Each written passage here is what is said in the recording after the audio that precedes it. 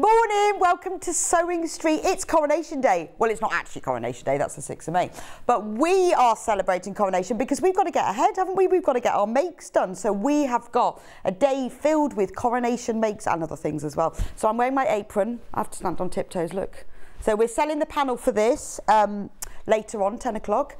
And so I'm going to show you how to make a bag, and I've got the apron panel, and look, we've got bunting and cushions and everything. Now, I know, just a quick message, I know you all like to shop ahead, and we've got the fabulous Wendy Orlando on today, who's doing a shoulder bag and a quilt, and we haven't put her products on pre-order yet just because we've got a slight technical glitch. So I know that for those of you who want to shop ahead, I will let you know when they're on. The other items are on. It's just the 2 hours that Wendy's doing we haven't put on yet. I don't know what's going on. It's Monday. Maybe the computer didn't know the clocks went forward yesterday. Maybe it just confused it. Who knows? We don't know anyway. But anyway, should we start with an early bird? So as I said, it's Coronation Day, Makes Day, and so our early bird is obviously red, white and blue fabric. So special bundle, 1.5 meters. So you've got half a metre of blue, half a metre of white and half a metre of red. Now this is our beautiful quality Rose and Hubble 100% quilting cotton. Let me show you. So it's all your normal 112 centimetre 44 inch width, and you've got half a metre. But obviously it's an early bird, so we're going to give you a special discount on this. Normal price, £11.37. Going to £8.37, £3 saving. So half a metre of blue, half a metre of red, half a metre of white for well under £10. For 1.5 meters of our, you know you're going to use it, especially if it's brilliant if you are making the bunting later on, really good for that. You could use it for lining the tote bag that I'm going to show you later on as well, or just for your coronation makes. Just think of all the bunting you can make with that, or you need a load of triangles. So red, white and blue, you are saving £3. That's an amazing deal for a plain fabric early bird, isn't it? Pop it in your basket. Now, if we've got any stock left, which I doubt because it's flying out already, quarter of the stock's just gone like that. If we have any left, that price will go back up. So that price is only guaranteed until midnight, and then gone. So that's all your coronation makes sorted. Multi-buy, and then you can make even more. Or even if you're not making coronation makes, this is for your stash, red, white and blue. Those are colours that you will use individually anyway in your stash. So even if you're not having a coronation party or you're not doing your makes, don't worry. This is a great opportunity, £3 off. And you know, it's beautiful Rose and Hubble quality quilting weight cotton. And we've chosen the colours so they are your beautiful royal blue. You've got your post box red, nice bright white. So those are ideal to just having your stash. And anyway, and it is a good opportunity, isn't it? Save £3. Why not? For your coronation makes or whatever. Right, half of the stock is now gone. So that's like 5 minutes. Good morning. I'm looking forward to the Coronation Makes Day. Have the bunting, tote bag and early bird from Terry. Well, the panels are all... Wait, Terry, why haven't you got the apron? See, I'm waiting. See, you can't, because I'm not tall enough. It's got a nice apron with the logo, and I've put a little divider in it. It's got nice straps. I've even lined mine, which I will talk about later. So, you know, when I'm going to keep this one, the coronation party. Yeah, I think I'll keep this one. They won't remember by the time it comes to May. They won't need it anymore. I've made all the bunting. I've made a cushion. I've made table. Look at this. I've made table runners. That's from the charm pack. All of the coronation items are on pre-order already. It's only Wendy's hours that we're having our slight technical problem. Yeah, the computer said no to Wendy. But then, to be honest, she was a couple of minutes late this morning, so maybe that's it. Well, she wasn't actually late, but she's normally early. And you know when people are normally early, then you think they're late, don't you? Anyway, £3 saving. Over half of the stock is already gone. So do get it in your basket. Right, I'm going to do another little thing for you. Now, this isn't an early bird, but we just found this. Hannah and I found this, but we found this in another day, so we've stolen it. It's brand new and we really like it, so we thought we'd bring it to you today. Now, This is, we love extra wide backing because it's really good for backing quilts, but it's also good for other makes as well, because it's incredibly good value for money for what the amount of fabric you get for the price. Now look at this. Look at this. Nothing to do with Coronation. It's just Hannah and I found it and we quite liked it. And we wanted it. So whoever had put it into their schedule, it's gone. We've got it. We've got it. This is brand new. So this is extra wide. It's 108 inches wide. So it's 100% quilting weight cotton. Look at the colour. I'm thinking garden party, tablecloth, dress for your coronation party. It's got rabbits.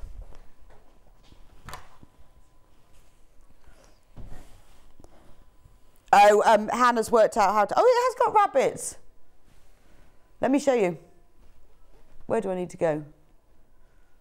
There he is. No, we've lost him again. It's... No, but I found a pink mouse. There we go. Look, I found a pink mouse and I found a bird and dragonfly. Everybody who's checked out has checked out multiple units of our early bird. What a treat. Oh, could you come out please, Hannah? Glamorous assistant needed.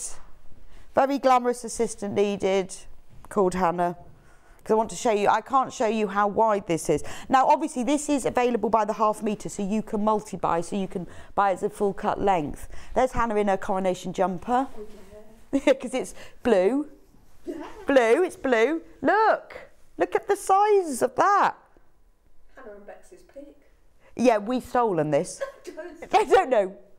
Borrowed. Yeah. We borrowed this from somebody else because we found it this morning. We really liked it. That is, yeah, garden party tablecloth, isn't it? Dress, makes, everything. So, 108 inches wide. It is 100% cotton. If you want more than a half metre, just put that number of units in your basket. So if you want 4 metres, because you're going to make a load of bunting for the garden party, you're going to make yourself a dress, maybe you do makes for fates, or whether you do you sell things, you can make loads of cushions and bags and all sorts with this. But obviously backing is ideal for a quilt, isn't it?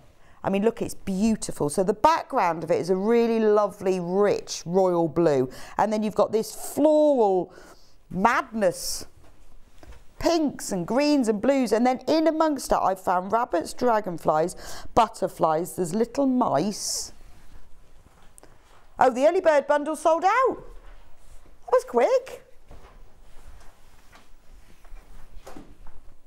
Now, look at the price. Look at that price. $11.99. Normally our backing fabric is about $13.99. So this isn't, because it's 108, it's about 2.5 times the normal fabric width, and it's $11.99 for half a metre. It's amazing. Now this is brand new today.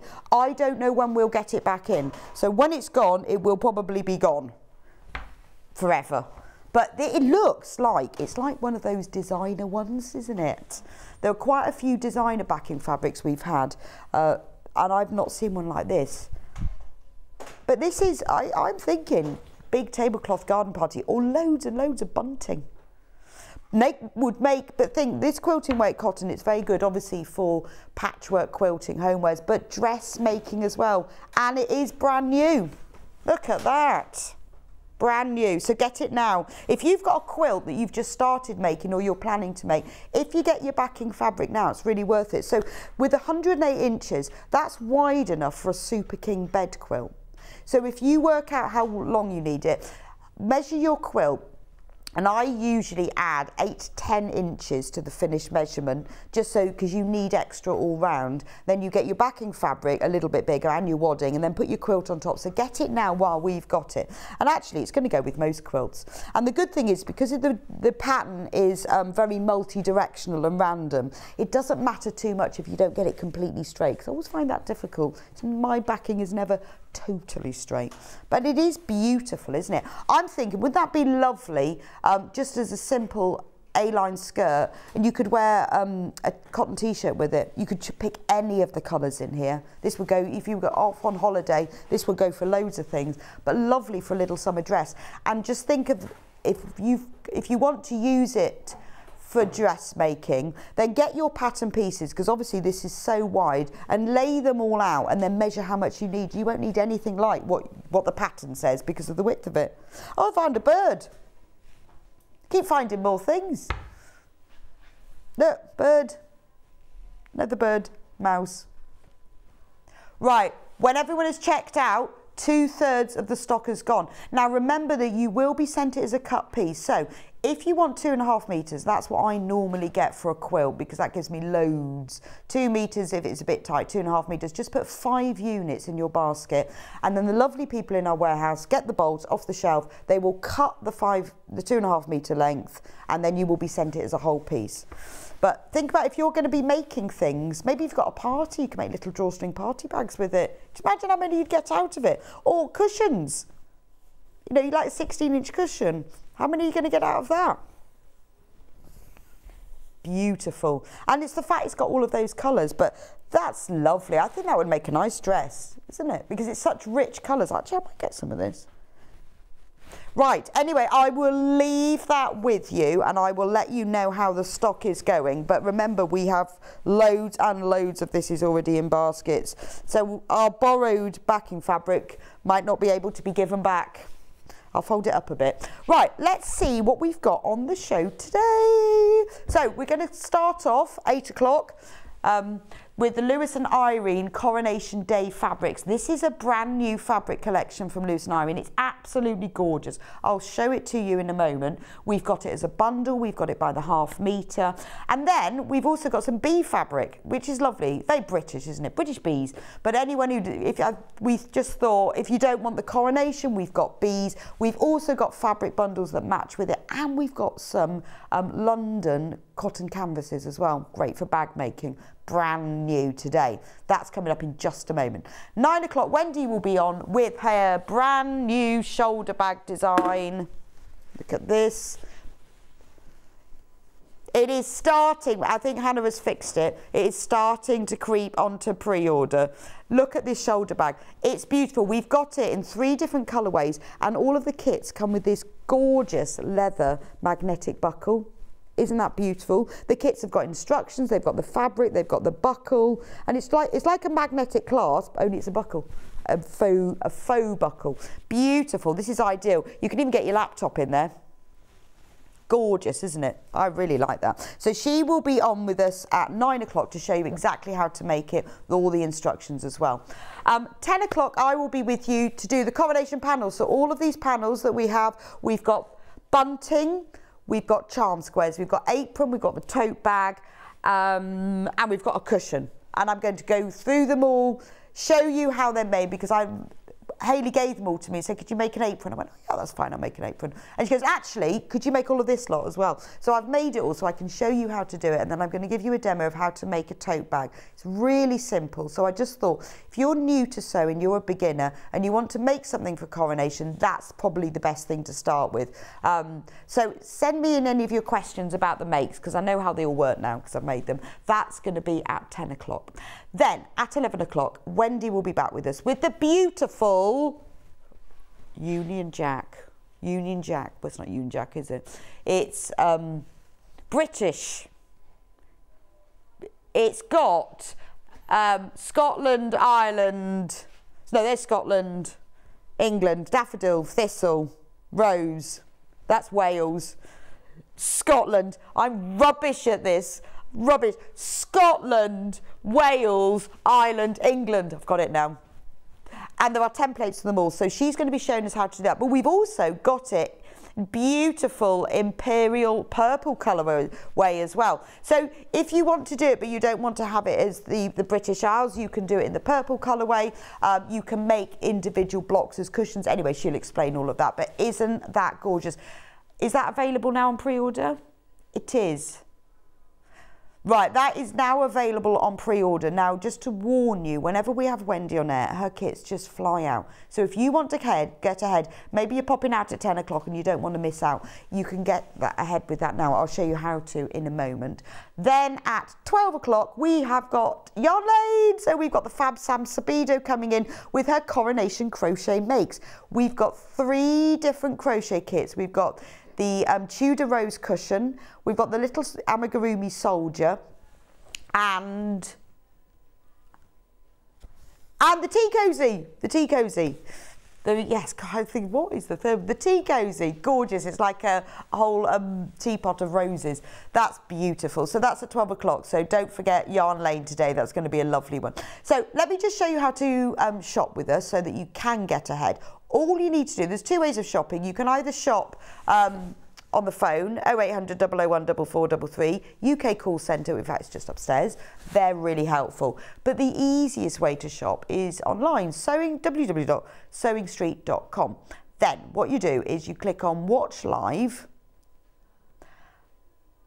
Click on Watch Live and that's what you'll see. So you'll see me there. You can message us there. Please do message us in, whether it's a question or it's a comment or you want to tell us what you've made, anything, you can message us in there. Then you've got the items that you've got the early bird, but that's sold out. Then today's show deals. Now today's show deals are the things that I've already talked about. And then coming up on today's show is used to be called pre-order. Those are the items where you can get ahead and shop so that you don't miss out. So that it's in a bit of a funny order because it's normally in the order that we're showing it, but because we've had that problem. But anyway, it's all on there. So if you want to make Sam's Tudor Rose Cushion, you know you're going out at 12, then you can shop ahead. There are all the panels. They are flying out already. Look at him. He's absolutely gorgeous, isn't he? I feel like he should be on top of a post box. If you've got a post box near you, that would be lovely. They are flying out already. And all the panels are there. Oh, we've got some lovely Union Jack canvas. Can do that at 10. There's all Wendy's bags. So if you know you're going out and you want to get ahead and you don't want to miss out, there's the quilts as well and all the tools that she'll be using. So all the items are there if you want to get ahead. Also, it means if you've got ahead, if you've bought it, you can then just watch the demo, which is nice, isn't it? Right, I'm going to move over. Right, let's go with the Lewis and Irene brand new fabric collection mega bundle. Now, 5 meters of this, so there's 10 half meters, but if you buy the whole bundle, we are giving you half a meter for free. So which means you are saving £7.49. So £67.41, that's a £7.49 saving. So should we have a look at all of them? Let's start at the top. Now, these are all 100% quilting weight cotton. They are all 44-inch, 112 centimetre width. They are beautiful quality, and they've all got a little bit of metallic on them. First time on air.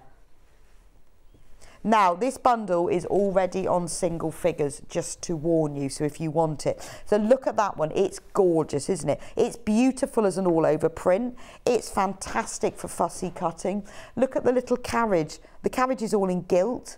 That would be beautiful for EPP, wouldn't it?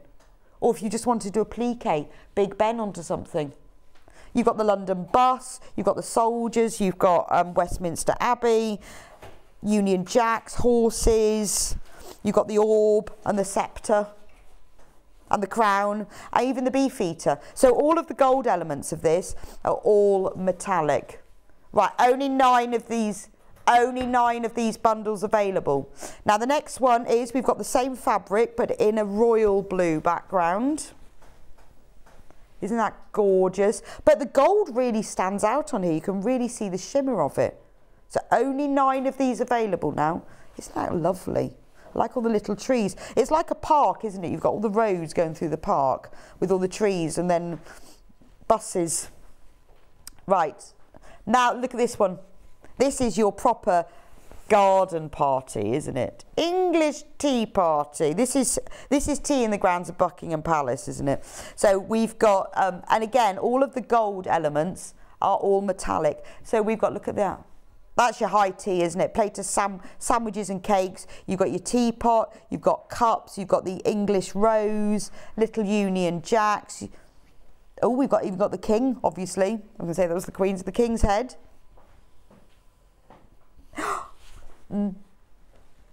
Right, only 6 of these left. We have got this available individually by the ½ metre, but the mega bundle is flying out. Morning, Rebecca. Very happy I've got the Coronation fabric bundle and the bunting from Christine. Well done. The bunting is gorgeous. Absolutely gorgeous. It is really worth shopping ahead, because otherwise you'll get to it and you'll go, oh, I've missed out. So do get ahead. Well done for getting yours, Christine. Looking forward to seeing your bunting. It's even got little mini Victoria sandwiches on it. Isn't that gorgeous? So again, and coins, it's ideal to use as an all over. You know, you think of the metres of bunting you could make with this, or great for your patchwork quilt. But all of these little items, if you have a bit left over, lovely for fussy cutting. Now we've got the same tea party, but on red. Isn't that lovely? It's funny, isn't it, how all the prints and the patterns, they show out slightly differently on different fabrics. Love the teapot with the crown on it. We've got mugs, oh, and obviously we've got mugs and teacups, posh teacups. This is high tea, isn't it? Right, 5 left, 5 of these bundles left. Remember, you are getting ½ metre for free. So you are saving £7.49 when you get the whole bundle. Let's do crowns next. So obviously you've got these 4 fabrics, which are lots and lots of motifs, and then you have the simpler ones that you use alongside them. Right, this one, beautiful, proper red. The red that you'd get in the Union Jack with gold crowns, and I don't know whether you can see, but these are all metallic. So all the crowns and the dots are all metallic over it. You've got crowns and tiaras. Down to 4. Only 4 left. Well done if you've got it, because this is brand new today and we have only got 4 of them left. Especially because it's our Coronation Day. The only way that you're going to get that saving is to get the whole bundle. Then we've got the same crown fabric, but on a grey background. That's lovely, isn't it? That's your little nod to Coronation, isn't it? With a plainer background. 4. There are 4 left, but there are way more of you who've got them in your basket. So if it's in your basket, it isn't yours until you check out. Right, then we've got red with Union Jack hearts. Then we've got grey with Union Jack hearts. And then we've got blue with Union Jacks and little mini crowns, again all metallic around the edge, and then we've got ivory with Union Jacks and crowns. So that is the whole collection. £67.41. You're making a £7.49 saving because we're giving you ½ metre for free. So there's 10 different fabrics here. In the bundle you are getting ½ metre of each. It's really lovely, isn't it? So that's all of them. Gorgeous. Well done if you've got it. Right, there are still 3 bundles. Oh, there are still 3 that aren't checked out, but we have got way more in baskets. Whoever manages to get through the checkout the quickest will get them.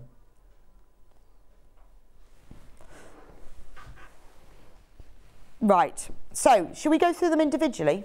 So the bundle is almost gone, so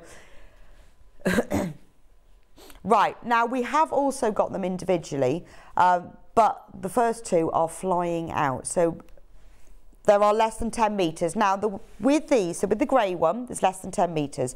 Now just to let you know, if you want more than ½ metre because you're thinking of making your dress, it will be cut to order and it will be sent as a whole cut piece. So lots of you are multi-buying. If you need 1.5 metres, put 3 units in your basket. So this is the grey one. It's called London Scenes Gold Metallic on Grey. Really, really popular. I think that's gorgeous. If you've bought it, let me know what you're going to make with it. And it's really nice when you use this. You can iron it, you can wash it, the metallic stays in place, won't stick to your iron at all. It's like normal fabric, but you've got that little glint. I'd love to see if you get, when you get yours, if you make a dress, I really want to see a photo, because I think that is beautiful. It'd be lovely for little girls' dresses as well, wouldn't it? You could all be matching on Coronation Day. So that's the grey one. Then we have the same one, but on a royal blue background. Less than 10. Don't they look nice together? There's loads of you who are going on to the pre-order today to get hold of these before they go. They are brand new, first time we've ever shown them on air, and we've got less than 10 meters left. Remember, if you want it as a full cut piece, then it will be sent. There are lots of you who've got this in their basket who will be disappointed. Now remember, the P&P is £3.95 a day. Once you've checked out, you've paid it. That's it, because the P&P is applied at the end of the day. So don't hold off and think, oh, well, I won't check out until I'm going to buy something else. Check out now, then your P&P is covered, and then you haven't got to pay it again. But unfortunately, if it's in your basket and you haven't checked out, it's not actually yours. Oh, that's better, I can see now. Right, so that's the blue one. Then we've got this gorgeous tea party one. Beautiful deep blue. You've got teacups, teapots. But wouldn't it be nice if you were making a picnic quilt, because of the dark colour of it as well? You could just use this as plain for a picnic quilt, bind the edge. If you bought some of the others, you could even just do squares, really simple, for your picnic quilt. So you could have, like, if you did 8-inch squares of the blue, 8-inch squares of the red, really simple, or even half square triangles if you had a bit more time. Back it, put some ripstop or waterproof fabric on the backing. That's your picnic quilt, isn't it? For your Coronation Day tea party. So beautiful, isn't that really lovely? Again, you can use it in dressmaking. Or if you were doing makes, I know a lot of you make to sell. Lots of people will be buying their Coronation makes. Be lovely with bunting as well. But even if you bought a few of these, back it in some plain fabric and it will go even further. So it's Coronation Day collection afternoon tea in blue, and you've got little mini Victoria sandwiches over it. There's the English rose. Ooh. We've got coins with the King's head in. We've got monograms with the King's head. We've got Union Jacks. Nice big slice of Victoria sandwich. Cakes everywhere on this. So this is your afternoon tea in blue. Now we've also got it in red. But they go together really well. Now I'll show you, well, you've seen when I showed you the whole bundle, the other sort of mix of fabrics that you could use. So if you bought 1/2 metre of a few of these, they all go together. They would look beautiful as a whole quilt. There's only 4 metres left of this red one. Right, let's move on to hearts. Heart Union Jacks. You see how I'm going to make my whole quilt here. It'd be lovely. So lovely, again, you've got that red background and then you've got the hearts but made into Union Jacks. It's really pretty, isn't it? So this goes really well with the other fabrics in the collection, you can see. But if you just want that one, that would be great. I'm also thinking Eurovision. Eurovision. Magic, because if you're, I'm going to a Eurovision party, really looking forward to it. I'm thinking dress. That would be nice, wouldn't it? So Eurovision is May the 13th. So if you're going to a Eurovision party, because we're hosting it in Liverpool, aren't we? We might even win this year, you never know. Well, we came second last year. But that would be the best Eurovision dress. What a good idea. I might consider that. Also, so that one is the red one, but we've also got it in the pale blue. This is gorgeous. All technical issues are resolved. What do you think, Hannah? Are you going to make a Eurovision dress? No, but I'm thinking Eurovision party on the 13th of May. Yeah, Hannah's going to a Eurovision party, so I'm sure she'll be posting a picture of her dress. That would be brilliant, because aren't we lucky that we've got the Coronation and Eurovision all in one year? Ideal. Or if you're having a party, in fact, if you've made all your bunting for the coronation, you can keep it for Eurovision. I love Eurovision. I know it's a bit of a Marmite event, but I absolutely love it. One of my favourite things, along with Neighbours. It's nothing to do with British. Really good selection, but you know, one of my favourite things. Then we have Union Jacks on ivory. I've got my thoughts now on a patchwork dress. Now, all of the crowns and the edging to the Union Jacks are all metallic gold. So look at that. We've got gold around the edge of all of those. These are flags waving in the wind, aren't they? Isn't that beautiful? And then that's on the cream. And then finally, we've got it in blue. Waistcoats. Yeah, proms. You know, it doesn't have to be, this is the good thing, it doesn't have to just be coronation. There's lots of British stuff going on this year, isn't there? Proms, waistcoats, waistcoat linings, handkerchiefs. That'd be a nice handkerchief, wouldn't it? Oh, we're not talking about proms. So Ollie's talking about proms. We're talking about last night of the, not prom dances. So, if you've bought a selection of these, or if you've bought the multi-pack, look at this as a patchwork quilt. This is the quickest patchwork quilt in the whole world. No sewing required, you just fold it up. It would look really lovely, wouldn't it? Look at that together. How do you choose? Gorgeous. Anyway, please keep checking out for that, because we are very, very low in stock of all of it. And lots of you are obviously multi-buying on this half meters because you want to make more things. Message me, what are you going to make with yours? I need to be inspired. Have we got crowns? Oh, I missed crowns. Yeah, sorry. I got excited by my patchwork quilt and layering. Crowns. I forgot the crowns. Message me. studio@sewingstreet.com. Message me if I've forgotten anything. I forgot the crowns. Well, they were underneath. You know. Luckily, lots of you found them on pre-order. There's only 6 meters of this one left. I love the red on this. It's beautiful. It's post-box London bus red, isn't it? Really lovely. And all of the crowns and the little dots are all in gold metallic. £7.49 for half a metre. But if you want something a little subtler, you don't want the London bus red, how about the grey? And that goes really nicely with that one. See? That one's sold out though. But they go nicely if you've already bought it. So what's lovely about this collection is that you've got the large scale prints, but then you've got all these smaller scales that complement it. Right, we have got, how many bundles have we got left? Right, there are 2 left. Loads of you got it in the basket. Of the bundle, there are 2, just 2. So let's bring them all in so you can see them all together. Right, we won't be able to make this bundle again because we've now had lots of the half meters that have sold out. So we still have some stock available of the other fabrics by the half meter, but we won't be able to make this bundle again. And there are just 2 of them left.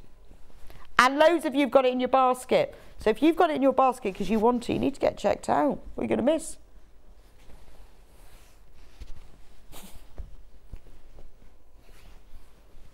There we go.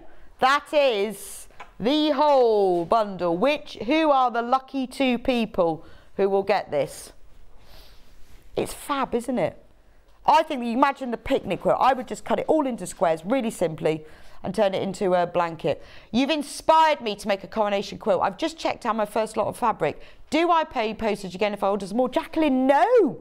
This is the joy of Sewing Street. You pay your £3.95, that's it. Because what happens is your basket closes at midnight.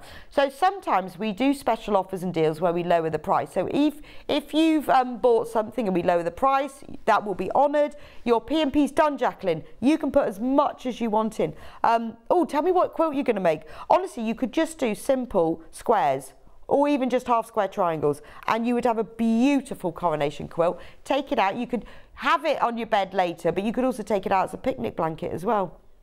And really simple. And I think the great thing about these fabrics is they're so beautiful, and with that gold metallic on them, they speak for themselves. You don't need any fancy patterns, just really simple. It's beautiful, isn't it? Love that. So well done, Jacqueline. When you've made your coronation quilt, send us a photo. So how many have we got left, Hannah? Only one. Only one left. Which one of you is going to make that great coronation quilt? Canvas. Right, now I've got three London canvases now. So these you can use. They're not called canvas, don't know why, which I'm going to start that one. Now, these aren't Lewis and Irene, they're canvases. But they're not like your super thick canvas. They've got drape to them. So see what I mean? They've got a nice drape to them. But they are perfect for bag making, for something where you want a little bit more structure. 100% cotton. They're digitally printed Panama cotton. So I'm thinking, if you'd made a quilt and you want a picnic rug, this would be good for the back of it because it's a bit sturdier, isn't it? 140 centimetres wide as well. So for a picnic blanket, they'd be ideal. Lovely for a bag though, with all the Linden buses. Little kids' backpacks. I mean, to be honest, they don't even need to be Coronation. You often see backpacks and bags and little zip purses with this whole sort of London theme on it. So what have we got? We've got Buckingham Palace, we've got the London Eye, we've got the iconic taxi, bicycles, Big Ben, trees and parks and roads. Look, we've even got the zoo. I like the zoo. He's got zebras and giraffes. Isn't that lovely? But it's all roads as well. You know, you could even make this into, like, for a child, if you were making them a blanket, you could use it for putting cars along. It could be like a children's playmat. Nice pencil case. But I would make it into a little mini backpack. I think that would be really nice. And then I'd get one of those Lewis and Irene fabrics to line it. How nice would that be? Well, yeah, you know that CK brand where all those floor walls. She does loads of things with London prints on. So if you got, which one would I get? That one. So if you got this one, wouldn't that be a nice lining for it? Yeah, just saying. Picks up the red of the London bus. That's what I would do. We have got 2 other canvases available as well. I love the fact it's got the zoo on. Right, then we've got the smaller little icons. I like this one because it's almost got like a bluey green, like a duck egg blue background. So the background on this one is grayer, but this is more of a duck egg blue. So you've got, it is a duck egg blue. On the website it looks grey for some reason, but it is a blue. Look at the little soldier marching. He's gorgeous, isn't he? So we've got a gate, a taxi, a London bus, trees and leaves, bicycles. We've got the changing of the guard man. I love the little man who's marching. But it does make me think of that really sort of... I used to have wallpaper in one of the kids' rooms just like this. It's lovely, isn't it? But again, tote bags would be nice, wouldn't they? Because it's got a little bit more structure. Shall I show you? It is 140 centimetres. It's wider than your normal quilting weight cotton, but it's not really heavy, thick canvas. You could use it for dressmaking as well because it's not super thick. London pinafore. Storage baskets, buckets would be lovely even in a bedroom, wouldn't it? Or quite, yeah, it sort of fits everywhere, doesn't it? Just a little bit of London. like that. Then we've got the same print, but in a taupe background. So that's that. I'll just show you what they look like together, because sometimes it's easier to see what colours look like when they're next together. There we go. So that's storage tubs for toys would be nice, wouldn't it? You know, those little cube storage tubs put in the kids' bedrooms or put in your office. They're just a bit of fun. Lightweight curtains would be nice because it's got that thickness. Or tablecloth, table runner. Yeah, you know, Wendy's fold-away tote bag would be ideal in this, wouldn't it? It's really nice. And look at the price. Oh, it's called cream. Oh, it's not cream. It's more taupey beige. It's not cream. It's much darker than that. £4.99 for half a metre. And this fabric, if you order multiples, it will be sent as a whole cut piece as well. When any of our fabrics, if they say 0.5 metres at the end of the description, that means they're cut to order, so that you will be sent as a whole piece. Sometimes when we do bundles where they're all pre-cut, then it's different. But if it says 0.5 metre at the end of it, it means that it will be sent to you as a whole cut piece. If you ordered 10 metres, you'd have it all. Right. We're going to do a solid fabric. What, the greeny one? So this is spring. Spring! This is garden bees. I think of this as like daffodils, actually. Okay, yeah, you could use it for stashes. You could use it for anything, really. So in this collection, you've got 3.5 metres and a fat quarter. So... Yeah, I'm not sure why, but I think we were running out of gold. So you get a fat quarter of gold, then you get 1/2 metre of daffodil, 1/2 metre of lemon, 1/2 metre of olive. No, I'm making them up, Hannah. Bamboo, chartreuse, corn, yeah, I've done that one, corn yellow, khaki, moss, and oh, that one was silver mink. I gave them different names. So you've got like a lime green, you've got an olive green, you've got a sage green, you've got a mink, you've got a beigey green, lemon, daffodil, and the fat quarter is gold, but it's like the centre of a daffodil. £28.52 for that. Now we've got a new collection of bee fabric that they work really well with, but they're a lovely item to have because it's very springy. Oh, and we're crashing them. So if you've already bought them, you will pay the lower price of £24.99.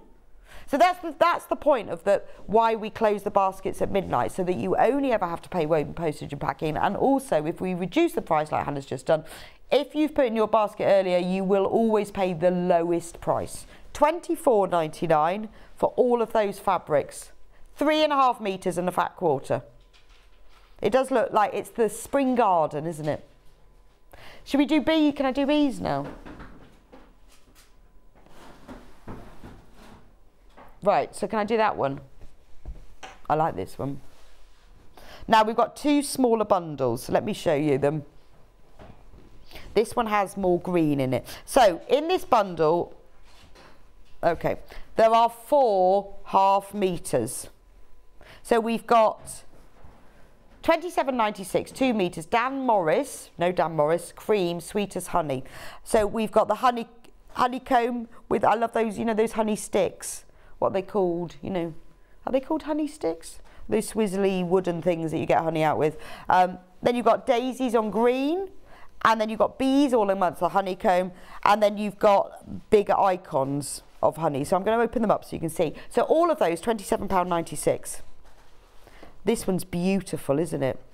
So this works really nicely on its own, but also for fussy cutting, because there's so many different images. I mean, this is so Dan Morris, isn't it? It's always layered with lots and lots of different types of images. So you've got a whole vat of honey. You've got it's called a skep, isn't it? That, the honey, the beehivey thing.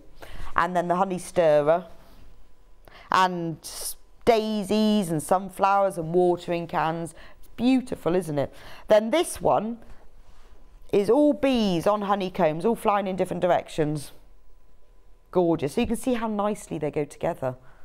Love that one. Now these are only available in the bundle. Oh, sorry, I lied. We have got them by the ½ metre. There's not a mega bundle. There's just this small bundle. I've got another small bundle, but they are available by the ½ metre. I love that one. It's gorgeous, isn't it? And then also in that one, you've got green with all the daisies on top. Fewer than 20 of this bundle left. Now I've got a solid bundle that will go with this. So if you're thinking, oh, I'd like to make some bee things, but I'm thinking about making a quilt, you'll need some solid fabrics to go with it. So Hannah has carefully hand-picked a bundle, 3 solid fabrics that will go with it. So in the bundle we've got ½ metre of cream, ½ metre of vanilla, chartreuse and shea. I can't say the two together. Chartreuse and sage. So those go with this this bundle. So if you've bought the bee bundle, this is quite a nice collection to have with it. Now that's on your last few chances. That's on the right hand side. On the left hand side, £11.37 is the green fabric bundle, and Hannah's going to reduce that for the solid bundle under £10. I mean, you don't have to buy the two together, it's just that that has been chosen to go with that. But if you want a nice green bundle, maybe, I mean, 1½ metres for £9.99, and you're getting vanilla, chartreuse and sage. That's lovely for your spring makes, isn't it? So if it goes beautifully with the bee bundle, but it's lovely to have it on its own. Yes, so look at this. Even if, so this is available by the ½ metre, we'll show you that in a bit. Even if you're just buying that one, what a lovely collection. So say you're thinking, right, I love that, I'm going to make myself a tote bag with it. This is ideal, that's your straps, isn't it? That's your lining. All done.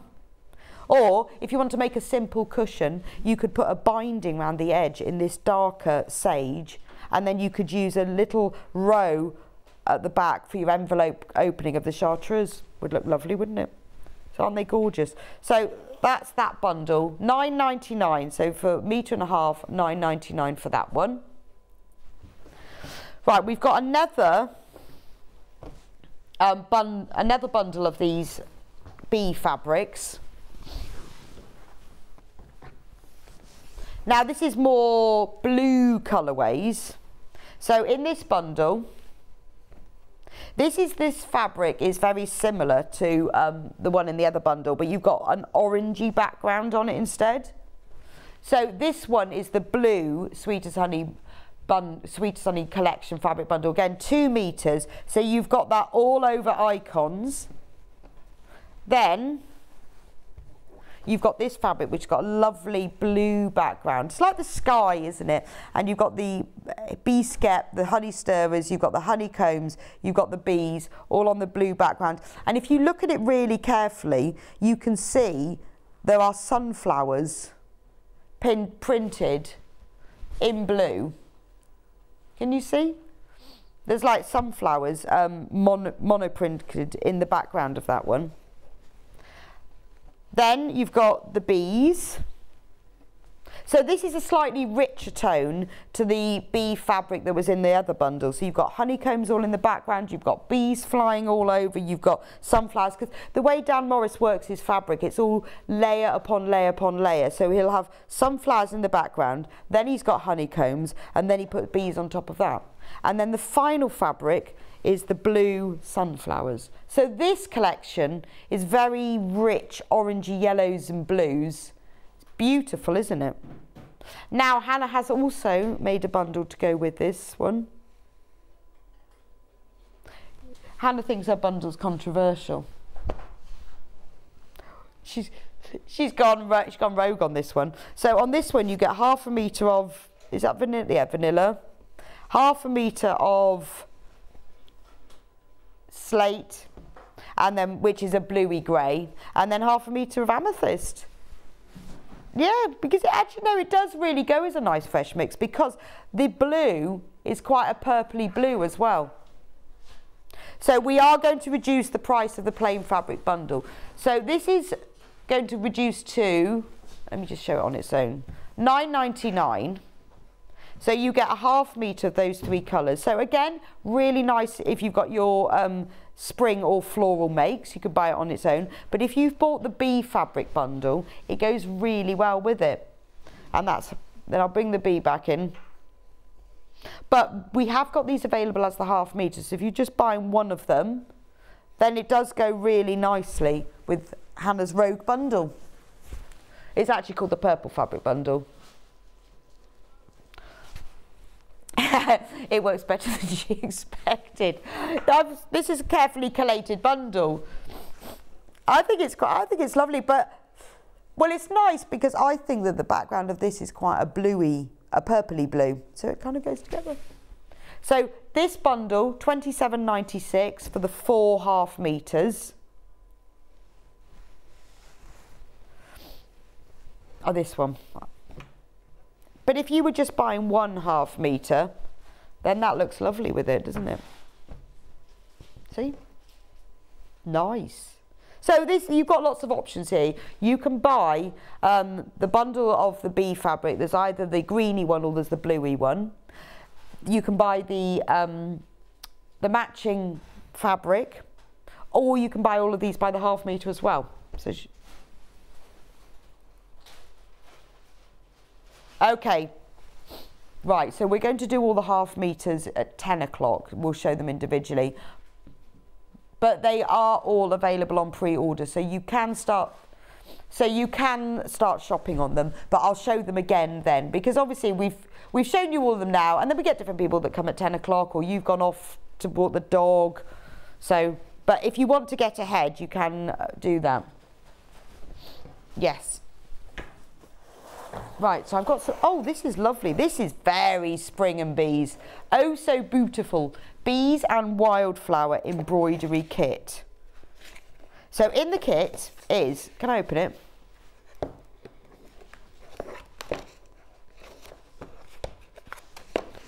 Yeah, good. Can you open it? Well, it wasn't a question. It was like, am I a babe? Well, I realise you have to break the sticker. Okay, so this is a complete embroidery kit, and what you get in it is you get the embroidery hoop, very important. You get, look at this, this is lovely, isn't it? You get, the fabric is pre-printed. So you don't have to do any tracing, so this is brilliant for beginners. In fact, even if you didn't want to do the embroidery, you could just frame it in the hoop and just hang it up. So you've got the pre-printed fabric. So what you do is you put the fabric into the hoop and you use the hoop for stitching with. So you hold it because it's better to embroider in a hoop because you get a better tension. Release the screw a bit. And then you use that for stitching the whole bee and design in. You have to actually release the screw before you try and put it on. Right, done. There we go. So you use that for stitching in. Then, when it's all done, you use that to frame it in as well. So once it's all stitched, obviously put that centrally. You put it all to the back. What a nice Easter holidays project. You get wadding, because once you finish stitching with it, you put the wadding behind it. You get all of the stranded cotton that you need. And then you get a full instruction booklet. It tells you what stitches to use. It talks about separating the thread, where the colours are used. There's even stitch guides for how to do the different embroidery stitches: satin stitch, French knot, lazy daisy. So if you're a beginner to embroidery, this is a brilliant way to get started. And then there's a diagram on the back that shows you what colours and what stitches to use, but just as a guide, you can change it if you like. You've got a close-up photo of it, so it's really easy to see what you're doing. And then we've got embroidery tips, which shows you how to frame your fabric once it's finished, how to sew with it, how to split the thread, how to finish your hoop off afterwards. Really good step by step. So this is something that would be lovely to do yourself, but what a nice gift, because everything you need except for a pair of scissors is in here. It's everything. And I think that's lovely, isn't it? Because it's so much simpler. You haven't got to do any tracing because it comes with the pre-printed fabric. And then it's up to you. You could follow the stitch guide and think, well, I'll do some satin stitch on the bodies and I'll do some French knots in the centre there. But then you can make it up. Or you could just think, well, I'm only going to embroider the bees and not the flowers. But the fact that you've got everything in there, and they give you 2 needles as well. Now, we're reducing the price today, first time ever, to under £20. £19.99 for that. I like the fact they give you 2 needles, in case you lose one. So really, all you will need is a pair of scissors.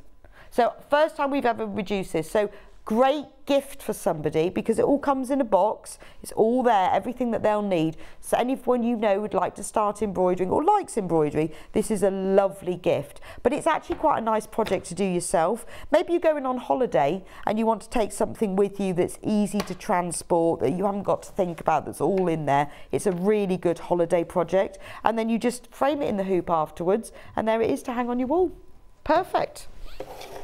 Everything you need. So £19.99, do check out on that one.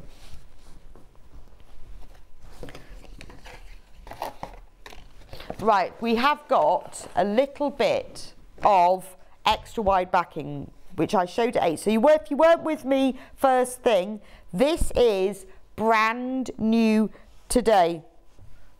We took this, we borrowed it because we liked it. Look at this, 108 inches wide. So it is about 2.5 times normal fabric width. But look at the price, £11.99 for half a metre. Now obviously you can buy more units of this, so if you want to use it for backing your quilt, put the number of half metres you want as units in your basket. It'll be sent as a whole cut piece. Brilliant for quilt backing, lovely for your summer tablecloths, really nice for summer makes like tote bags and cushions and little drawstring bags, table runners, great for dressmaking, beautiful summer dress, or lovely to line something. You know, if you want something pretty to line, when you work it out per, if it was the normal fabric width, it's incredibly good value for money. That's why I love the extra wide backing. But it is a whole array of flowers, and then when you look really closely, there are birds, rabbits, mice, butterflies, dragonflies, all within this. It is a garden, but I would love a summer tablecloth with that for my outdoor dining. Anyway, see, thinking of Coronation, we'll be doing outdoor dining in May, won't we? It's always warm in May.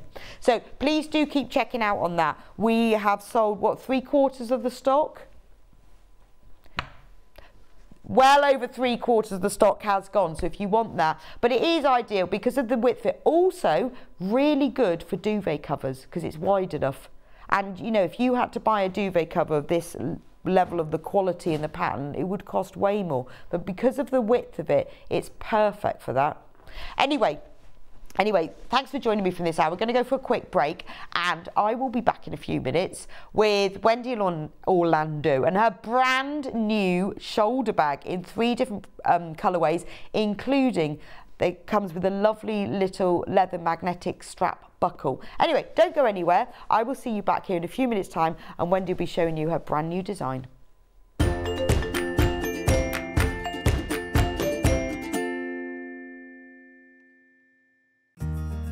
Have you heard about all the different ways you can shop on Sewing Street? You can shop on our website sewingstreet.com and you can also order by phone by calling our friendly UK customer service team. Just call 0800 001 4433. And don't forget about the Sewing Street app. Here you can shop all of the Sewing Street products as well as watch the live shows from anywhere. You can download the app onto your smartphone or your tablet by simply searching Sewing Street in your app store. And one final thing, no matter how many times you check out on Sewing Street in one day, you will only pay 1 postage and packaging. Happy shopping!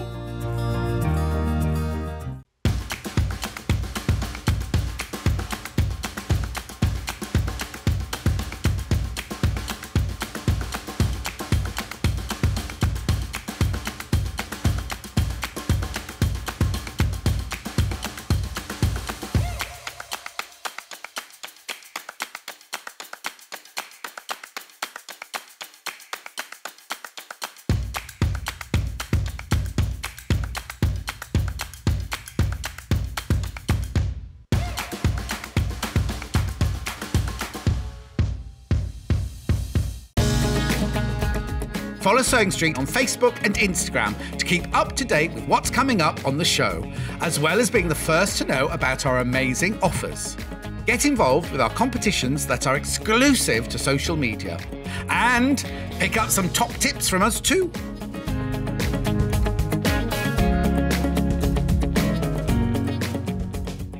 Sewing Street have our very own app.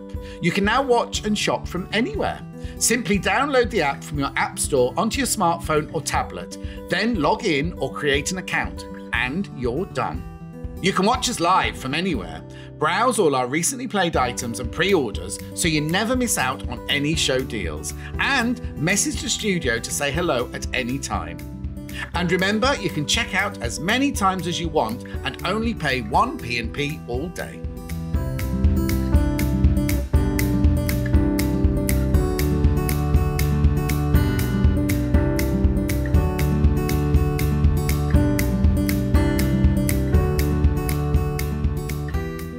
This Monday and Tuesday here on Sewing Street, we are doing Coronation Makes.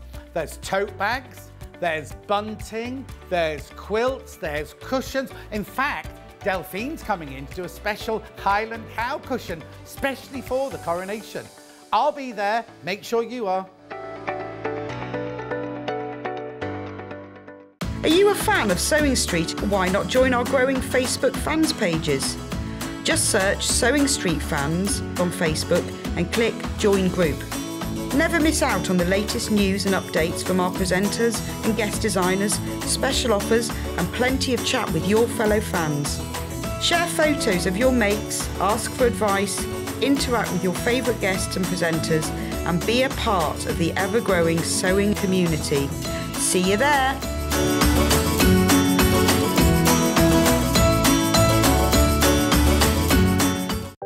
If you're a Sewing Street customer, no matter how many times you check out in one day, you will only pay 1 postage and packaging. So don't wait to add the item you want to your basket and check out.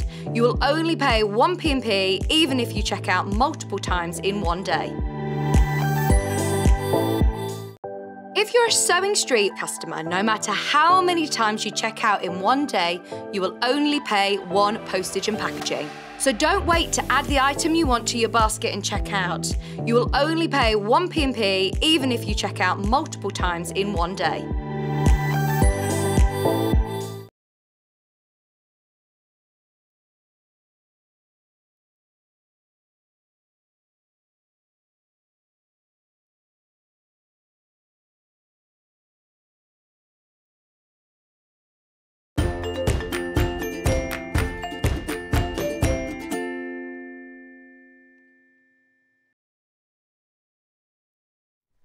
Welcome back to Sewing Street for our Coronation Day special makes. I mean, it's not all Coronation Day, but that's why I have got an apron on in case you wondered.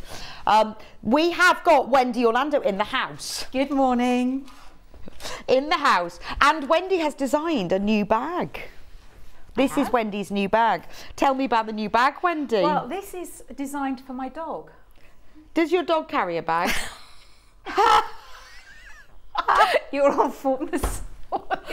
It's designed for your dog. Dad needs more. He goes for a coffee every morning with me. Oh, does he? Yeah, bless him. He's an old dog. He's in his latter years. Yes. And he's a terrible puller.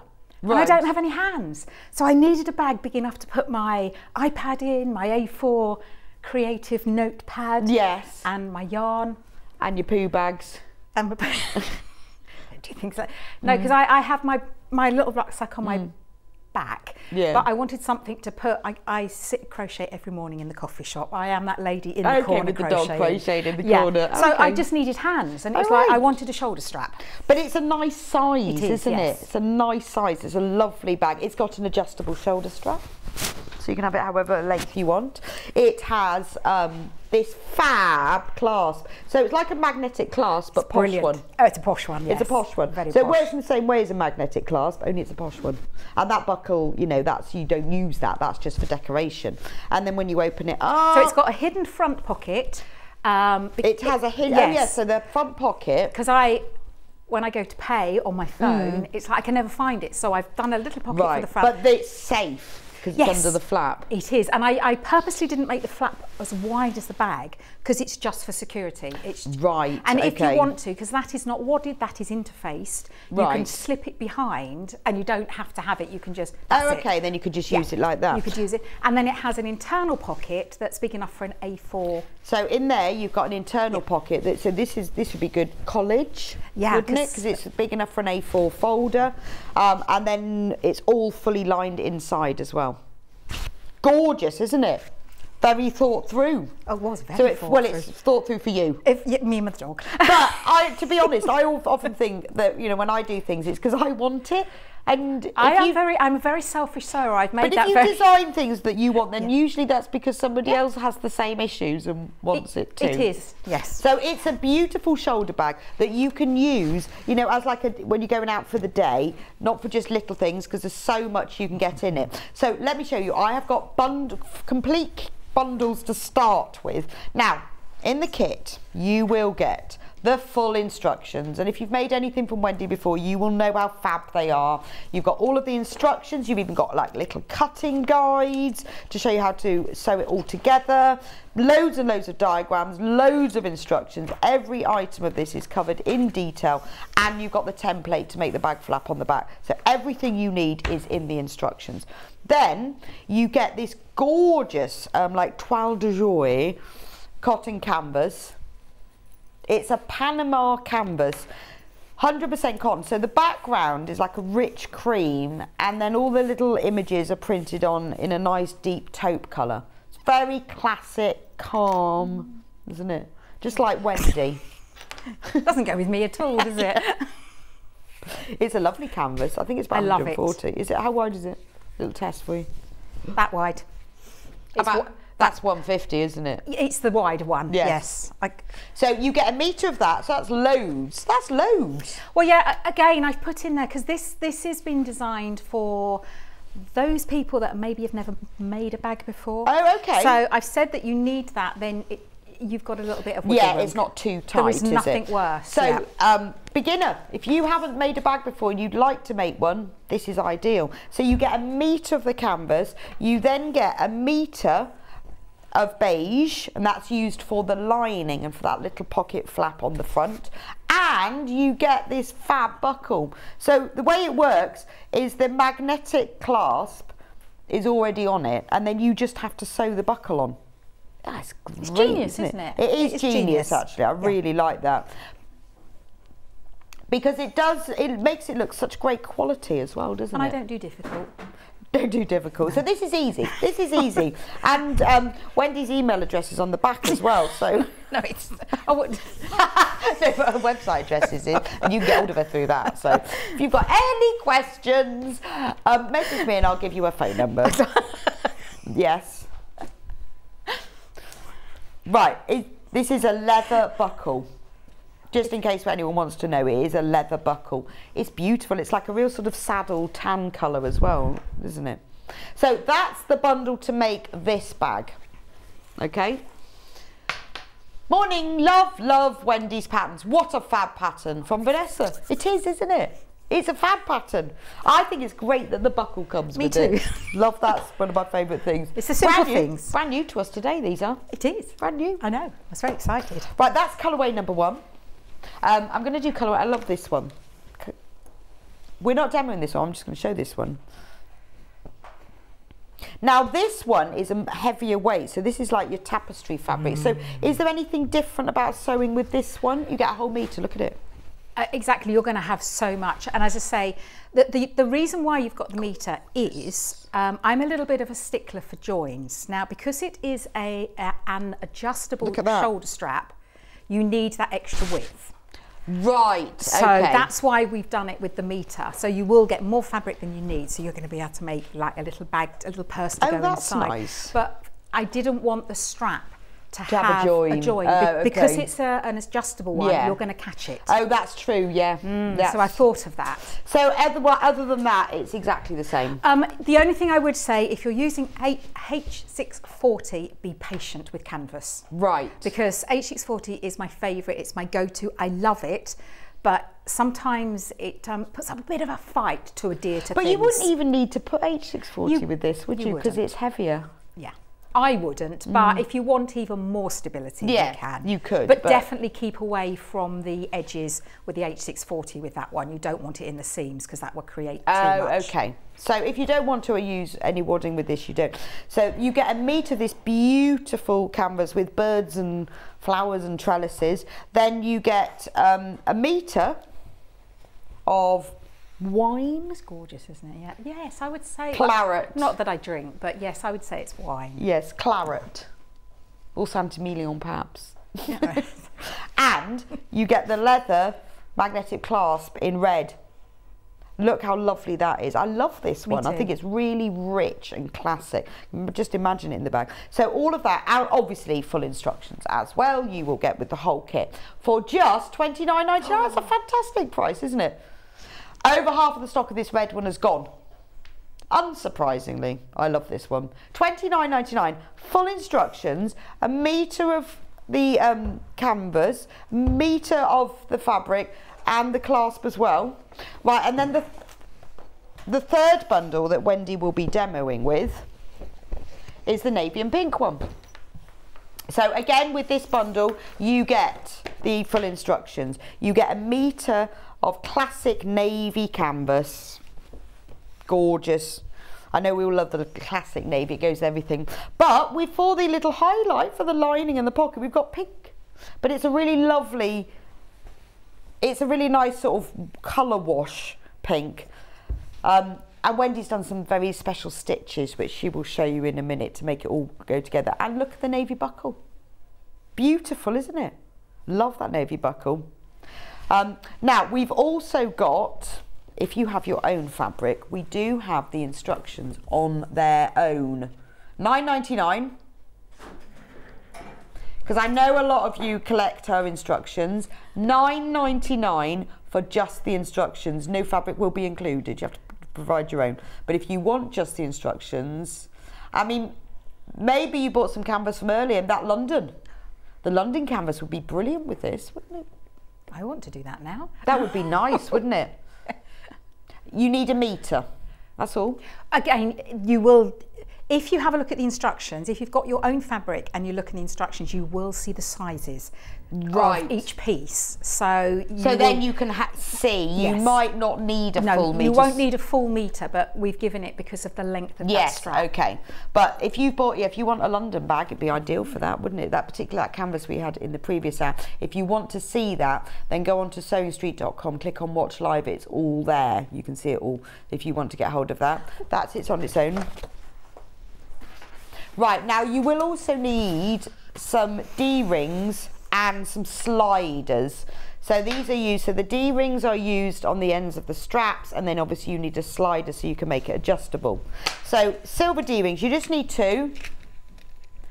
Oh right, this is a bundle. So this, you only need 2, but you get 4, which is great. And you only need 1 and you get 2. So you can make 2 bags with this. So $3.98. They got that price, right? That's rather cheap. Yeah, that's amazing, isn't it? That's very cheap. So you get 2 slide buckles, 4 D-rings, so that's enough for 2 bags. So once you get your kit and the instructions, make your bag using that, and you can use these bits. Then use your own fabric to make another one. That is very cheap, so I would. Yeah, that is really good, isn't it? Yes, that's very good. Amazing value. $3.98. That's silver, and these are the right size as well, which is handy. We've also got it in gold.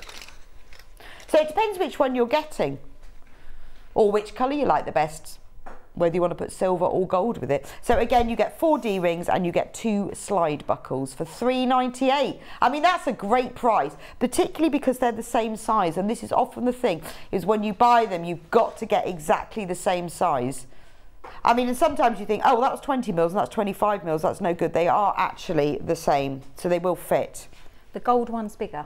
Oh, the gold one's 30 mil, but that will be fine. It's you don't want to go smaller. No, but you can go slightly bigger, so it's fine. But these will fit beautifully. So you get the gold or the silver. You just need to choose. It depends on the fabric or which finish you prefer. So get checked out on those. Should we do the buckles, Hannah? Okay. Right. Now, if you want to add a bit of wadding to yours. How much of this does one need? It does say in there. It does say in there. And this is the one you advise. You need 18 by 34 inches. So one piece is a metre square, so this is more than enough. Well, a metre by 90 centimetres, that's nearly a metre square, isn't it? Now, this is the wadding that Wendy recommends. So H640 is basically a beautiful quality polyester wadding, but it's fusible on one side. So I know we use these terms, H640, but what is that? It's a fusible wadding, but it's a beautiful quality one. We know a lot of you have it. It's really good for like quilting cushions and bags. It's ideal for that. It's fusible, so it stays in place, and it quilts really nicely. You will need the metre piece for this. Actually, you won't need as much as that, so you'll have some left over as well. You'll have leftover. So that's £9.99 for that. You will also need some medium weight interfacing for the flap if you want to. That's optional. You don't need to interface the flap. That's entirely you. So the bundles have everything that you need in them except for the buckles and sliders and the wadding and the interfacing. But the main items.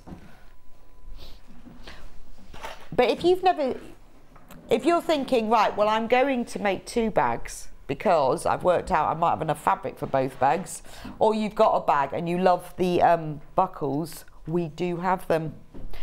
First time we have ever sold these on air. In each pack you get 1 buckle, which comes into 2 pieces. And obviously the bundle comes with 1, but if you want to make 2 bags and pop another one in your basket, so you get the 2 halves, you get the female half that you sew on, and then you've got the male half, and that just clips on. They are leather, and the buckle is just for decoration, but it looks like, I've got one of these on my dog coat actually, I've realised. Have you? They're brilliant, aren't they? They're fantastic. Really nice. These are about to sell out because they are only £4.99. Then I've got it in navy. Love the navy one. I think that's really classic, isn't it? I love both of them, but I didn't know that they did it in the red, so you're going to be really lucky if you've got it in the kit, because that's the only way you can get the red. Oh, so we haven't got the red individually? Yeah. We have. Oh, you have? Yes. Oh, you have, that's Wendy, good. you're fibbing. That's good. Really keeping you on your toes, isn't it? Did they say that to you? No, I just... She just guessed. To be fair, I haven't got it here. Exactly. To be fair to you, I haven't got it here. I've got to borrow it from there. I love it. I love the red. I love this navy one. I think this is gorgeous because it's really classic. It will go with so many things. If you're making a coronation bag, navy. I mean, and you don't have to use them for bags. I say I've got one on the dog coat, not that I made, that I bought, and it comes with one of those. She looks so posh. But really good for dog coats, bags. So anything that you would use a magnetic clasp on, but use the buckle instead, because I think it's the hardware on bags that makes them, if you use the right hardware. And it's very easy. It looks complicated, but it's so easy. And you're going to show us. I'm going to show you. Yes, Wendy's going to show you how to use those. So easy. Just £4.99, that's the navy leather magnetic snap buckle. And we've also got it in red, contrary to popular belief. And that would go amazing with the and coronation. That would go great with your coronation makes as well. Oh, it's lovely. It reminds me of little girls' school shoes. Oh my goodness, sandals. Yes. That's what that reminds me of. It does, doesn't it? Yeah. Little red sandals. That must be our age. But obviously you do get both pieces. Like that. Like that. Just £4.99. It's the sort of thing you just want to buy, even if you don't know what you're going to do with it just yet. Yeah. Just to look at, but you know that you will find something to do it. That's about to sell out, the red one. Okay. But you could buy 2 and have it as a satchel. Oh, you could. You could. Yeah, you don't have to one have as a satchel. Yeah. True. Right, Absolutely. Wendy. Right. Tell me how to make the bag. Right, the first thing to do is read the instructions. Do you want the bag to show? That would be lovely. Okay. No, if you wanted to show any bits really. just put it on the floor. That'd be lovely. That'd be lovely. It on the floor. So again, there's lots of words in there, but this is designed for... I'll put it on the shelf until you need it. I will. I'll pop in there. Sorry. Oh, you stay there. You stay there. I want those people that haven't made a bag before, right, to make one. This is the day. This is super new easy. Bag making day. Super easy. And You've got everything you need, and I've done it with diagrams because I think that with pictures, sometimes you can't get right into what you need to see. Especially with bag making, yes, when you really need to see it. And I'm quite proud of my actual little drawing to They're very good. That one was. They're very I did that good. all by myself. And then on the back, we have the template. Now, with the template, you can either trace it or you can photocopy it. Now, I have photocopied it because what I've said on here, the bag that I have here, I've made this length, but there is nothing to stop you, if you want, making a longer flap. Okay. So what I've said here, all you need to do is with the template is you just extend this edge. Now, if you put it into your photocopier a little bit further down this end, when you do that, it photocopies it so that it lengthens it already. So all you have to do is extend the line rather than add a bit on. So that's just the top tip.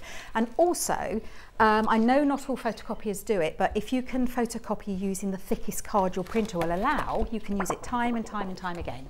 Right. So that's the first thing to do is, the absolute first thing with this is to cut your handle out, because you do need that width. Right, because you've got to get that whole. So you need the whole width. So that's the very first thing, and then just work through the instructions, and it gives you everything that you need to cut out. Now, what I've done on, where have I put my bag? Have you? Kat's just putting it back on the shelf. She doesn't want it on. No, it wasn't on the floor. It wasn't on the floor. I promise. I promise. Yeah, but we're tidying up. I know you want to see it before I've even gone. So with this one, I've done. I've done the outer pocket in the contrast, and then everything else in the main fabric. And then if you look inside, then you've got it reversed. Right. Okay. But there's nothing to stop you making the whole of the outside in the same colour and the whole of the inside in the same colour. Okay. You can do it how you like. And actually, with this one, we had a little discussion about this, didn't we? With the blue, because you have a blue buckle, what you would normally do is have the outer one here. And I felt that with the buckle, the blue, the navy on the navy, it didn't work. So what I'm going to do is I'm going to change that for the pink, because then it really accentuates that buckle. Yeah, no, it does actually. And it's a beautiful buckle as well, so isn't it? That's a really good idea. You can do anything you like. Yes, you can just swap them around. You can have them all random if you wanted to, because the instructions do tell you to cut main or contrast, but you can do exactly what you want. And there was a lovely lady called Jeanette yesterday that tagged me. She's made my little carry-all bag, and it was phenomenal. She's put her own take on it. Oh, and nice. That's what makes me so happy when I see you take my patterns but then put so your you design use it on as the basis for it, and then go, right, well, I'm going to do something else. And, you know, if you've got a piece of fabric that you absolutely love at home, you could just put that on the flap, couldn't you? And I was thinking, actually, I mean, we've done it with pink, because I think pink and blue, there's something about pink and blue, and I don't know what it is. So we've put these two together. But if you were to put the pink in the inside, so you had everything navy on the outside, then you don't have to have pink stitching like I've done. Yeah, that's true. You could have lime green or bright yellow, and then when you open it up, you get that surprise of the pink. So it's entirely up to you. So I have made the outer, because they're made in exactly the same way. The only thing that's different is the size of the pocket. Right, okay. So the front pocket is a little bit narrower, but the lining pocket is wider so that it will take that A4. Oh, of course, yes, yes. Take the A4. So we're going to put it together. I've got all my pieces here. Now with the pocket, I always make, this is just what I do, I make a faux binding on my pocket. Yeah. And all you have to do there is, it's in the instructions, one of them is longer than the other. Okay. And then when you put them together and press them, then it creates that top.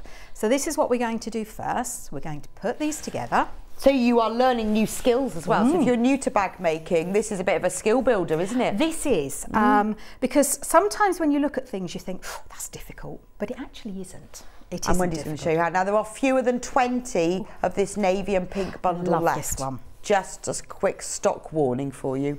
fewer than 20. I just think the price, $29.99. It's amazing. Well, also, when you actually work out with the buckle as well included, that makes it even more amazing. And the fact that you get the instructions so that you can make more then. It's there, isn't it? You can. Keep doing them. Now, I do use a 1/4 inch seam allowance, and I found that works absolutely fine.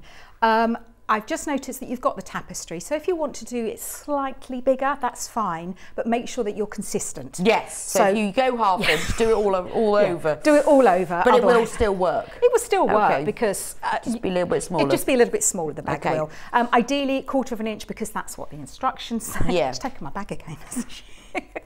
So I'm going to go with my 1/4 inch. Now, also, what I have found is I've got a 1/4 inch setting on my machine, but also if you look at the plate on your machine, you've got your little 1/4 inch there. So I'm going to go by that because I found it's a little bit more accurate for me. And I've got the stitch at 2.4. And I'm going to reverse stitch at the end. Now I've got pink in here because I wanted to use it for, as you can see, I've done the stitches in pink. Yes, yeah. But if you don't want to waste your coloured thread, then you can just change it at the top stitch point. Right, and because one of them was longer than the other, then it's naturally going to create the faux binding. Oh, I am making a mess already this morning, aren't I? I love it. Well, you just got all your bits. I've got my bits, haven't I? I'm all organised. Now, a little tip when you're pressing this is the one that's the longer, and I've forgotten which one it is, it's the pink one. So this is the longer of the two. So if you press the seam behind this, so you press it behind the longer one. I had that on this morning, that was weird. Did you switch it off? No, I didn't, but maybe it was switched off because otherwise it'd be on for a whole hour, wouldn't it? No, I thought I switched it on. That's very spooky. Very spooky. So we press the fabric, the seam behind this one. Can we see in camera? Oh no, I'm not very... Yeah, I think you need to move over. I need to move over, don't I? Right. There we go. So I'm pressing it behind this one. I just love the sound the iron makes. It gets. I know, it's lovely. I know. I just like the way you can tell whether it's on. With my old iron, I used to have to sort of like tap the base to see if it was on. With that, you just put your hand on. Oh, yes, and if it goes down, it's on. It literally is, isn't it, like that? So now I press the fabric behind the longer section, and then we put the two raw edges at the bottom together. That's such a genius way. Because compared to binding something, it's lovely. Also, binding gives you that extra weight at the top. And sometimes, if you do your stitching really close to the top, it tips over. So I think with this way, and also it's easy, isn't it? So I'm pressing from the bottom. Well, yeah, and you don't get all the bulk as well, but it looks like you have done it. Oh, it looks very professional. Very professional, like you, Wendy. Very professional. I don't think those two words go together in a sentence. No, well, professional just means that you do that like a professional athlete is someone who's paid for what they do. Well, there you go, that makes you professional, because this is your job. So look at that. Look at that. That is professional so cool. sewer. Professional. Oh dear. So I've created binding without actually doing magic. So now you've got the technique, so you could use this on other things. Loads of things, yes. Brilliant. Single figures on this bundle, just a quick warning. But you know, once you've made this, you're learning, as Wendy said, it's great for a beginner, but you're learning so many skills that you can then use for other things. So if you want to put a self-binding on something, just remember you cut the other piece of fabric a little bit bigger. Well, so if you cut it, because if you've got a 1/4 inch seam, then you'll cut it 1/2 inch, because 1/4 of it slips behind the other fabric and the other 1/4 peeps. So yeah, it's brilliant. It's a fantastic technique. And it's cheating, so I love it. Yeah, and if you're not sure, just cut both of them a little bit longer. And then you can trim them afterwards. But that's the beauty of sewing. Just do that. Just do it. Yeah. And then all we do is I've top stitched underneath the bottom. And you know it's going to catch, because it has to. Yeah, it has to, because it's there. That's lovely. So that's that one done. Now we're going to create this. So that's the front of the pocket, and it's lined. So now we're actually going to make the front of the bag, the middle section. And what we do, and I've done this on purpose. So this one here is this is not the bottom of my bag yet. So I've made it like this, and then I'm going to add this section on the bottom to make the length that I need. And what that has done, it's not only sealed the bottom of the pocket off, it's reduced the bulk from the box corners. Oh, okay, that's so that's why I've done it this way. So there is always a method. There's always a method in my madness, because this one, it doesn't, like some of my other bags, I don't want it to sit because it's a shoulder. It doesn't need to sit. No, okay. So I don't need to have a rigid bottom. I just need a nice soft bottom. Don't we all? Exactly. So the first thing I'm going to do is I'm just going to stitch within the seam allowance here, and that's purely to turn these layers into one because it makes it easier for the next. So I'm not going to increase my stitch length, but you know I am going to. I'm going to be good. So all the buckles have sold out on their own. Ooh. So the only way you can get one of these gorgeous buckles is in the bundles. And we are on single figures of the navy, just saying. I love the navy. Now, there is just one word of warning on canvas. I love canvas. I love the look it gives you. It's incredible to work with. It does fray a little bit. So just it's not one of these projects that you want to cut out a week in advance and then just leave it. You want to pretty much be doing it as you So it frays a bit more than the cotton. But it's fantastic to work with. And it looks amazing as well, doesn't it? Well, it does. It just and it's using materials like that just makes your bag making, gives it that more professional look, doesn't it? It does. And using the hardware as well. And also, I want you to make as many as you possibly can and sell them and get loads of money to make more things. I don't. As long as you don't sell the pattern. Do you have an angel policy? As long as you don't sell the pattern. Yeah, no photocopying, selling or anything off the pattern. Yep. But if you want to sell the things that you've made, then that's absolutely fine. Whatever you make, Hi, Wendy. What length top stitch have you used, please? With the top stitch, I normally go up to a 3. I forgot, so it was a 2.4, but I like a 3 top stitch. When I'm tack stitching, so tacking just to secure the 2 layers together, I whack it up to its maximum, so that's a 5. Oh, okay. But for a top stitch, I do a 3. Right. Because with the tops, the shorter the length, the more it penetrates the fabric as you go and pulls it in, whereas a top stitch glides nice over the top. You want it to look really smooth. So yes, what do you do? Do you do a 3? Yeah. Yes. I don't know why. Just do. Well, it's not too big. I know. It's a nice length, and you can see the stitches better as well, can't you? But I normally do 3. Yeah, I always do a 3. Well, I say always, it depends on the thickness. Yeah, I was just thinking sometimes when I quilt I do it a bit longer, but that depends on the layers. So I quilt, yes, I quilt. I normally go, I'm never sure, so I go like 3.2. Oh no, I go a 4 when I'm quilting, but that's if I've got like 2 layers of fabric and the H640, yes. And then all I'm doing is attaching the bottom section on here to create that pocket, and then that keeps the pocket, it stops things sliding down to the bottom of the bag. And I'm going to go back to my normal stitch length, and sometimes it's easier to just change stitch and then go back to the one you want, and it resets it back to the default, doesn't it? Another message for you. I love the design, but rejig the straps and you could transform into a backpack. From Jenny in West Midland. You see? That's a very good. Well, it is the right shape for a backpack, isn't it? So actually, that London fabric canvas backpacks, I was talking about backpacks earlier with this. Yeah, you could, because it's that shape. Yes. It would work really nicely, wouldn't it? And that's what I love. To say, Jeanette made the most, she did my carry-all, and she did something that I've never thought of doing before. She did half of the binding in one colour and half in the other colour, but the opposites of the fabric that was used, and it looked phenomenal. And I hadn't thought of doing that, so I would definitely be taking that. Yes, I'll take that. Well, that's why I think it's always lovely to see what everyone else does. Catherine says, hello from Southern California. Wish we had your show here in the US. Whoa. Morning, Catherine. Good morning. I bet it's sunny there.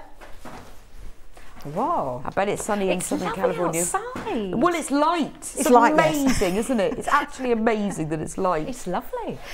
So now I've pressed... Well, not in the morning, sorry, that's really confusing because in the morning it's darker. Well, no, I came evening, in the light, but then I was a minute late, wasn't I? You weren't, what was that minute? But yesterday evening. Oh, it's fantastic, wasn't it? Amazing. No more dog walking in the dark. So I've pressed again the fabric behind the pocket, because I'm going to top stitch on here, and all that is doing, it's keeping the whole panel flat now, and it looks nice, although it's on the inside and you can't really see it. And I am using a contrasting thread, but if it's your first time and you're a little bit worried about someone seeing your stitches, just use a matching thread. Well, I know, and I know a lot of people go, oh, I can't do top stitching. Well, you can.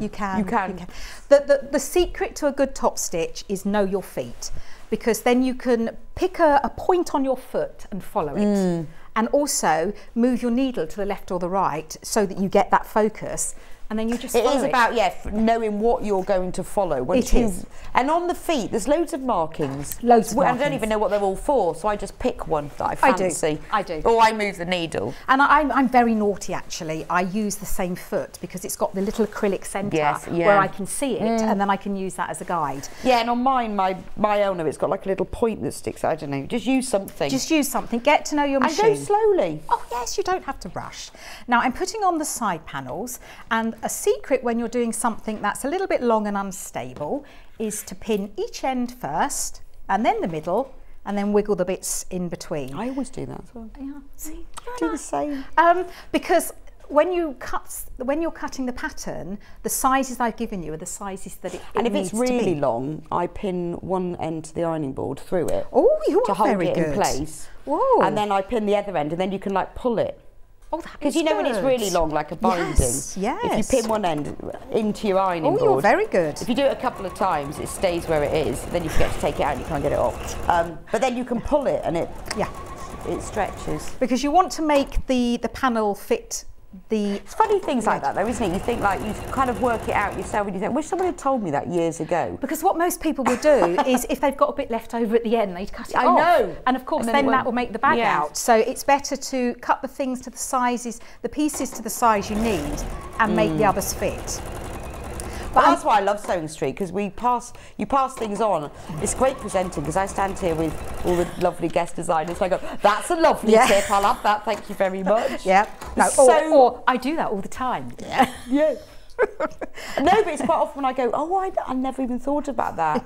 Why? And then you guys at home, you send us in your tips. And I think, well, brilliant. Yeah, you think, oh, because we take years to find out the best way of doing something. If somebody can pass it on, it's fab. And the reason we find it out is because we've done. I can honestly, no question is silly enough to ask, because we've done it, haven't we? We have done it. Definitely. I can guarantee we've done it. And it was things like, I think somebody taught me on here about always press your seam, always, before you press it open and flat. And I never used to do that, and it makes such a difference. Well, that's because you're setting, when you think about it, and it makes sense. It does make perfect sense. But I would never have thought to, I mean, I'd always press it open or to one side, but I never thought that for setting the seam. Yeah, no, you need to set those stitches back down. But it does make a difference. Yes, it does make a huge difference. I know. And also, you'll see later when I'm making the quilts, when you do your half square triangles, actually a top tip is to set the seam before you trim them. Because then and I do that now, because you think, oh, shall I? But even when I've got lots of them, maybe if I've joined something together in a row, I do go and set all my seams. But I learned that off somebody here. But otherwise, you're cutting on the bias and then pressing after. So if you can keep the fabric as stable as you possibly can at the pressing point, then it's much better. And that's what, and people say, oh, you know, you can do this, but we're not born learning how to sew. It's just picking up tips from people. Of course. So if you guys have got tips, send them in. We love a tip. We love a tip. We love a tip. But I'm definitely going to take Jeanette's. I'm going to take that. That is just brilliant what she did with that binding. It's fantastic. Right, the one that Wendy is working with, the navy and pink, there are only 5 remaining. Only 5 of the navy and pink kits remaining. So you need to get hold of it. And remember that the buckles are only available in the kit. So I'm just going to run through the other ones. So that the sample bag that Wendy made, Yeah, I'll just get it off Wendy. No, I haven't got it now. They No, it's on your table. Oh, it's on I've got it. You can do a bit of sewing, Miley, here if you want. Right, so the bag here. You smell nice. Well, Oh, you smell it's lovely, isn't it? I'll tell you the bundles there. I'll tell you about my perfume. It's a great story. There's the bag, and in the kit you get full instructions, obviously, with everything you need, including the template and everything else. You get a metre of this gorgeous toile de joie canvas with a lovely cream background, and then the images are in a really gentle taupe, almost a greeny taupe, I'd say. Then you get a metre of the plain beige fabric, nude, that's used for the lining and for the front pocket, and you get the buckle. Now this is the only way you can get hold of the buckle. They're not available separately anymore, so this is the only way you can get hold of it. Only £29.99. So you get 2 metres of fabric and the buckle and the instructions, and then you can make more as well. And if you're careful, you'll probably be able to get 2 bags out of this. If you use a bit of your own. Oh yeah, if you use a bit of your own. A bit, you know, but if you use a bit of extra for maybe the flap, you will have left over. Oh, you you'll wouldn't have, be able to get 2 whole bags. But I know what you like. You'll pick up something. You'll go, oh, that would be nice. I'll use that for it. Oh, yes. But you'll have a little bit. That's that one. Then the other one. Love this one. Right, there are only 9 of the red one. So this is heavier weight. This is gorgeous. So you probably won't even need to use wadding with this one if you don't want to. It's a beautiful tapestry fabric. It's got birds and vines and flowers. Absolutely gorgeous. Look, it's green on the other side. That's beautiful, isn't it? Really, it'll give it that kind of lovely carpet bag look. And with a tapestry, sometimes it's just as nice on the other side. Yeah, well, it's green. So I would be tempted to reverse the flap. Oh, you not could, in the couldn't you? lining, but in that. Yeah, look at that. Oh, yes. How nice is that? And then you get a metre of the wine-coloured fabric that's used for the lining.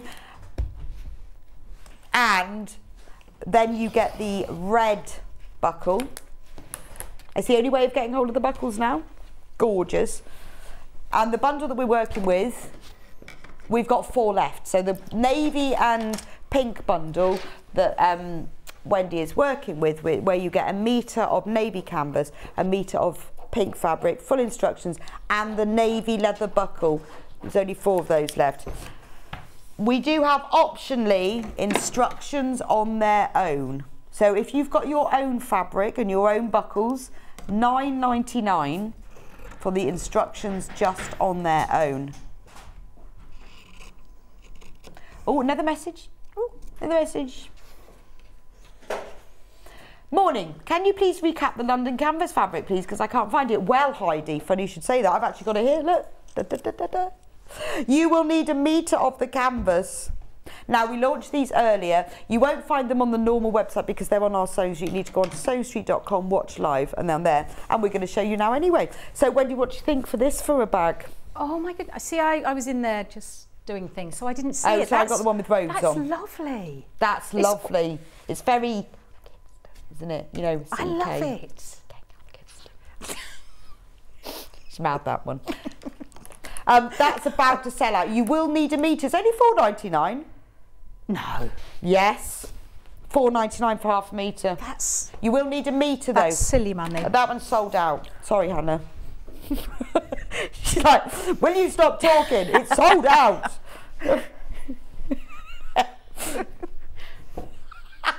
It's gone. But this one hasn't sold out. You will need a metre. So luckily, it is sold because it says 0.5 metres after it. That means that we will cut it to order. So you'll be sent. So you need to buy 2 units of this if you want to make your bag with it. Isn't that lovely? I love that one as well. Love that. That would go nice with navy or red or green. Oh, goodness. We have it in another colour, so you could even line it. Yes. You could even line it with the other one. So although these are canvases, they're very soft canvases. They're not like your super stiff ones. They've got quite a drape. This is like a duck egg blue background. I think on the website it looks a bit grey, but it's duck egg. And we have also got it in the, it's called cream. It's so not cream. So not cream. Well, it's like a taupe. Yes. Yeah, I was going to say it is. Yeah, it's like a dark cream. It's not even dark cream. Yeah, no, it's not. No, it's definitely taupe. It is like a taupe beige colour. So you could even use that for the lining. That would be perfect for me because it wouldn't get so dirty. Yes, exactly. No, I've never used cream. There we go. And this is wide as well. Yeah. So you need 1 metre of it, but that would be lovely, wouldn't it? And if you get the instructions on their own, that's your London bag, isn't it? Gorgeous. Back to Wendy. Right. Back to Wendy. Yeah, back to me. Sorry. So all I've done now is I have trimmed the panel that I've just made to exactly the same size as the front panel. It does explain it all in the instructions. I get you to make the front panel and then everything fits the front panel. I did have a lady once that was a little bit upset that hers didn't come out the size that I'd stated. So now that I say it should measure, but if it doesn't, the most important thing is that all 4 panels measure the same. Right. Yeah, because things can change slightly when you put wadding on. Don't know why. Yes. So when something happens. Well, it does though, doesn't it? Because as you wad something as well, and when you put heat to it, there's a natural shrinkage to it, isn't there? It's quite annoying. It's a little bit annoying. Yes. But if you've got wadding on both of them, then they should shrink the same. Yeah. So that would, my top tip actually, that's a good point, is that cut one out, cut the fronts and wad them so that they're both the same, and then maybe cut the lining out from the fronts. You will need this metre piece of H640. That doesn't count. That won't come in your kit because we don't put general things in that you might already have. £9.99. That is more than enough. Oh yes. Do you have leftovers? Yes, definitely. Okay. Definitely. I mean, looking at that, it looks like so that's in quarters, isn't it? You've done that in quarters. Yes. So if you lay that on there, you'll get 2 bags out. Oh yeah, definitely. So you'll get 2 bags out. You'll get 2 bags out of this. Thank you very much. And for this one, and again, if you are new to bag making, my top tip is to come in 1/4 of an inch from the edge so that it doesn't go into your seam allowance. Right. You don't have to because H640 is very forgiving, but it just takes a little bit of that bulk away. Definitely do that with the tapestry because you do not want any more bulk. Okay, you don't want that extra bulk, right. So I've got all 4 panels exactly the same size, and we put them to one side for the moment. But I just wanted to show you, and you were saying yesterday, Rebecca, about your stitches. Now you're like me. You have a machine that has so many stitches on, and you're working through them, aren't you? Yesterday? I was watching yesterday. Yeah, no, I'm on a mission to use them because I love them. so don't. So I'm on a mission. I do have a few favourites. I'm not going to lie. So I love this one, which Blanket is stitch is my favourite. Oh, blanket is my absolute favourite, and yeah, it's around. Yeah. You'll see that in the next show. But I'm also a huge fan, and someone told me it was for stretch fabric. I don't know. Of the one that's like the 3 together. Oh yes, well I suppose it could be used for stretch. I love it. That's the thing is some of the utility stitches you can use as decorative, can't you? I love it. Oh, that's nice, that one. Because I just felt that the navy could be lifted, so I've lifted it with that. So yeah, no, it does, and it's an excuse to use them as well, isn't it? Brilliant. But make friends with your machine and just have a play. But do remember that if you are flicking through the stitches, to make sure that you change the feet, because some feet don't work with some stitches. Yes, and you're going to break your needle. So just make sure you've got the right foot on there.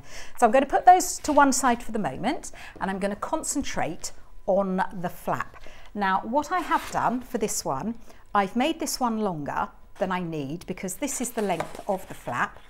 So I've made it longer, and then I'm going to cut it to the length that I want because I can. Because I can, yes. But that's what I mean. I want everyone to experiment.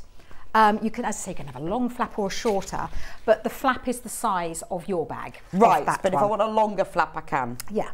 Now, I do say on the template here, it says to cut on the fold, but what I did with this one, I placed it down on the fabric, and I drew round it, and then I flipped this and drew around it that way. Now, why? Because I have changed my mind. So you'll see that it was on the navy to start off with. So I'll show you on this one.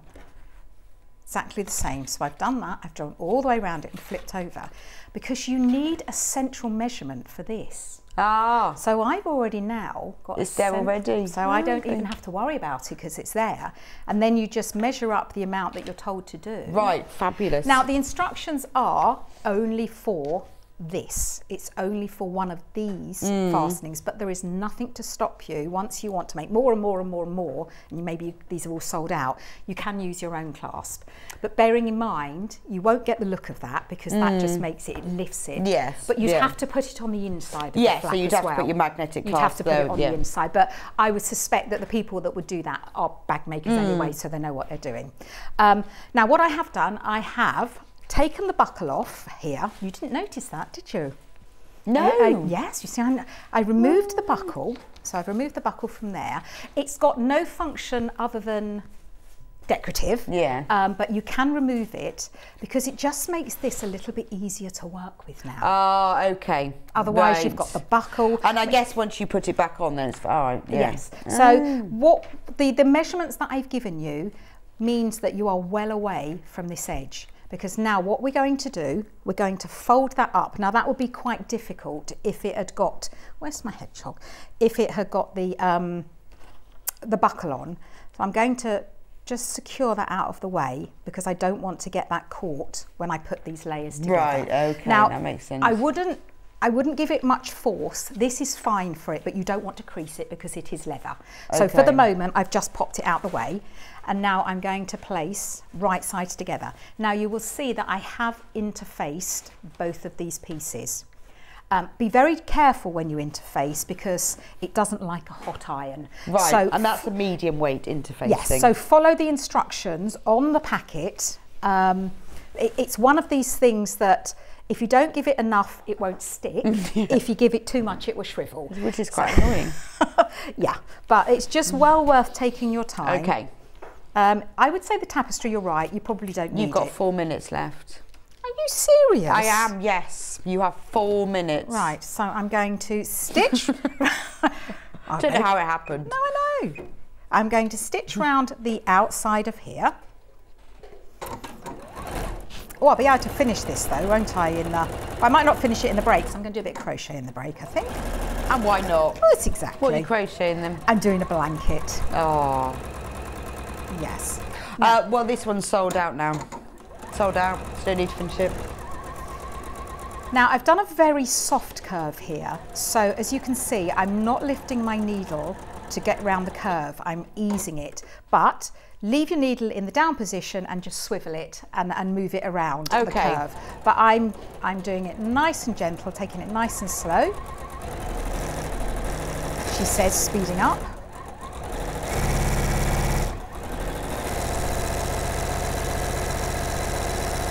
And then when we've done that, we turn it in the right way or out the right way. I don't know if it's in or out, isn't it? Out the right way. And I'm not going to do it now because I should do it. I want to take my time to do this. But you'll give it a jolly good press and then you would do a top stitch, nice decorative. Okay. Now I haven't got any navy here with me, so I'm going to do this when I get home because I think this will look really nice. Oh, it would, yeah, no, it would actually. Then what? As you can see here, I've made the strap already. Now, again, I've done decorative stitches down it. It looks navy and pink now, isn't it? It's a navy and pink strap and it just looks like really expensive. So the construction of the bag is the normal construction where you'll put the front and the back together and the two linings together. You sew round them, leave the pockets, don't sew around the box corners at the moment. Then once you've sewn them, then you do your box corners, turn the main one right side out and then pop it inside the lining so they're wrong sides. But what you would do before you do that is you make some little tabs and put them on the side seams. Right. And also, and they go in between. Oh. Yes, and also at this point you would have sewn so you would sew this. Let me have a look. This is the back. So you put the right side, because don't forget when it goes over, it's got to do that. Yeah. But again, it's all in the instructions for you. And then you've got your slider, wherever I put it. But in the instructions, it shows there is a diagram how to do it because you have to feed it a certain way so to get it to work. Follow that Just carefully. Follow that. And I will try and get a video up. But I'm a little bit tight for time at the moment. So, so yes, you'd put that through there if I can just show you. So that's on your bag. You'll put that through and you'll do a zigzag stitch to secure that. Then you'll put the other side through the slider. So you go up and over the bar and down. Then you would put it in the other side of the bag, and then you push this back up, and then you'll feed this up through the center, down one side of the bar and back in the other, and then sew it here, and then you've got a nice slider on your... Perfect. Have I finished now? Is that it? Has you got any more time? No, we're done now. Well done, you've done loads of bits. Well, no, I didn't, because I didn't, but this is really, really easy to sew. You just get some strong thread and you place it on here. So with the pocket, with this one, it goes on the pocket.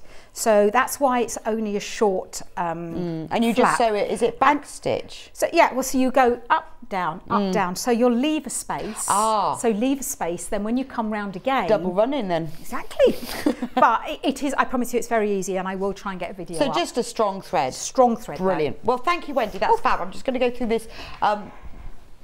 The bundle that we have stock of, the other two have sold out now, is this one. The natural one. I love that one. It's gorgeous, isn't it? So in the kit, you will get full instructions, obviously. You will get 1 metre of this canvas fabric. Then you get 1 metre of the natural fabric that's used for the lining and the pocket. And you get the tan leather buckle. And that's the only way you can get hold of the buckle now, because it's sold out on its own. If you want the instructions on their own, £9.99.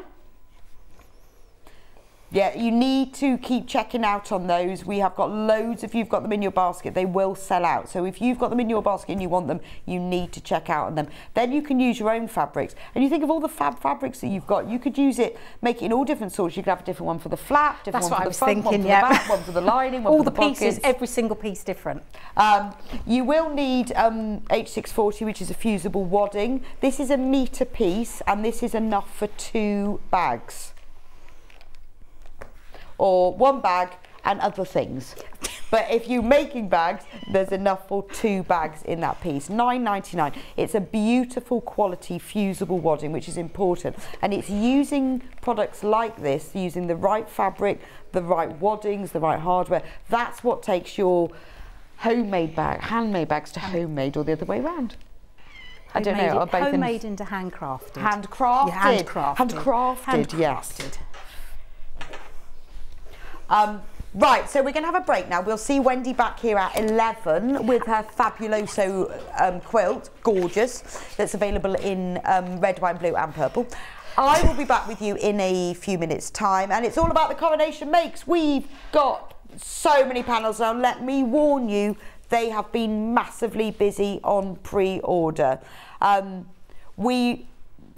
If they sell out today, which some of them are going to, we won't be able to get them back for another couple of weeks. So there's bunting, cushion, we've got a charm square panel, we've got aprons, and I'm going to demo how to make the tote bag, which is perfect for beginners. So if in the break, if you want to get ahead with those panels, do keep checking out, and I'll see you back here in a few minutes. Right.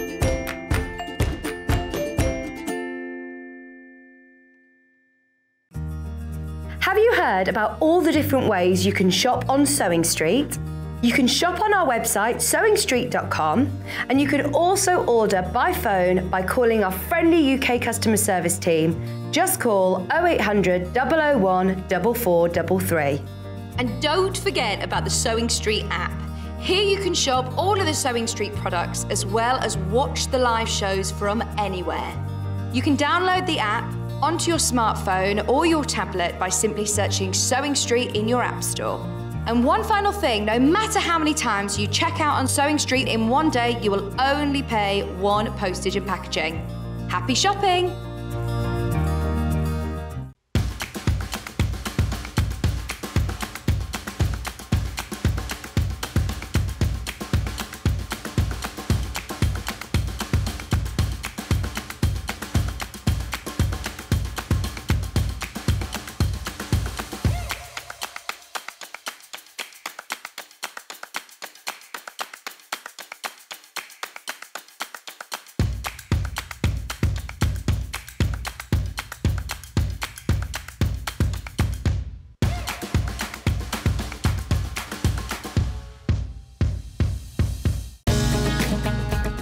Follow Sewing Street on Facebook and Instagram to keep up to date with what's coming up on the show, as well as being the first to know about our amazing offers.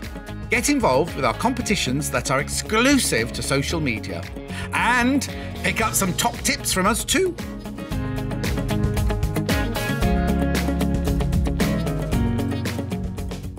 Sewing Street have our very own app. You can now watch and shop from anywhere.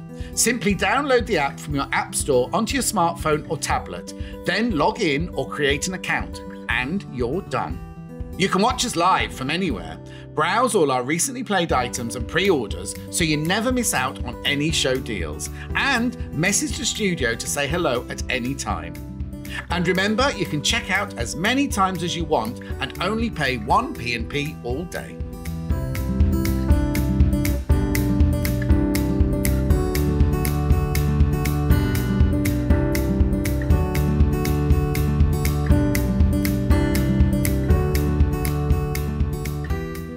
This Monday and Tuesday here on Sewing Street, we are doing Coronation Makes.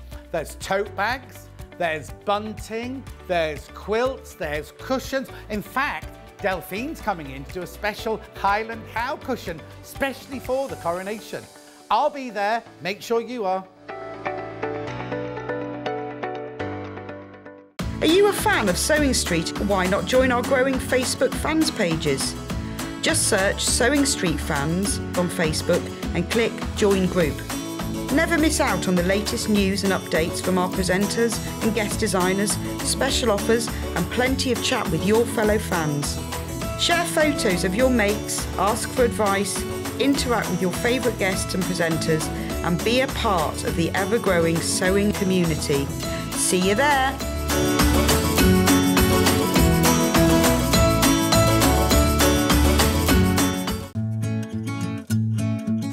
Stuck for ideas for the perfect gift? Why not get them a gift card? You can buy Sewing Street gift cards loaded up with anything from £10 to £500. Shop our gift cards online at www.sewingstreet.com or purchase them via our UK call centre on 0800 001 44 33. If you're a Sewing Street customer, no matter how many times you check out in one day, you will only pay 1 postage and packaging. So don't wait to add the item you want to your basket and check out. You will only pay 1 P&P even if you check out multiple times in one day.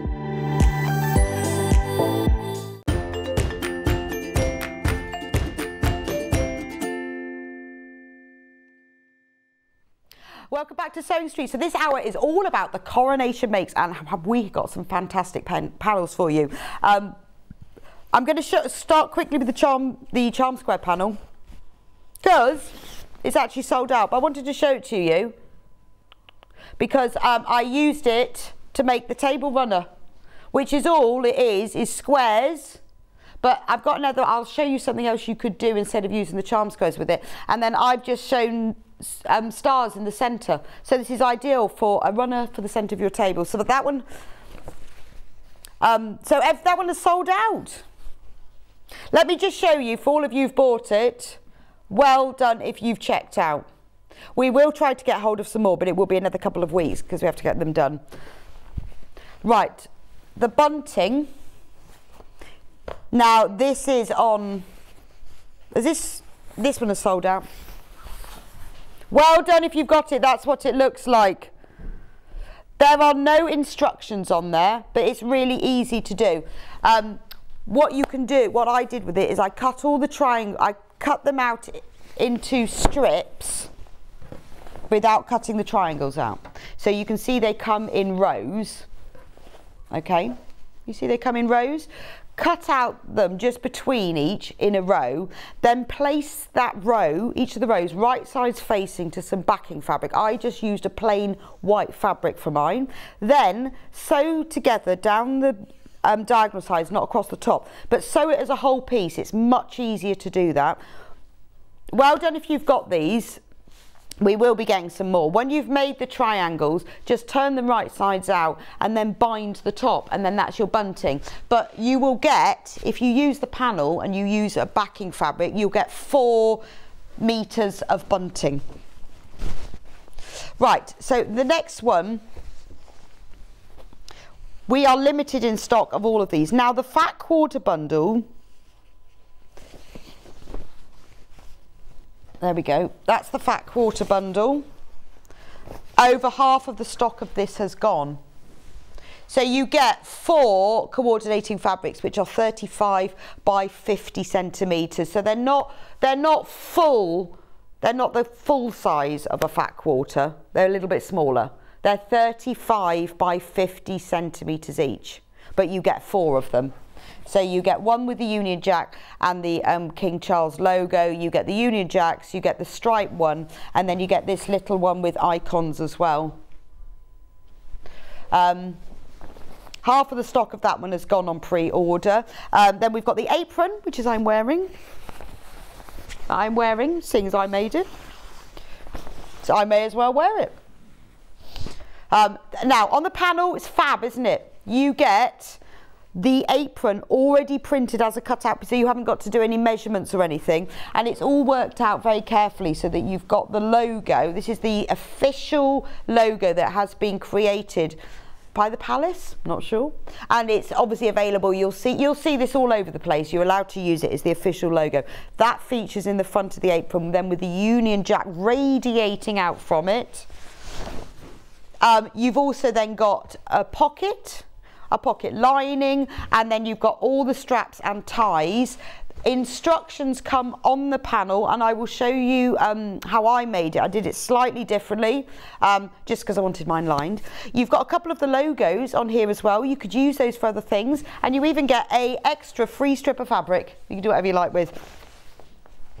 And I will talk you through some the way that I did this, and I'll show you how I made mine to give it a little bit more structure. 1/3 of the stock of the apron has already gone.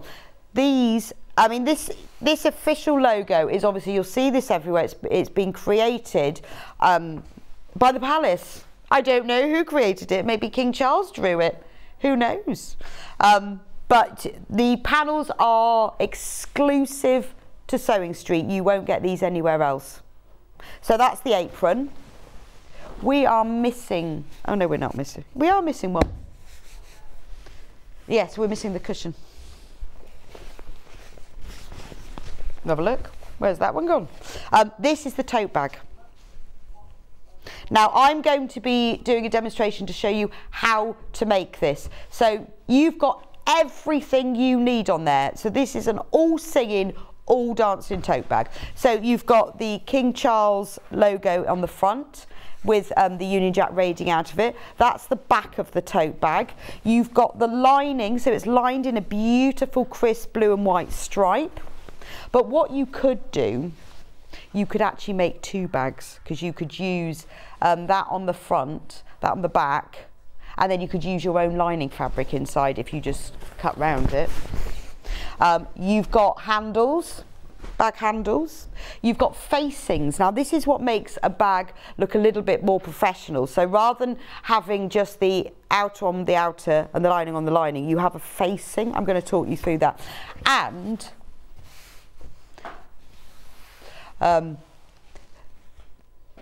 okay.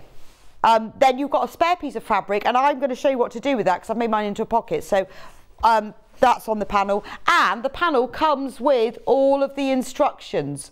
I'm going to give you a demo on how to make it so you can see, but it's a really, really simple tote bag, but it is beautiful because it's got that inner facing, it's got the handles, it's fully lined, and it can have a pocket when I show you how to do it. So $19.99, that's for the whole panel with instructions as well, and I'll show you how to make it in a little bit. And then the final panel, I haven't got the panel, but I've got the cushion.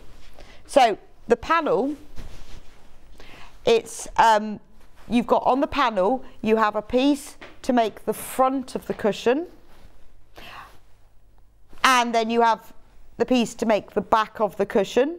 And you can, I mean, it's just called a panel, so there you can see it there. You've got the front, you've got the back, and then you've got extra logos as well. So you don't have to make a cushion with it. You could use it for other things, but I decided to make a cushion with mine. And then all I did was I put some H640 behind, and I quilted along all of the lines, and then round the circle, and round the crown, and then to finish it, I popped a zip in the bottom between the front and the back. So £9.99. And what you could do is use the back, use your own fabric to put on the back, and then you could use this for another cushion, and then you'll have two. Which is amazing, isn't it? What's lovely about the panel is you've got two big oval logos as well, which you could also use them. Maybe you could applique them to the centre of a tablecloth or on a table runner, or put those on an apron, or make some more cushions with them. But for £9.99, you've got everything that you need to make one cushion. There aren't any instructions, but it's very simple. I just thought I was going to do an all-over quilting pattern, but I think it works quite nicely to just quilt along all of the individual lines and then round here. If I'd had a bit more time, I think I might have done some embroidery on here. You could even put a bit of gold, couldn't you? But another thing that you could do with the front and the back is if you've used some plain, probably navy fabric, you could put a gusset between the front and the back to make like a boxed cushion, and then that would be really good if you're going to a garden party or picnic in the park. If you put a gusset all the way around the edge and stuffed it, it'd be like one of those box cushions, and you can even put a handle on it as well. But there's loads of fabric on that panel. I think this is amazing value for £9.99 to get everything to make a cushion. Or you could use it for other things as well. You could even use it for a bag. So that one's £9.99. Please carry on checking out for that. We're going to demo the tote bag. Okay, so, right. So what you start, I'll move over here and then we can talk you through it over here. A third of the stock of the tote bag has gone already. Now, what you do to start with, the instructions are on there. So cut everything out along the outer lines. The seam allowance are all included on the panels. So all you need to do is cut along the outer lines of every piece. If you're not sure that you're going to remember which is which, then cut out the label from the piece. So that says bag lining front, that says bag lining back, that says back, pin them on. Then you have an extra strip of fabric here. You can do whatever you like with. You can make yourself a little purse. If you cut that in half, you could use that for the front and the back and put a zip across the top. You've got the two handles, and then you've got the facing. Now cut out the instructions and put them to one side, and then you can follow them later. And then you have this piece of spare fabric. So this is what I'm going to show you. Once it's all cut out and you know what you're doing, I've taken the bag, the two bag fronts, the bag outer front and the bag outer back. You sew them right sides facing, just along the sides, down the bottom, and then turn them right sides out. And I've done that little bit in advance so we don't run out of time. And that's your bag outer. So if you wanted to do anything with this, if you wanted to do any embroidery on it or personalise it, do it before you construct the rest of the bag. So you do that first. Now, when you take the, I've got to find it, there it is. If you take the spare piece of fabric that's called spare, I mean, you can do what you like with it, but this works quite well. So what I did was I take the whole piece of fabric and I'm going to cut it in half with my rotary cutter. Oh. No, I just can't get the ruler off. Oh, it's right. They get stuck on. Yeah, I think they're made for, those hooks are meant for kitchen appliances, not for Creative Grids rulers. Oh, my ears keep falling out. Right, so what you need to do is fold it in half widthways. There we go. Fold it in half widthways. I'm just going to press that so I know where the fold is. That's fine. It wasn't a very interesting press. Sorry, I was out of shot. And then where that centre crease is, cut it in half. Obviously, you can just measure and mark that and cut it with a pair of scissors. But since I've got this here, oh, I will. Right. So this is now become a pocket front and a pocket back. Oh, my ears.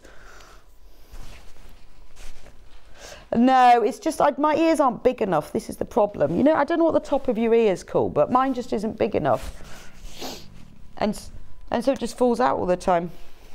Maybe I could stick it to myself. I've got it clipped on the back, but yeah, maybe gaffer tape on my ears. Yeah, or a stitch. Yeah, that would be good. So now the pocket front and back, you've now got those. Place those right sides facing. I mean, this is really simple because there's so many different things. You know, obviously, if you're a really experienced sewer, you'll think of all different things that you could do with this. I could have made a post box pocket, but I just wanted to do something really simple. So now we pin it together. Oh, the cushion panel, just to let you know, is about to sell out, which I'm not surprised because it's a really nice make and it was also really quick to do as well. Right. So now what I'm going to do is sew it together all the way round, but I need to leave a little turning gap. So make sure you remember which is the bottom edge, otherwise your logos will be upside down. And because if you're like me, you forget to leave it, then just place some vertical pins. I'm going to place them about 2 inches, 3 inches apart, doesn't matter, but about that distance.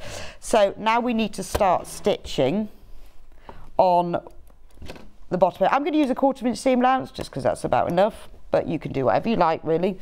But there are no instructions for this pocket, Hannah. Yes, there's no oh, sorry.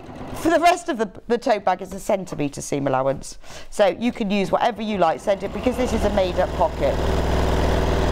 So basically, I'm sewing together. I mean, but obviously, you know, you can do what you like with yours. I think a zip pocket would be quite nice, but I'm just keeping it simple. So we're just making a simple slip pocket. And to me, it seemed a bit of a shame to have spare fabric and not use it. But I think this is a great tote bag because there's so much on it. Because you've got the lining, the outer, the facing. Now you've got a pocket. So really simple. I'm just sewing together all the way around the edges, starting and finishing either side of the turning gap.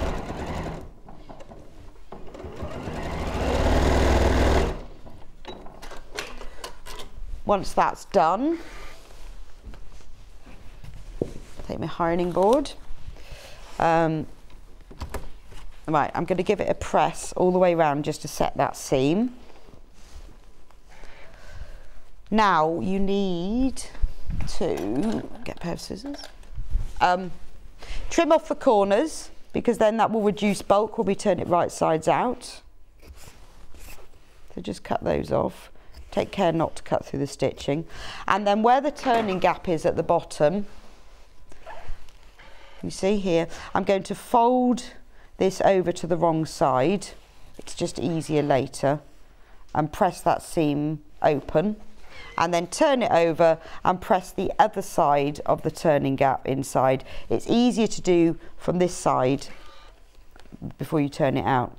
Right, now you can, if you like, if you want to make it easier to get those seams lying on the edge, press this seam open all the way round. Now obviously you can't press it open and flat, so what you do is just take the top section and press that over. That will give you the same, almost the same effect as pressing it open. That just makes it easier to get this seam to lie right on the edge. It's a little step that takes a few minutes but does make quite a difference. Now go through into the turning gap, put your fingers through, grab hold of one of those corners and turn it all right sides out, like so. And then push out all of the corners. I tend to do this with my fingers first, just to get them into the right place, and then use something to push them out. Now I like to use like a pokey tool or something. Be careful if you're using anything sharp like scissors that you don't go through. But my tip with this is, if you are using, I mean these are rounded, they're not totally sharp, but if you are using something sharp, move the fabric and not the poking thing. So rather than poking it going this out, hold that still and move the fabric.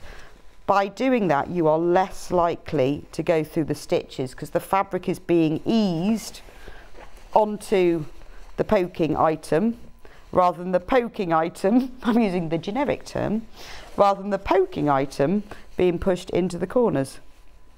You know how many corners that I have managed to push through to have learnt that. If you do push through the corner, turn it back out right side, wrong sides out, and sew it back again. Right, now I've got a lovely pocket. Because I pressed that seam open, it's fairly easy to get the seams to lay on the edge. The best way to do that, you have to wet your fingers a bit, is just roll the top fabric over with your fingers, and that will help the seam to lie right on the edge. I know loads of you will know all of this, but because I'm making this for, you know, if you are a beginner to sewing and you think, oh, I'd like to make a tote bag, then I'm letting you know a few tips that helps with it. Now, with the edge of the turning gap, I turned it and pressed it under before. You'll need to do it again just to make sure it's nice and flat and lying right on the edge. So the turning gap is on the bottom, because even though you've turned it under and the seam is lying the same, it always looks slightly different. So I always put my turning gap on the bottom because it's less likely to be able to be seen. Right, to add a bit of decoration, but also to hold the front, the outer and the lining of the pockets together, I'm going to work a top stitch across here. I'm going to go for length of my stitch slightly to a 3, and then I tend to work mine 1/8 of an inch from the edge. I mean, a top stitch is about that length. It can be, we usually say 3 to 5 mils, so it's about 1/8 of an inch. But the reason I do 1/8 of an inch is because my plate has got 1/8 of an inch mark. So if you follow a mark either on the plate or on your foot itself, you're more likely to get it straight. Obviously, you could use one of the decorative stitches in your machine. I'm just using a straight stitch. There is, some of the machines have quite a nice stitch that looks like it stitches over the same one 3 times. But that's an opportunity. You could change the colour of thread as well. I'm just going to set that. Now I've got a pocket. Now I'm going to put the pocket on the back lining, and the reason for that is I think that when you've got a bag you put your hand in, the pocket is normally near you, so if you put it on the back lining, that's the best place for it. So you just need to decide where to put it. Doesn't really matter. I'm going to go about, I think I did write it down where I was going to put it. I think it's about 2 inches. I knew I'd thought about it, because there is a facing as well above here. So obviously you see I've lined that. Now it's important that it's central, so if you just fold it in half, open it out and pop a pin in there, then fold the lining in half, open it, make a little mark and pop a pin. Then I'm going to place mine 2 inches down from the top. It's entirely up to you, but that just sort of felt about right for me. So measure 2 inches down from the top. Now, in order to make sure it's perfectly straight, I always put another couple of pins in as well. So I'm going to measure 2 inches down. You see, I'm not starting from the end because the end seems to have fallen off. So I don't know. But you know, I never start from the end of my tape measure because often I've ironed it and it's gone funny, or because this end is used a lot, depending on tape measure, often gets stretched out of shape. So I normally start further in, like an inch in, and add an inch to everything, or if I will start 10 inches. I don't know, maybe you don't have the same problem with your tape measures, but I find it's more accurate if you start a bit in from the end. So now I'm going to match this pin, because that's the centre, with that pin, and then because I've placed those pins, so now I know it's in the centre and it's exactly 2 inches down from the top edge. So pin those in place before you move everything. Just pop a pin across the top edge, even though we won't be sewing there, because it helps to keep it straight. Now luckily you've got lines on this lining, so you can match it up with the edge. Make sure when you pin the turning gap that it stayed turned under and nice and straight. And if you think it through while you're doing it, make sure your pins are facing the way that you're going to be sewing, and it means they're much easier to take out.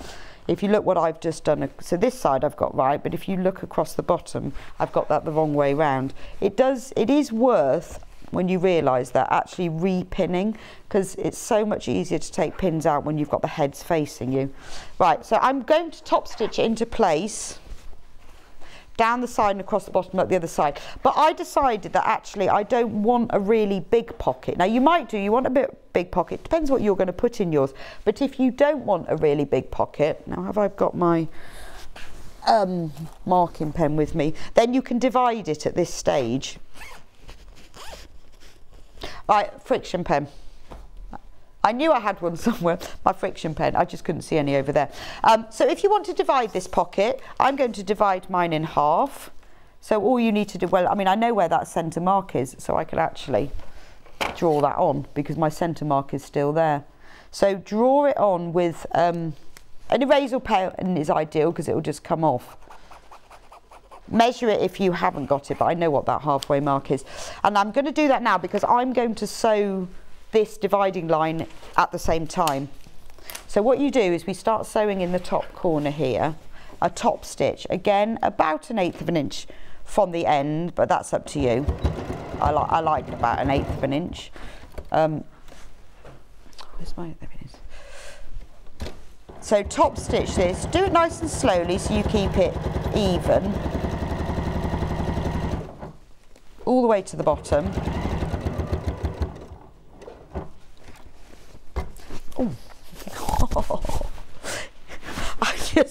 I don't know, I just smacked my hand into one of the screws, the end of my finger, just caught the end of my finger on a screw. I don't know how. No, it's fine. It's a bit like, you know, when you bang your elbow, it's like, oh, that really hurt. So when you get to that centre drawn line, stop.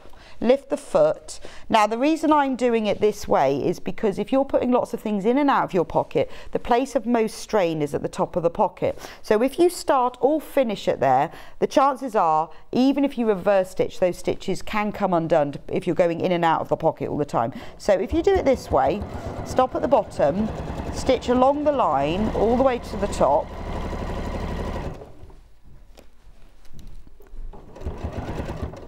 stop just before you get to the top, leave the needle down, pivot, lift the foot up and turn it round, and then sew the way back down and sew on top of the line you've already stitched. That means that you've got 2 lines of stitching, makes it extra strong, but also by not stopping or starting at the top, because it's a continuous line of stitching, it will be extra strong.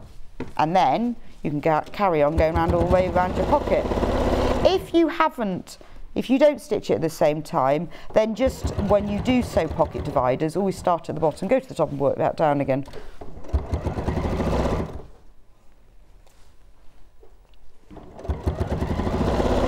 Right, just to let you know, if you've just tuned in, I'm demonstrating how to make the tote bag, which is from the Coronation tote bag panel. That is the one that's up there on the screen, $19.99. That's what I'm showing how to do.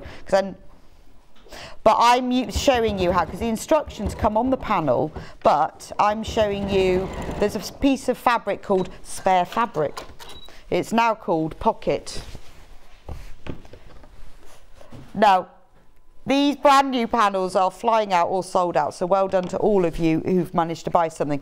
Just checking I haven't got any ends. So there is my pocket on the inside of my bag. So entirely up to you. What you could do as well, if you want 2 pockets, then do what I've done, cut it in half, use your own fabric to line, then you can use one on one side of the lining and one on the other side.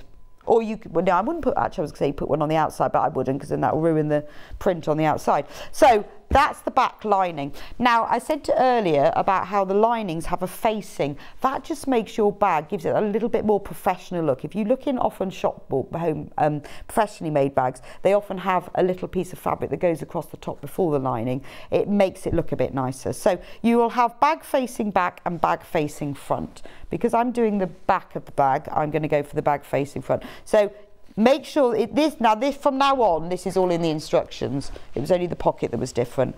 Make sure that you do sew this facing on, otherwise it will not, your lining will not fix. The lining has been made smaller as a result. So take the bag facing back and the lining back and place them right sides facing.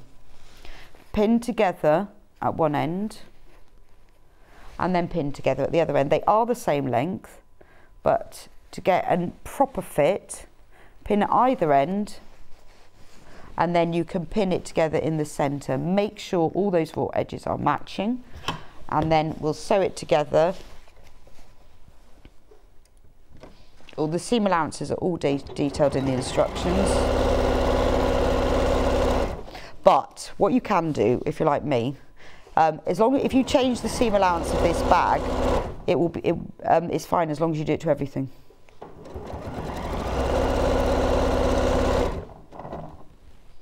Now, once that's sewn,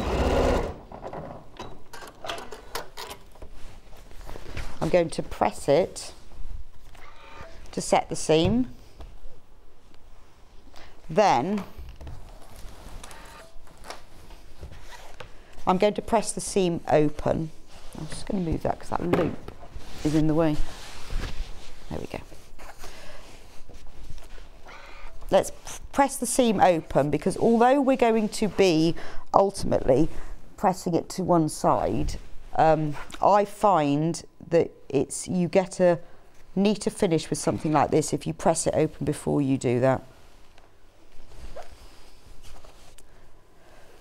Then what we're going to do is press it to one side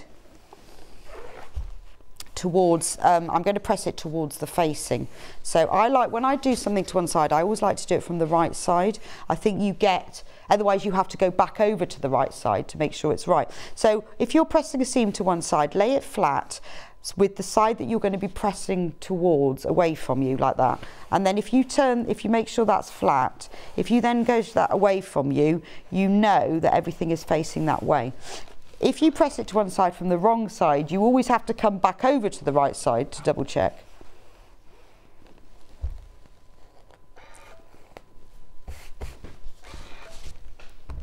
Right, so now I press that to one side. Now what I'm going to do now, I'm going to do a top stitch along there. You don't need to do that, but it just gives it a little bit neater and it holds that facing. But if you don't want to do that, just leave it out, and you don't even need to press it to one side.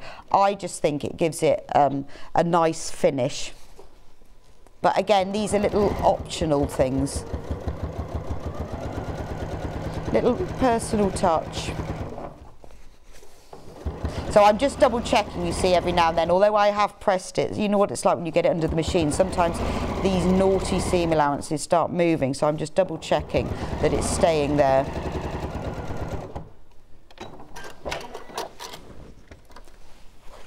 So if you've missed out on any of the Coronation panels, well, I'm sorry, we did have loads. We will get more, but it will be another couple of weeks. Right, so the only panels that are now available are the apron and the tote bag. Oh, and also we have a few of the 35 by 70 centimetre ones as well. Okay, so now I've got that. I have made in advance the back. Oh, and then I just realised, oh, that's quite funny. When I said you can top stitch either side. On this one, I've top stitched on the lining, and on that one, I've top stitched on the facing. There we are. Obviously, don't remember what I did the other day. It doesn't matter which one you top stitch on. That's obviously the one I fancied the other day. So this is easy now. We're going to construct the lining. So all you have to do is place the bag lining front and the bag lining back together. Now, to get a nice neat finish on the inside of your bag, make sure these facing seams match up. Now, the easiest way to do that is make sure they are, let me just move that so you can see, there we go, lined up at the top. And then if you roll it so that they look lined up, just put a pin through that seam and make sure that that pin comes out at exactly the other seam. So I need to move it over a little bit because it didn't. About an inch-ish down, and then another one really close to the top, about 1/4 of an inch, and put that in. Those two pins are now anchoring the seam together. So if you then put a pin in diagonally across, that will hold that seam together, and you know that it will match. And then pop a pin at the top edge, and then put a pin down at the bottom end, and then put a pin, give it a little pull, in the centre. If you just move the fabrics together, because often the top one goes beyond, if you just use your nails and just pull it back, it helps to make the two layers go together. So put some more pins in here, and then I'll do the same across the bottom edge. Remember, always pin the far end. And then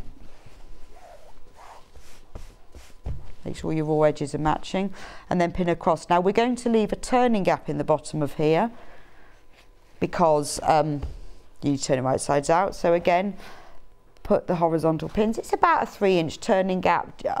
It doesn't need to be exact. You don't really need to measure it, but I've just then I'll remember to start and finish there. And then again, when you get to the top of this side, make sure that this seam is matching up, just for a neater finish. And by placing the pin diagonally across the seam, it means that you're securing the top and you're securing the bottom. And then pin that side, and then pin the centre. One pin left. Right, now I'm going to sew it together. So what I'm going to do is I'm going to start at the top side. Make sure you reverse stitch. And when you get to the seam that you want to make sure it matches, work as close to the pin as you can, so you can take the pin out at the very last minute, but just make sure you don't stitch on top of it.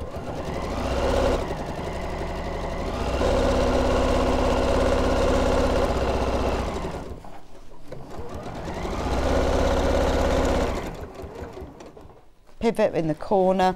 Now I'm going to sew along to my bottom pin, my vertical pin, and then reverse stitch, and then cut the thread, and then start stitching again at the other pin, and then that leaves that turning gap unstitched. Oh, does she? Christine loves the apron and the cushion. Thank you, Christine.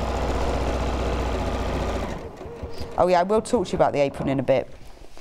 Oh, I love the apron. It's fab, isn't it? I'm thinking I might eau-de-coat mine though, because I bet I'll get food all down it.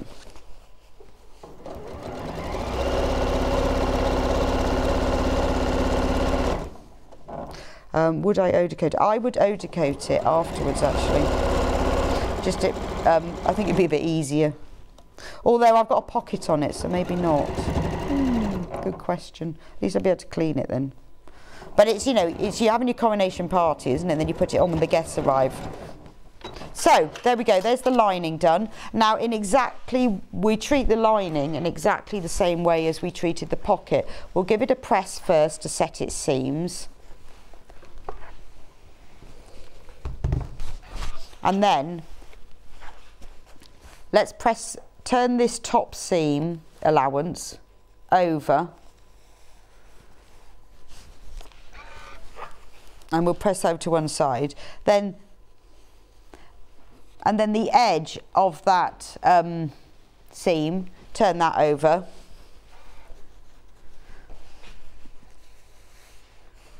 Now if you turn the other side over, that will just hold the turning gap to the inside, just to give you a neater finish. And then I'm going to also press over. I will, my scissors. I am going to just trim off the bottom corner over. So just press that over. Rebecca's demonstration is so good. I've been sewing for a long time, but I always pick up tips. Thank you from Maggie. Oh, thank you, Maggie. Well, if you've been sewing for a long time, I bet I'd pick up tips from you as well. Send them in. Send them in.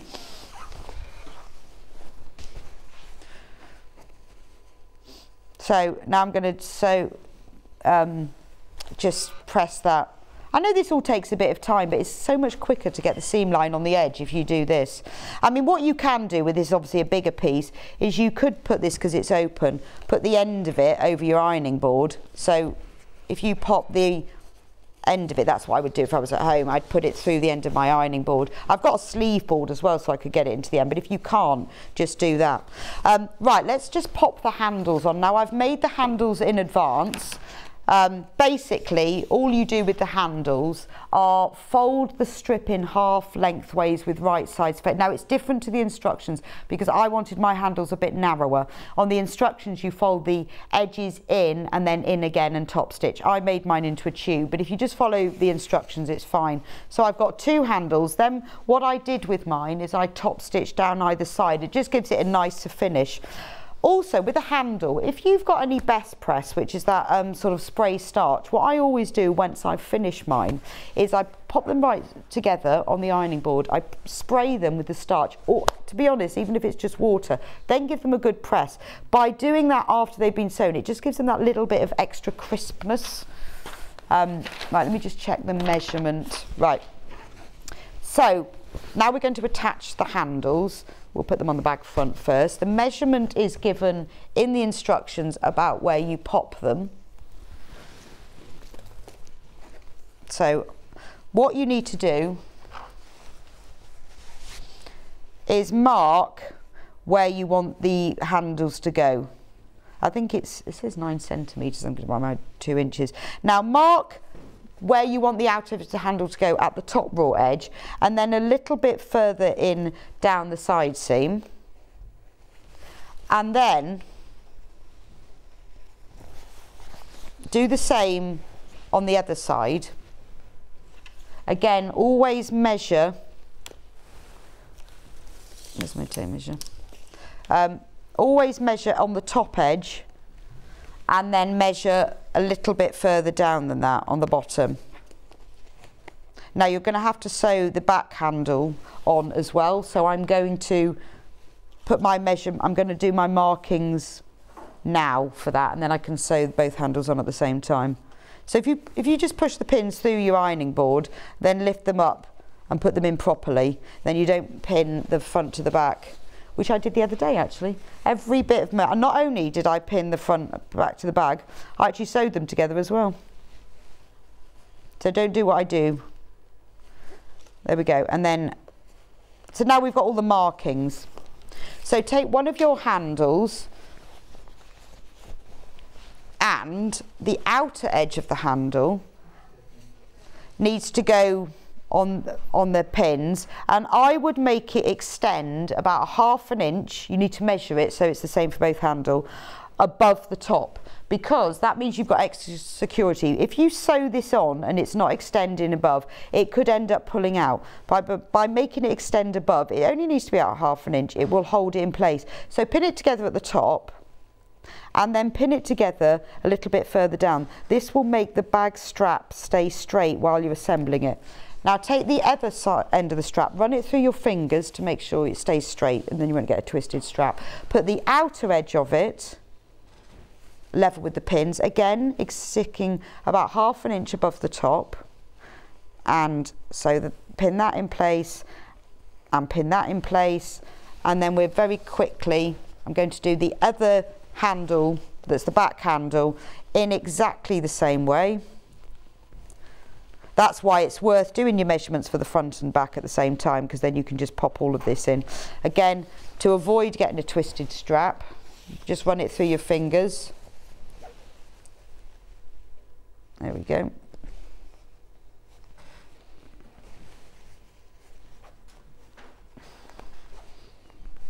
There we go. Right, now to hold these in place, because in a minute we're going to sew the outer to the lining, I'm just going to tack them in place. So you can use a longer stitch for this on your machine. Tack it within the seam allowance so that you don't have to take those tacking stitches out. And then tack it a little bit further down. These stitches you will have to take out, but you don't have to do any start or stopping with it, because they are only temporary stitches.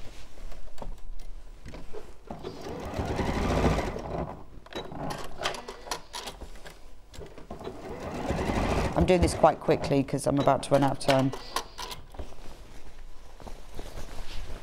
Because we've nearly finished the bag now.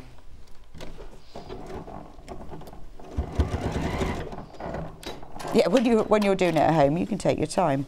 But I don't think I've rushed it, although I have done some things in advance, like I have made the handles in advance.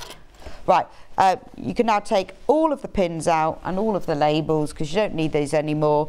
And by doing that extra row of tacking stitches below, it means that your strap will stay straight, because even though you've tacked it at the top, it will end up not being straight.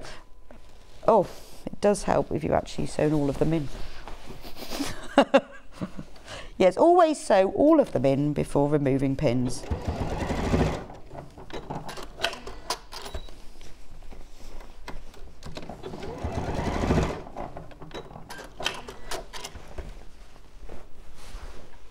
It's making a really funny noise.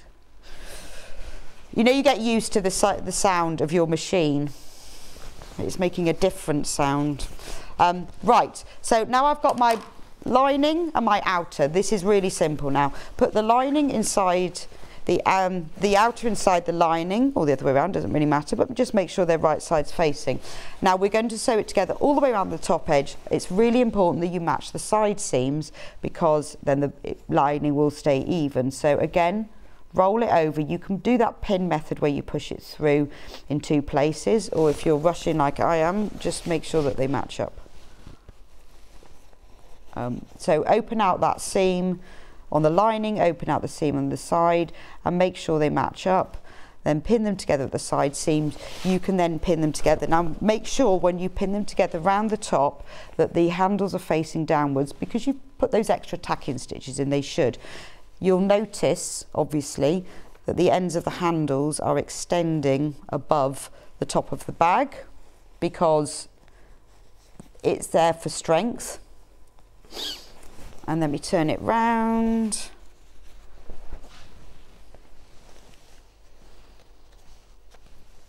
And just put one more pin in, because I really want to sew this together to show you what it looks like.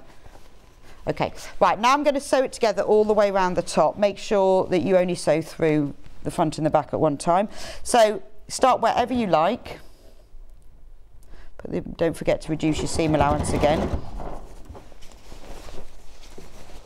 Now I'm going to top stitch around the top of this bag afterwards, just for neatness. If I wasn't going to do that, so that will be an extra line of stitching, then I would reverse stitch over the ends of the handles, because that just makes them a little bit stronger. Because if you've got 2 lines of stitching, it just gives it that bit of extra strength. But because I'm going to top stitch later, then I don't need to do that at this stage. As someone returned to sewing after several years, Rebecca's demos are so clear and inspiring, some great tips too. Oh, thanks, Anne, that's really kind of you. Well, I hope you're going to make a tote bag. And you know what, once you've learned how to make this with all the pieces, you can then measure it, all the pieces. You can make loads more in your own fabrics, because this is really quite a simple make, and it's nice to know how to do it. You can then, as you get your confidence, you can start putting pockets on the front, pockets on the back, all over the place. Right, so that's the front and the back done together.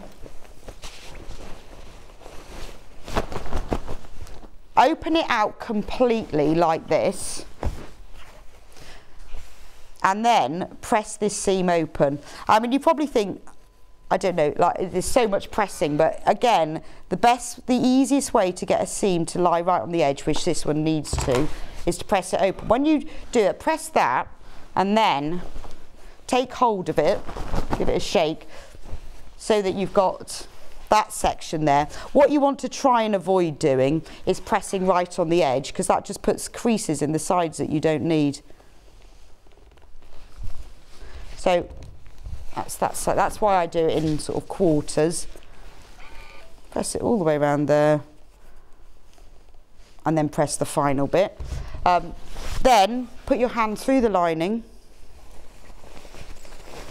and then take hold of the bottom corner, pull it all the way through, like that. Now I won't do this because I want to show you what it looks like, but what you do next is open it all out, good shape, and then sew the turning gap together, just by machine, just sew across there. Once that's done, you can then pop the lining into the bag, push the corners so that the corner of the outers and the lining match up, all of this, by the way, is in the instructions. And then rearrange it so that the facing is on the inside. It's hard to do this flat, you have to sort of give it a good shake to do that. You'll need to remove the tacking stitches, the second set that you put in to just hold it straight. If you can use a seam ripper for this, use when you've got a bit more time, but just remove those tacking stitches, and because you need the handles to be facing upwards.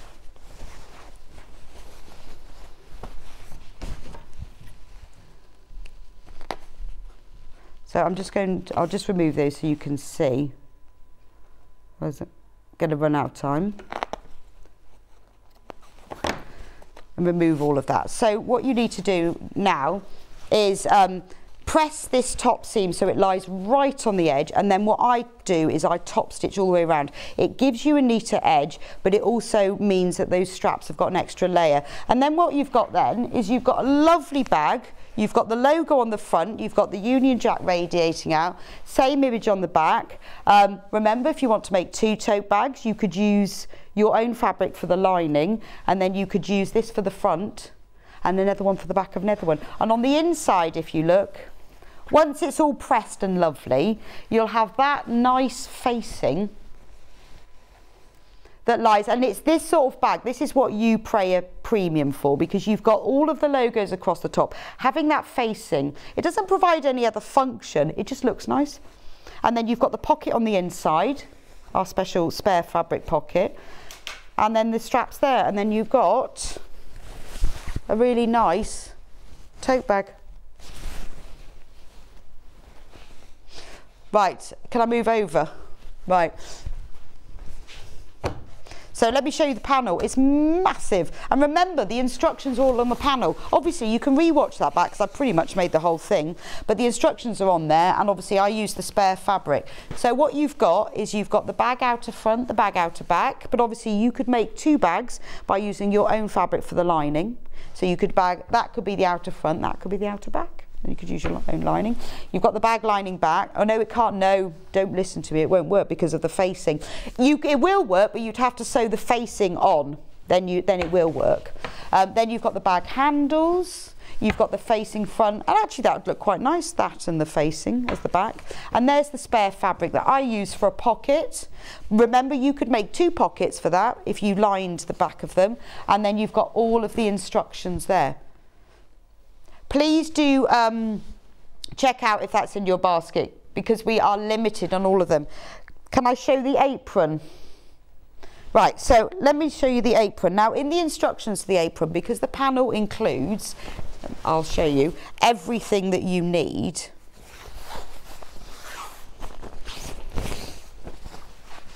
The panel includes everything that you need. You've got the apron shape already created there with the logo. You've got the pocket front, the pocket back. You've got the ties, the straps. But I've made mine slightly differently. The instructions are in there. So what I've done, because I wanted mine to have a little bit more structure to it, you'll need a metre, well, a bit less, I think it's 70 centimetres, so a metre of plain fabric. I used a white. What you do is, if you place this apron front, right sides facing on the plain fabric, then sew it together all the way round, turn it right sides out, your apron will be lined. Also, before you do that, you pin the fabric ties, the side ties in between, then they're sewn between the lining so you don't see any part of the ties. So you pin and tack the ties either side, and then you pin and tack the neck ties either side. Then you sew it together all the way round and turn it right sides out. That just lines it. If you want to add the pocket, put the pocket on before you line it, and I did and ah about that, to be honest. I stood there, I remember at the ironing board thinking, do I sew the pocket on before I line it or after I lined it? And I decided that actually I'd sew it on before I lined it, because I think it helps if the lining is just completely flat. So when you make the pocket has an outer and it has a lining. So you make that pocket in exactly the same way that I've just made the pocket for the tote bag, and then you sew it on. Now the pocket needs to match up, because it's like a secret pocket, with all of the Union Jack. I have to be honest, I went wrong in the odd place, that didn't quite, but you know, it's such the tiniest bit that you don't really notice too much. But try and match the pocket up on it. So make the problem is when you're making a pocket, it moves slightly. I put a central dividing line in mine, but you don't need to. Now the only two panels that we have left are the apron and the tote bag. But they are, it's a really lovely make. The ties are really simple to make. I also, when I sew, because you sew you fold the ties in half, right sides facing, and you sew them together down the long edge and across the short edge. If you draw a diagonal line and then sew diagonally along the short edge, you get a nice little pointed edge. What you have to do when you do that is you have to draw the diagonal line so it's 1/4 of an inch within the end, so that it is, you've got the seam allowance still there. That just gives you quite a nice little finish, but you don't have to do that. But I would recommend, it's actually easier to line it, because if you don't line it, you have to turn the ends under by 1/4. That's the right fiddle. And it doesn't matter what the fabric is, I just used a plain white, but you will get a nicer finish and it's much neater. There we go. We can. Yes, that's fab, that is. We've got an amazing canvas mega bundle. Just tie my apron up. It's keeping me so clean today. It's lovely. This is brilliant. Now this is something else that Hannah and I sort of found, isn't it? It's another of our...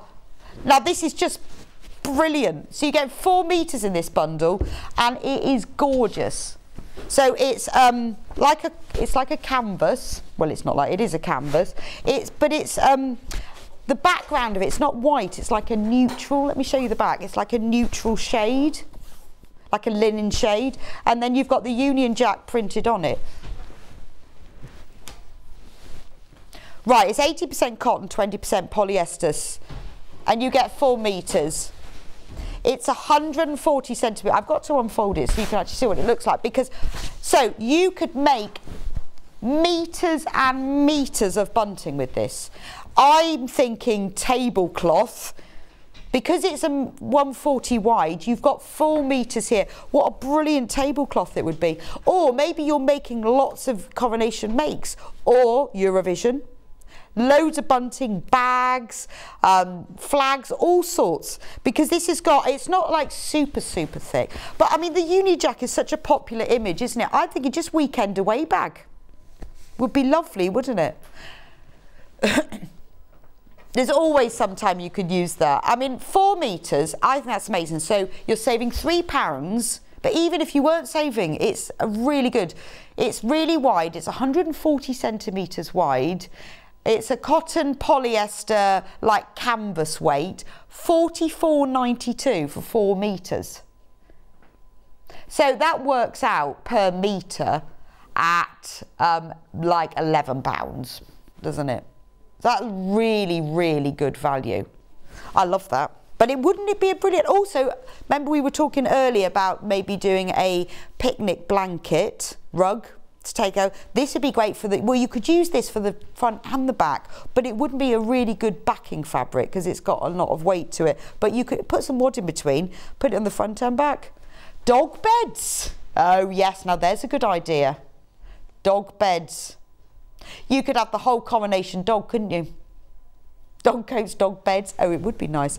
But I think like a weekend away bag, that's what I would use. Well, other than a tablecloth, but a weekend away bag I think would be really nice in that, wouldn't it? So earlier we were thinking about garden parties and Coronation, and we also launched brand new fabric from Dan Morris, the Sweet as Honey green. Right, so we've got 2 bundles for you here. Now these are all Dan Morris fabrics. Now this bundle has got more people that have got it in baskets than it is available. There's 2 meters here, so £27.96. And this is the bundle. You get a half a metre of all of these matching complementary fabrics. beautiful, aren't they? £27.96 for all 4. However, if you want to buy them individually, by the ½ metre, which means you can buy more than a ½ metre if you want, then we have got them for sale individually, and if you want more than a ½ metre, it will be cut to order. Right, £6.99 for ½ metre for Dan Morris fabric. 100% cotton, brand new today, quilting weight fabric, 44-inch, 112cm weight, width, with loads of lovely bee designs. Right, this is the second one. I know I'm rushing, but we've got to finish. Got Wendy's waiting in the wings. That's all the W's. Bee skeps and honey stirrers and bees. £6.99. If you want more than a ½ metre, put that number of units in your basket. It will be sent as a whole cut piece. Then a lovely honeycomb with bees everywhere. Then we've got this gorgeous one, which is a whole array of, underneath it, sunflowers, and then trailing vines, and then on top of that you've got daisies, because Dan Morris is so well known for his layered fabrics. Yeah, now don't forget, because it says 0.5 metre on the end, if you want to multi-buy, it will come joined up. So if you need 2 metres, put 4 units in your basket, it will be cut to order for you. So that's that, all the fabrics from that bundle. The other bundle, which are the more bluey fabrics, we decided we'd rather, because sometimes we do it as mega bundle, but this time we decided we'd separate it into the colourway. So this is more of the deeper, darker orange backgrounds of those two are the same, but you've got a blue background on that one, and then you've got a blue daisy background on that one. So £27.96 for the whole bundle. But there are only 8 of those bundles available. Beautiful, aren't they? Very summery. If you want them individually by the ½ metre, so if you've seen the one in the other bundle, that's more orange, yellowy. This has got a more orangey colour background. So that's £6.99 by ½ metre, but obviously you can multi-buy and it will come as a whole cut piece. Then we've got the lovely bee skep and bee stirrer. I love the blue on this. Beautiful, and again you've got that sort of the background of sunflowers with the skeps on top of it and the bees.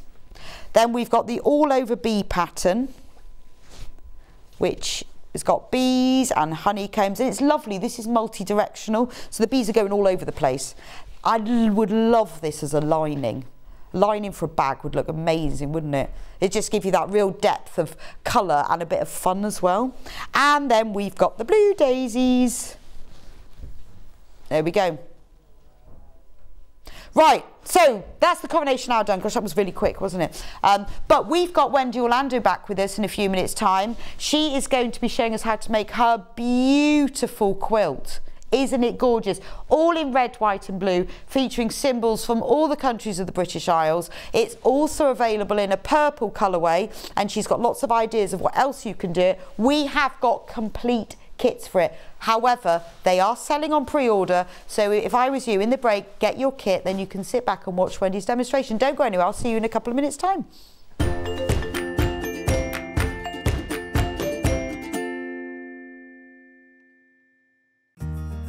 Have you heard about all the different ways you can shop on Sewing Street? You can shop on our website sewingstreet.com, and you can also order by phone by calling our friendly UK customer service team. Just call 0800 001 4433. And don't forget about the Sewing Street app. Here you can shop all of the Sewing Street products as well as watch the live shows from anywhere. You can download the app onto your smartphone or your tablet by simply searching Sewing Street in your app store. And one final thing, no matter how many times you check out on Sewing Street in one day, you will only pay 1 postage and packaging. Happy shopping!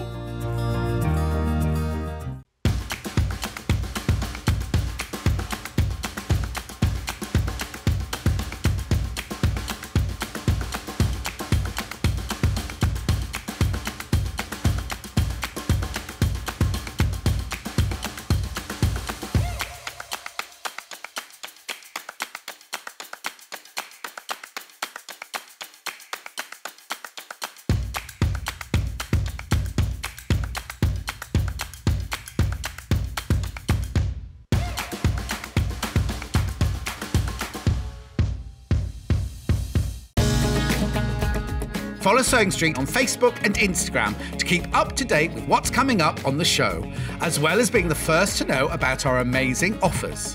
Get involved with our competitions that are exclusive to social media. And pick up some top tips from us too.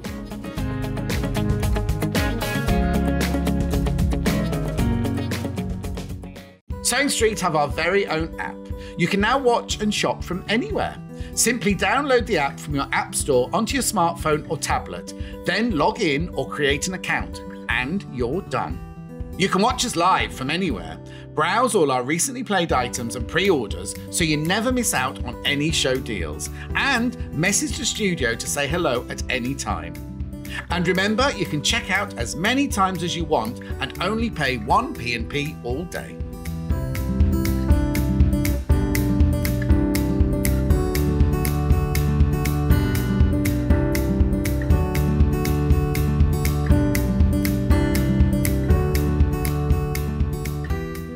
This Monday and Tuesday here on Sewing Street, we are doing Coronation Makes. There's tote bags, there's bunting, there's quilts, there's cushions. In fact, Delphine's coming in to do a special Highland cow cushion, specially for the coronation. I'll be there, make sure you are. Are you a fan of Sewing Street? Why not join our growing Facebook fans pages? Just search Sewing Street Fans on Facebook and click Join Group. Never miss out on the latest news and updates from our presenters and guest designers, special offers and plenty of chat with your fellow fans. Share photos of your makes, ask for advice, interact with your favourite guests and presenters and be a part of the ever-growing sewing community. See you there!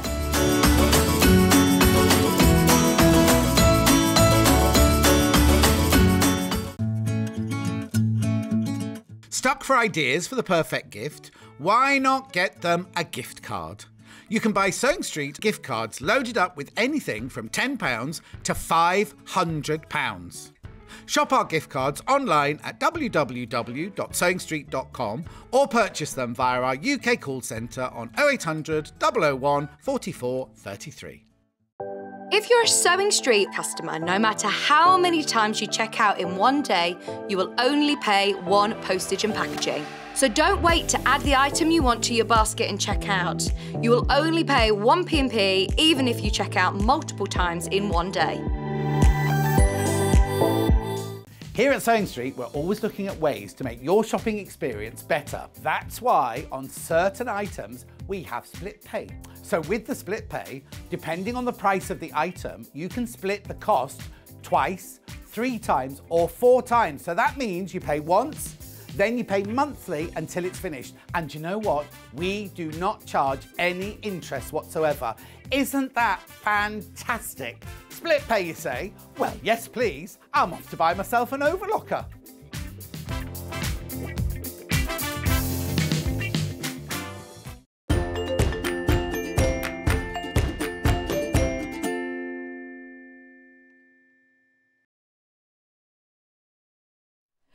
Welcome back to Sewing Street. Sorry, just doing my apron up. There we go. Well, I had to go for a wee and I couldn't wear it in the toilet. Anyway, I know you wanted to needed that piece of information. Anyway, thank you for joining us for the Coronation Hour last time. Well done to all of you who got the panels. So busy. Looking forward to seeing all of your bunting, tote bags, aprons and cushions and all sorts. This hour is all about Wendy's new quilt. Isn't it? The red, white and blue. What's it called? Let's celebrate. Let's celebrate. Let's celebrate. Let's celebrate anything. Anything. It can be absolutely anything. Right, so we'll have it up for the coronation, then we'll have it up for the Eurovision Song Contest. Yes. So you're going to a party? No. I am. Are you? I love Eurovision. No. Do you dress up? Oh yeah. Absolutely love Eurovision. Oh, sorry, Hannah. Just stop talking about Eurovision. Yeah, this is a double use. Right, so it's called the Let's Celebrate quilt. This beautiful quilt is worthy of a celebration. That's because Wendy's designed it. Now, we have 2 colourways. We either go red, white and blue or we go imperial purple. Let's go red, white and blue to start with. So in the pack, this is a good price, isn't it? It's a very good price. $39.99. What's the finished size? Big. 48 by 72. Yeah, big. big. Yeah. That is single bed. I wanted a big one. Picnic blanket. Yep. Yeah, that's lovely. I wanted a snuggle one.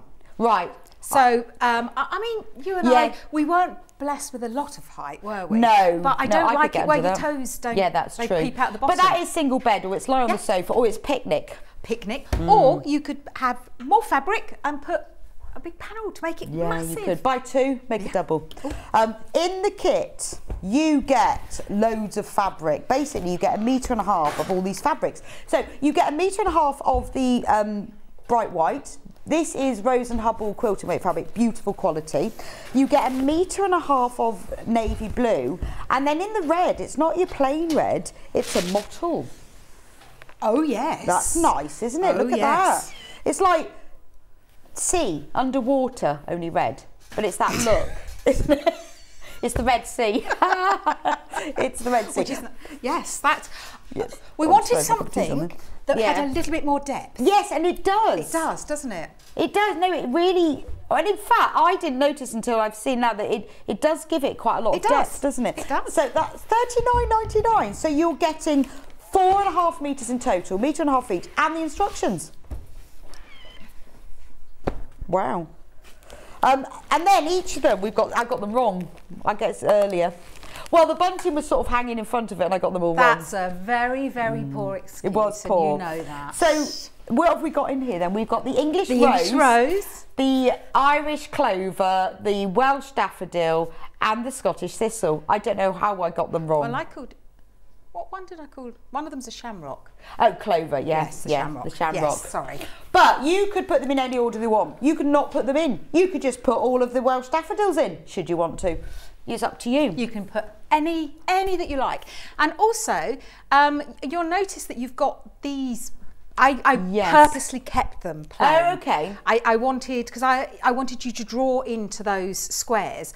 But these probably would be a little bit big, but you could always reduce them. Yes, and then you could put those in as well. Yeah, you could, yes. Perfect. Wendy's got a question for Wendy. Oh, I was going to say. Hello, Wendy, my favourite guest. And wow, lovely quilt. Beginners? Yes. So Wendy's question is, Wendy, you are my favourite person in the whole world, and is this quilt suitable for beginners? Yes. Yes, it is. It absolutely is. Yeah, brilliant. There you go, Wendy. Yes, it absolutely is. And Sussex Seamstress goes, ooh, Wendy, that's a bit special. Love the purple. You know, like, well, you'll know this because you design as well. You know, like when you have a vision and something actually turns out better than your vision. Yes. This is one of those moments. It was like, yes, I love it. I know what you mean. And sometimes things turn out and you go, oh dear. Yes, and then that has to go in that pile. Can I be bothered to work out why that hasn't worked? Yeah. But yes, it is a bit special. We have another colourway before we get on to everything else, which Wendy's done us a little sample of. Now, obviously, your bundle isn't just that small sample because that'd be a shame, wouldn't it? Yeah. But yeah. That is the, oh my, could you move the iron please, Sorry, Wendy? I do apologise. It's ruining the display. Sorry. The yellow goes with the purple beautifully, but it is ruining the display. So this is a small sample of what it will look like. It's one because block. Wendy couldn't be bothered to make the whole thing. You know that crochet she was mentioning? She was sitting around watching the telly crochet when you could. That is one block. Because she couldn't be bothered to make the whole thing. But it's all right, because she made us one block, so it's fine. But this one... In your defence? In my defence, this one was under pressure, so I had to go like the speed of lightning. Okay. This one I'm savouring. Right. Well, do you think you'll ever finish it? Stop it.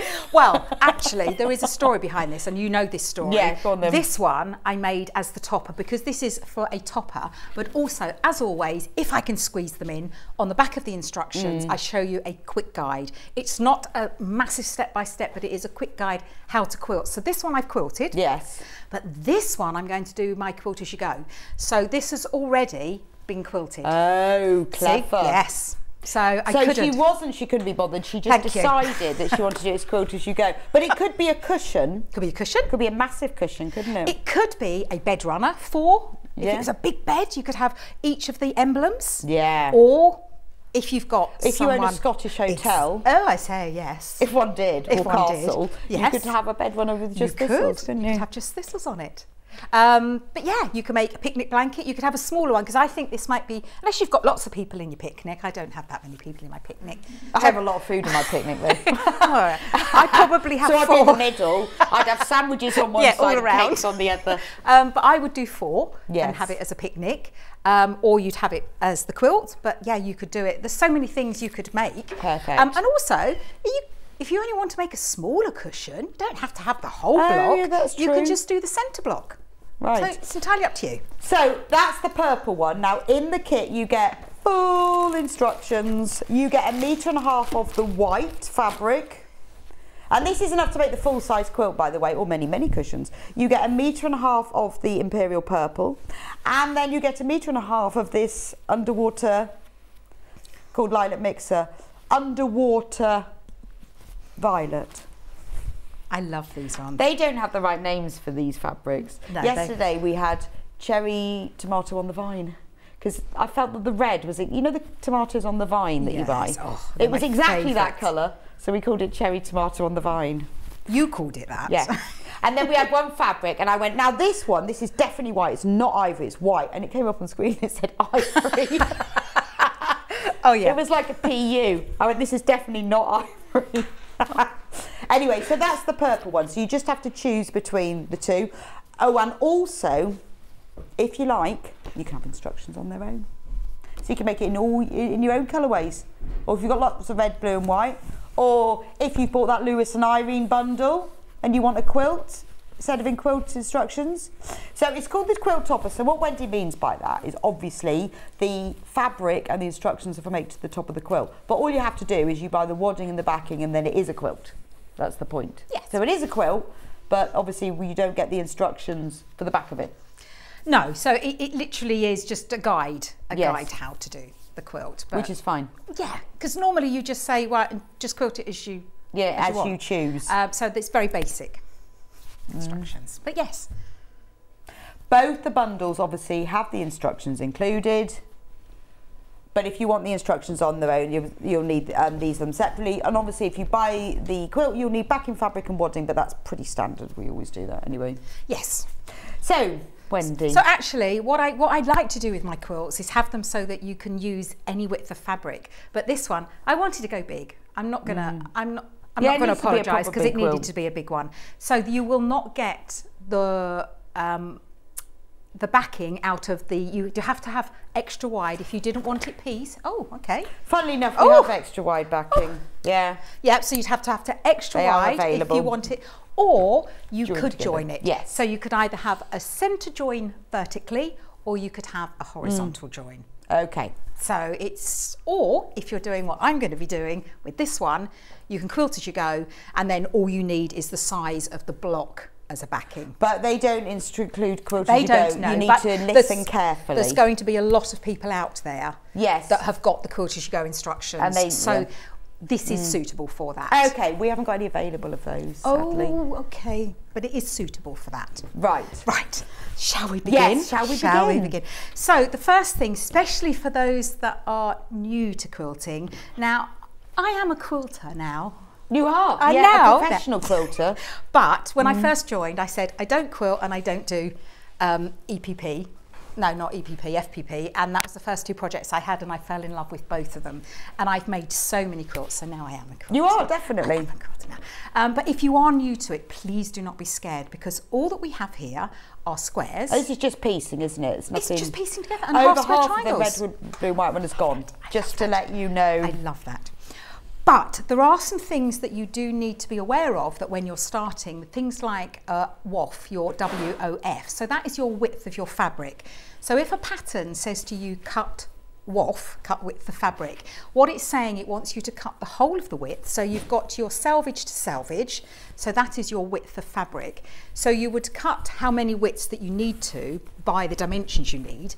and then you subcut smaller, and it just saves on your fabric and it makes it much easier to cut out. So don't be scared if ever you see that in a pattern, that all that means. But look, this is my dedication. Excuse me, I have cut out. So you can finish it then, because you've cut it all out. Yes, so I've cut all my width. Yeah, thank you. I've cut all my width of fabrics, and the only things that you need for these are your centre square, which is here, and then you'll need oh, that doesn't really show, does it? But you'll need squares, and then you'll need bigger squares to make into half square triangles. Okay. So that's all that you need for this.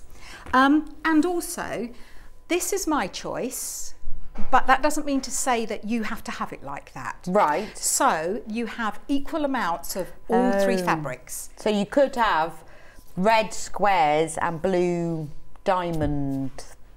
You could have it exactly how you want it. The only thing that I have said is that the white, in this instance, the white, which is fabric A, I think it's fabric A, is better with the plain, because then you're going to put the motifs in them, applique, so they will really pop out. Yes. You don't really want that to be a fabric that's got a big bold print in it, because you're going to lose that applique. But you don't have to applique it either if you don't want to add these. No, you don't. You don't have to. to. Over half the stock's gone now of the red, blue and white one. So if you want it, look at that price, $39.99. $39.99. That's amazing, isn't it? That is amazing value. So I've cut all my widths of fabric out, and I've subcut them, but I just wanted you to show, I wanted to show you how to subcut something. Yeah, could you? Because you know there's too much jargon, isn't there? That absolutely A640 subcut, yeah, okay, yeah, boozle. And no one knows what on earth anyone's on about. So you read these things, don't you? And then one day you don't ever like to ask. You go, oh. You just nod. You go, yeah, I know what you're talking about. Yeah, A640, I've got loads of it. Yeah, got loads of it. I know what that is. There's A630 now. It is. You know. Yes. But just to confuse you. So this is what width of fabric. So your WOF is your WOF, which is your width of your fabric, and that just means cutting from one selvage to the other, and then it will tell you to subcut, which means once you've cut your widths out. So this is my width of fabric cut out in the right denomination, and then it will tell you to subcut this into smallest pieces. So I wanted to show you, if you haven't got one of these, do you do a lot of half square triangles? Yeah, loads. I'm going to be really honest with you. I shouldn't say this because, well, I'm going to. I didn't like half square triangles because they took me so long to cut. These, oh my goodness, this is a game changer. Really? Do you not? Please tell me you don't. No, I haven't got one of them. Oh my goodness, this is an absolute game changer. Now this is perfect for half square. So this is the Stripology Mini. This is the squared mini. Right, that's the one that's on the screen. It's the only mini we do, $39.99. Yeah. Right, tell me why I need this then, Wendy. Well, but you haven't got one, but no, you do need one. Right, because I've not seen this before, do this, but on one side here, you have your holes in your halves. So you cut them on ½ inch or whole inches. But if you turn it round here, you cut it on your quarters. Right. Now I've never seen that in a no, I like haven't this. seen that in a creative. Absolutely haven't. Now what I have done, when you're doing half square triangles, there is a maths to it. You need to add on 7/8 and all this and that. Or add an inch. Well, I haven't added an inch, but I do work in quarters. Right. Because I wanted to keep this cost down for you, and if I'd have gone up, I would have had to have used more fabric. Right, okay. So I've been a little bit tight, but you will be able to trim them down. I've cut hundreds of these, and every single one of them I've had to trim down, so I know that they're too big. Yeah. Right, so when you're cutting on a quarter, and this is where the magic is, so the first thing that you want to do is, I'm going to trim that selvage off, but because I've cut these to my width of my fabric, I know that these are level. So I line this bottom line up here, along there, and all I'm going to do is just trim off the selvage. So I'm trimming here, doesn't matter where I trim at the moment, as long as I trim that off. But you will notice that the 0 isn't on a cut line. Which is the brilliant thing about this. So you put your 0 to the edge of the fabric and you line it up along the bottom again. So you do want that right angle. Right, okay. And then if I want 1 1/4, I just now trim on the 1 1/4, and it's done it for me. Oh, I see. Because of the 1/4 inch. And because of that 1/4 inch. And it honestly is a game changer. Because you're not having to keep moving the ruler, are you? Oh, that's quite clever, isn't it? Yes, so it's really, really clever. And then if you turn it around, and if I wanted to do 1 1/2, I would still be able to do it. But this time, because the teardrop, the 0 teardrop has got my cut, you do line the 0 up here, and then you cut it at 1 1/2. But again, if I wanted to do, see, I need a new blade, don't I? If I wanted to do maybe 2 1/4, then I would turn it around, or no, let's do 2 3/4. So I place the 0, the dotted line here, that makes sense. And then I trim it at 2 3/4, and look at that. It's fantastic. That is really good, actually. Really, and it was honestly a game changer for me when I was cutting these. But we're going to use this again in a moment to square off our half square triangles. So if you've got a large one, would you recommend getting a mini one as well? Now, because of that 1/4 inch. I've got all of them, but only because I'm a little bit of a, I do like my tools. So the big one has got a place, because when I'm cutting my widths of fabric, that comes into its own. That is amazing. But this one, I can take it on the go. I mean, it's a bit like having a, I've got one of these. Well, I've got an 8 1/2 inch one, but then I've got a little 6 1/2 inch square. Me too. And I use that for trimming my half square triangles. So they have places, don't they? Yes, they all have a place. But because I'm just going to trim this to what I need. So I've got to stand right next to you. Otherwise, I'm in the middle. You know that middle no man's land? You're in no man's land, are you? Because I'm going to show you how to make a half square triangle. So I'm just going to cut a couple of these to the size that we need them. So I'm lining it up. So I can stand right next to you and watch. And go, oh, no, wrong one. Yeah. That really put you off. No. You would never put me off. You would. That's always useful when you're sewing. Yeah. Someone go, no! You would never put me off. So I've got my squares, but that yeah, and I'm brilliant. liking that. Is this yours, this one? That one's mine. It looks very well used, yes, that's Wendy. It's all right, okay. But I have had that. I can tell. It's for about a week. Mine. No, I've had that for years. Yeah, I know, because look at all the scratches. All right. I've got on mine, I've got chunks out of the corner of mine. Have you? Yeah. I don't know how I've done it. I've been like a little bit. Yeah, I know, and you go, whoa, how did that happen? But that was a game changer for me. Right, okay. And now what I do is I'm too excited. I just get all my half square triangles ready to be cut, and I've got the telly on, and I'm sitting there like, it's brilliant. Yeah. But that's mine. Oh, sorry, I thought that was. I'm sure that was mine. That's not yours. That will come into its own in a moment. Oh, okay. Now because that's not even the best job that it does. Okay. But it's phenomenal. Right. So the first thing that you're going to do, as I said, you've got your centre of your block, and you've got squares, and then you've got half square triangles. They're pretending they're not half square triangles yet, and that's all it is. That's all it is. Okay. But it's the way that they're placed and twist and turned that gives that effect. That's why I love half square triangles so much, because by just twisting it around, they're clever because they're quite simple to make. Yes. But you can do all sorts. Very simple. And you can make them in 2s, 4s, 8s. Oh yes. Yes, I mean, I only make them in 2s, but that's because I do. But yes, I've seen the 8s, and it's like, whoa. It's brilliant. It's absolutely phenomenal. So I'm just getting a little head. I think 4s are really clever, because you sew it together around the edge, and then you turn. It's weird. When you do it, you think, how does that work? I know. But it just does, doesn't it? Magic. Now, as I say, I have given you a little bit of wiggle room here. So they're a little bit bigger than they need to be, because patterns scare me when you make them and they just go and put them together. Yeah. Because with all the best will in the world, as good as I may be sewing, I'm going to go wonky. No, I would. Yeah, I like lots of allowance for when it all goes wrong. Right. So I'm going Kirsty Robson says, "I love the quilt and Eurovision." Thank you, Kirsty. Not just me. Look, you see, and I even use it. Oh! So because it's wider than what I need, I can use it to mark. Oh, that's nice. Oh, yeah, see, I use it for everything. So what you want to do with your half square triangles, you get the two, it's all in instructions. They are very thorough, as always, and they've got lots of Lots. Lots and lots and lots. Oh, and I've got my templates in there. Oh, now, these are 2-size templates, so they are full size. You don't need to do anything to them. You just photocopy them. So you can either trace them directly onto the Bonder web. Now, when you do that, you've got 2 sides to Bonder web. And again, if you're new to doing this, Bonder web just sticks. It's a bit like a double-sided glue on paper for you, isn't it?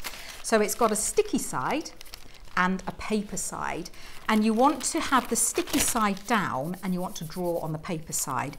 If you do this, do not use a friction pen, because once you adhere this to the fabric, it will disappear. Yeah, that's kind of annoying. That. It is annoying. So use a pen that's not going to... so you've printed them in reverse?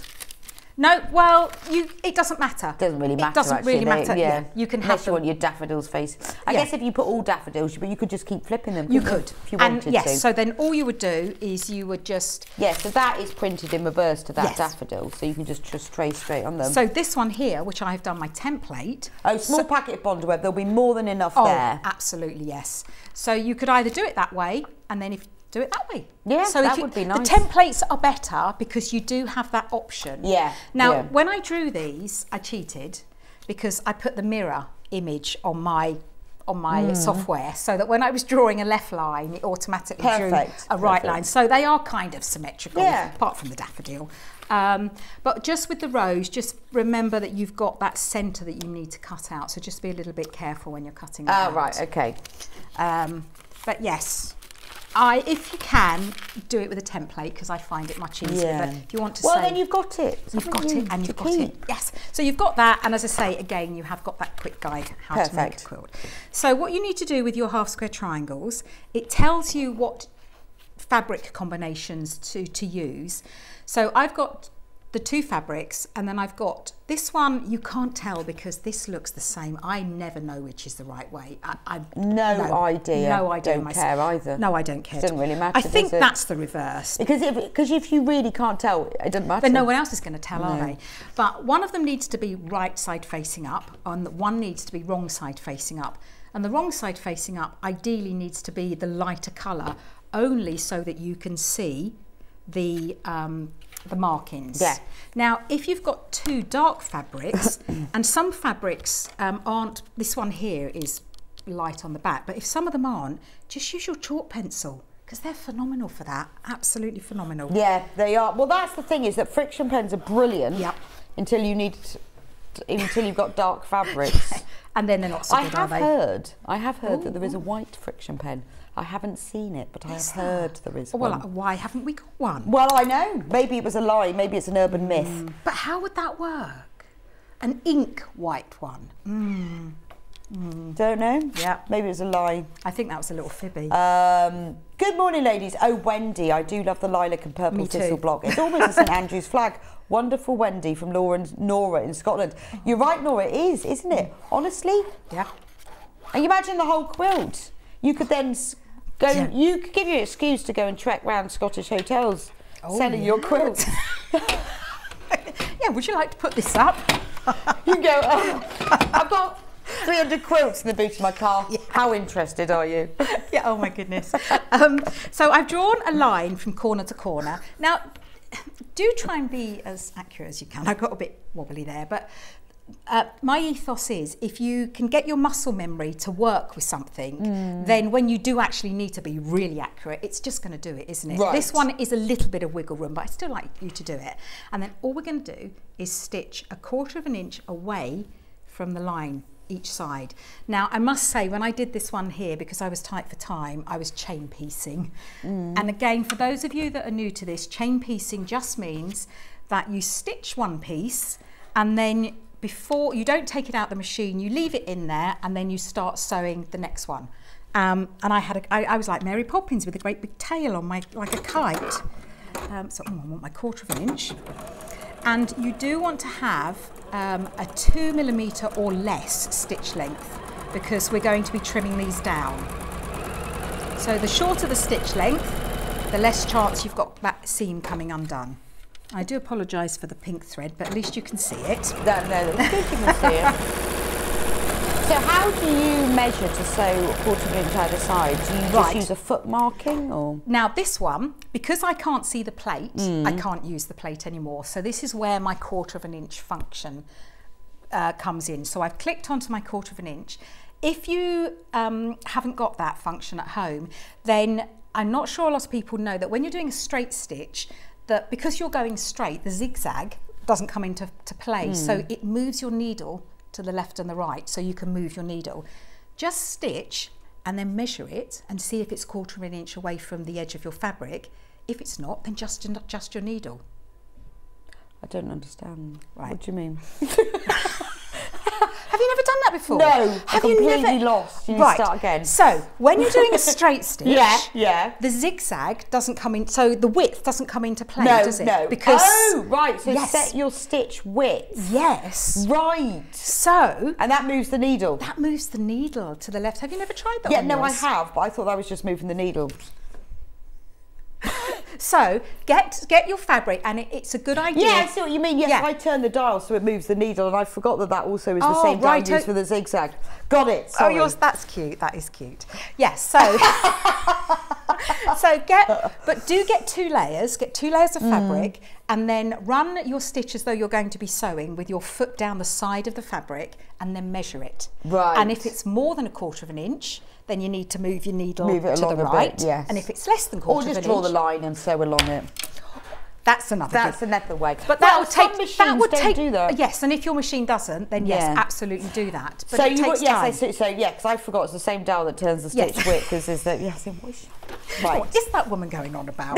No, I knew it made sense, but I just was lost somewhere. But yes, a lot of people don't realise that they can do that. But a lot of the machines nowadays do have the quarter inch foot on there, don't they? I think I have actually. So has yours got one? I don't think it does have that. But does yours not have a quarter of an inch stitch? I'm sure yours has. It probably does. I've told you, with my machine, I didn't read the whole manual. I'm learning as I go. I have a I'm sure. So when I need something, it's taken me 6 months to realise I've got a high performance plate, and that's all I use now. I don't like reading manuals. Well, no, I like to learn it as I need it. I'm very much of that, though, that learn as you go. But there are some times when actually you do need to know what things do. Well, yes, because I think I'm actually missing things. I think you probably are. Like the quarter of an inch. Yeah, I'm sure that, I mean, come on, there's going to be a if anyone's got a 720, does it have a quarter of an inch? Right, and earlier I was saying about, you know, when you've only just learnt as well to set the stitches in, because it puts the stitches, it beds them into the fabric. Normally you would now trim and then bed the stitches in, but if you do them first, then you've protected the bias. Yeah. So you're not pushing the, well, you should never. It's sewn. Because it's sewn. Because it's still at the moment half a of the stable stock. block. Oh, look at Kat's got the manual for me. One moment. Half of the stock has gone. Well, it's got a quarter inch seam foot. Now I've got the seam foot. While you're doing that. Yes, would you please? Yeah, could you just crack on? Now, because I have actually got rid of my line, because it was a friction pen, I'm now going to trim it by matching my ruler up against the points. That's what I need. So I'm going to trim it. Oh, sorry. Yeah, you can still hear you when you talk to yourself. Okay, right, so what I need is... That's all right. That's what I do. I talk to myself. Yeah, do you as well? Yes, I do. It's I never answer. And I go, idiot. What did I do that for? Why have I done that? No, I do that. And Joe goes, who are you talking to? And I'm going, talking to myself. When you start talking to the dog as well, you think, well, that's it then.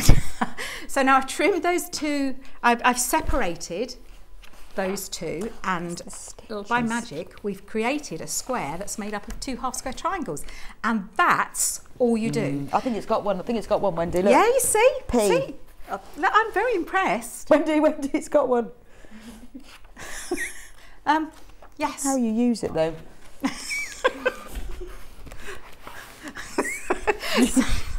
Sorry. So now what we do, you're going to play with that later, aren't you? Now, I am. And you'll also may hear the dark side. Press over to the dark side. That makes me laugh every time. Does it? Yeah. Press over to the dark side. Now, that's not as complicated as it sounds. You've got 2 fabrics. We've got one that's light and one that's dark. So I want to press over to the dark side. All you need to do is have that one uppermost. And when you press, and then push it back, the seam automatically presses behind the dark side. Magic. It's magic. See, I do that as well. I only learned that recently, that it's better to press to one side from the front, not the back. Yes. I always used to do it from the back and then have to turn it to the front, and then I realised it's easy if you do it from the front. And also, Stuart had a brilliant tip. He said, set it on its way with your fingers. Oh no, I do that as well. So you set it on your way with your fingers and then start it on its way. Because I used to do it from the wrong side and then turn it over to redo it from the right side. No. I know. See, it's learn with Wendy and Rebecca. It is, yeah. Who's now trying to work out how a sewing machine works. So now we've got these. You'll see that they're a little bit wonky. Don't worry about that. Yours will probably be exactly the same because I have given you enough wiggle room to be able to trim them to size. Oh, now this is where the magic bit comes in. I'm looking forward to this. This is the magic. It might convince me to buy one. You have to. You have to. That is your mission. Put it on your Christmas list. You've only got 9 months to wait. I can buy one. Now, you'll see here that you've got, I don't know how well the camera can pick it up, but you've got 45-degree dotted lines. So we've got black ones going that way, and then we've got a white one, one little white one going that way. Now, I found it, and this is only because I've got hundreds of them, I found it easier to do my downward slope first. And what I mean by that is you've got your downward slope on your diagonal, and you find one of these that fit. Now, what you're looking for is for the fabric, not to be below. You don't want it below that teardrop, otherwise you're not going to be able to get your blade in. So I find one of these that match, that's good for me. But what it also does, I have the fabric beyond the 0 and also beyond the size of the square that I'm cutting, which means that I'm trimming both sides. Don't ever just line it up like that. Yeah, but it also means you trim too, because normally when I do, I have to go around, you know, you don't know, you only have to turn it once. Yeah. Oh, I like that. So this, so this one here, but have it, I've got it a little bit too far then. So you want to make sure that you've got it beyond the 0 and the size you want. So it's kind of centred. Yes, but it's also going down that 45-degree line, and then you trim one side. And then, see, I have to move mine round. That's it. But then what we do now is we turn it around because we now know that these are perfect. And what you want to do is you want to get the points in the corners. So now this one comes into line. So we've got our 45-degree here. And what you want to do is you want to line up that where those two meet, the two fabrics meet, in that bottom corner of the 0. And then if you look up here, you can see that the other end is going to meet where I'm cutting exactly. Yeah, perfect. Because that's what will give you real precision. So are you sold yet? Well, I am, because I normally have to turn it round 4 times. Yep. And now you only have to turn it round once. And oh my goodness, look at that. That's beautiful. And also we've got the fabrics. That's what I'm going to treat myself to, a new blade. Exactly. Yes, so now we've got the fabrics in the meeting in the corner, which is what will give you the precision. And that's what gives you the accuracy, and I like that. I like that. Yeah. So that's $39.99. You can do it grids the other way first. But I just found it easier if you did. I had no idea. I don't know. Because you've still got that centre line. That's brilliant. That is really worth it, because if you're doing a lot of half square triangles, but I guess you can use it for small strips, but it is for smaller things. You're not going to cut full width of fabric. But the bigger one is probably too unwieldy for doing this, isn't it? Yes, I mean you can do it because you've got those 45-degree lines. But this is on the go. It's so easy. Great morning show. I have the Stripology Mini and I love it. So hubby bought the extra large for my birthday from Anita. Yes. Well, not only does Anita live in Bristol, which is the best part of the world, that's brilliant. See, I'm always saying, if you're going to treat yourself or buy something, buy the biggest that you can afford. That's what I would say, because then you just buy once. Even if it's chocolate. Yes, really, if it's chocolate. Because then you can do small things on a big one, but you can't do big ones on a small one. But this is that odd exception. But then it's the same with the Creative Grids, the small square ruler. You know, it's just so little and lovely, isn't it? So I have a big and a small. I don't have anything in between, but I'm going to get one of them. Yes, absolutely. $39.99. Brilliant. Put my name down. Yes.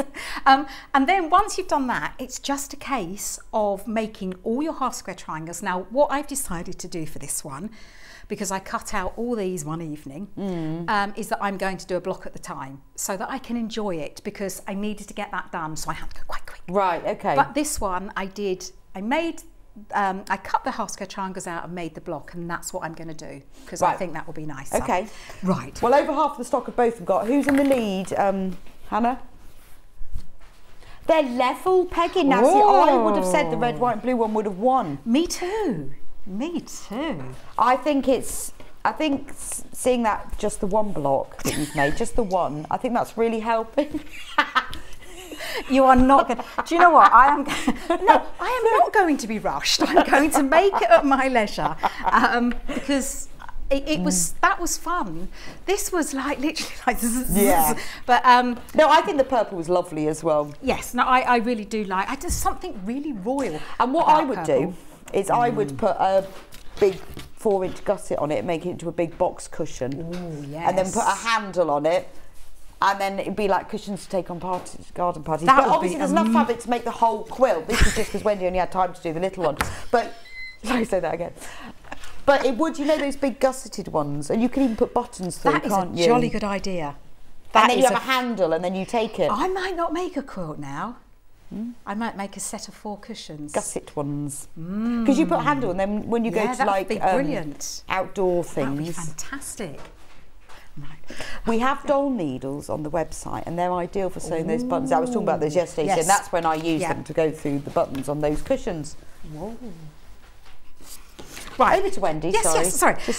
Now, I have stated in the instructions, and this is just me because I like to work with bigger things than smaller things. So I have assembled the...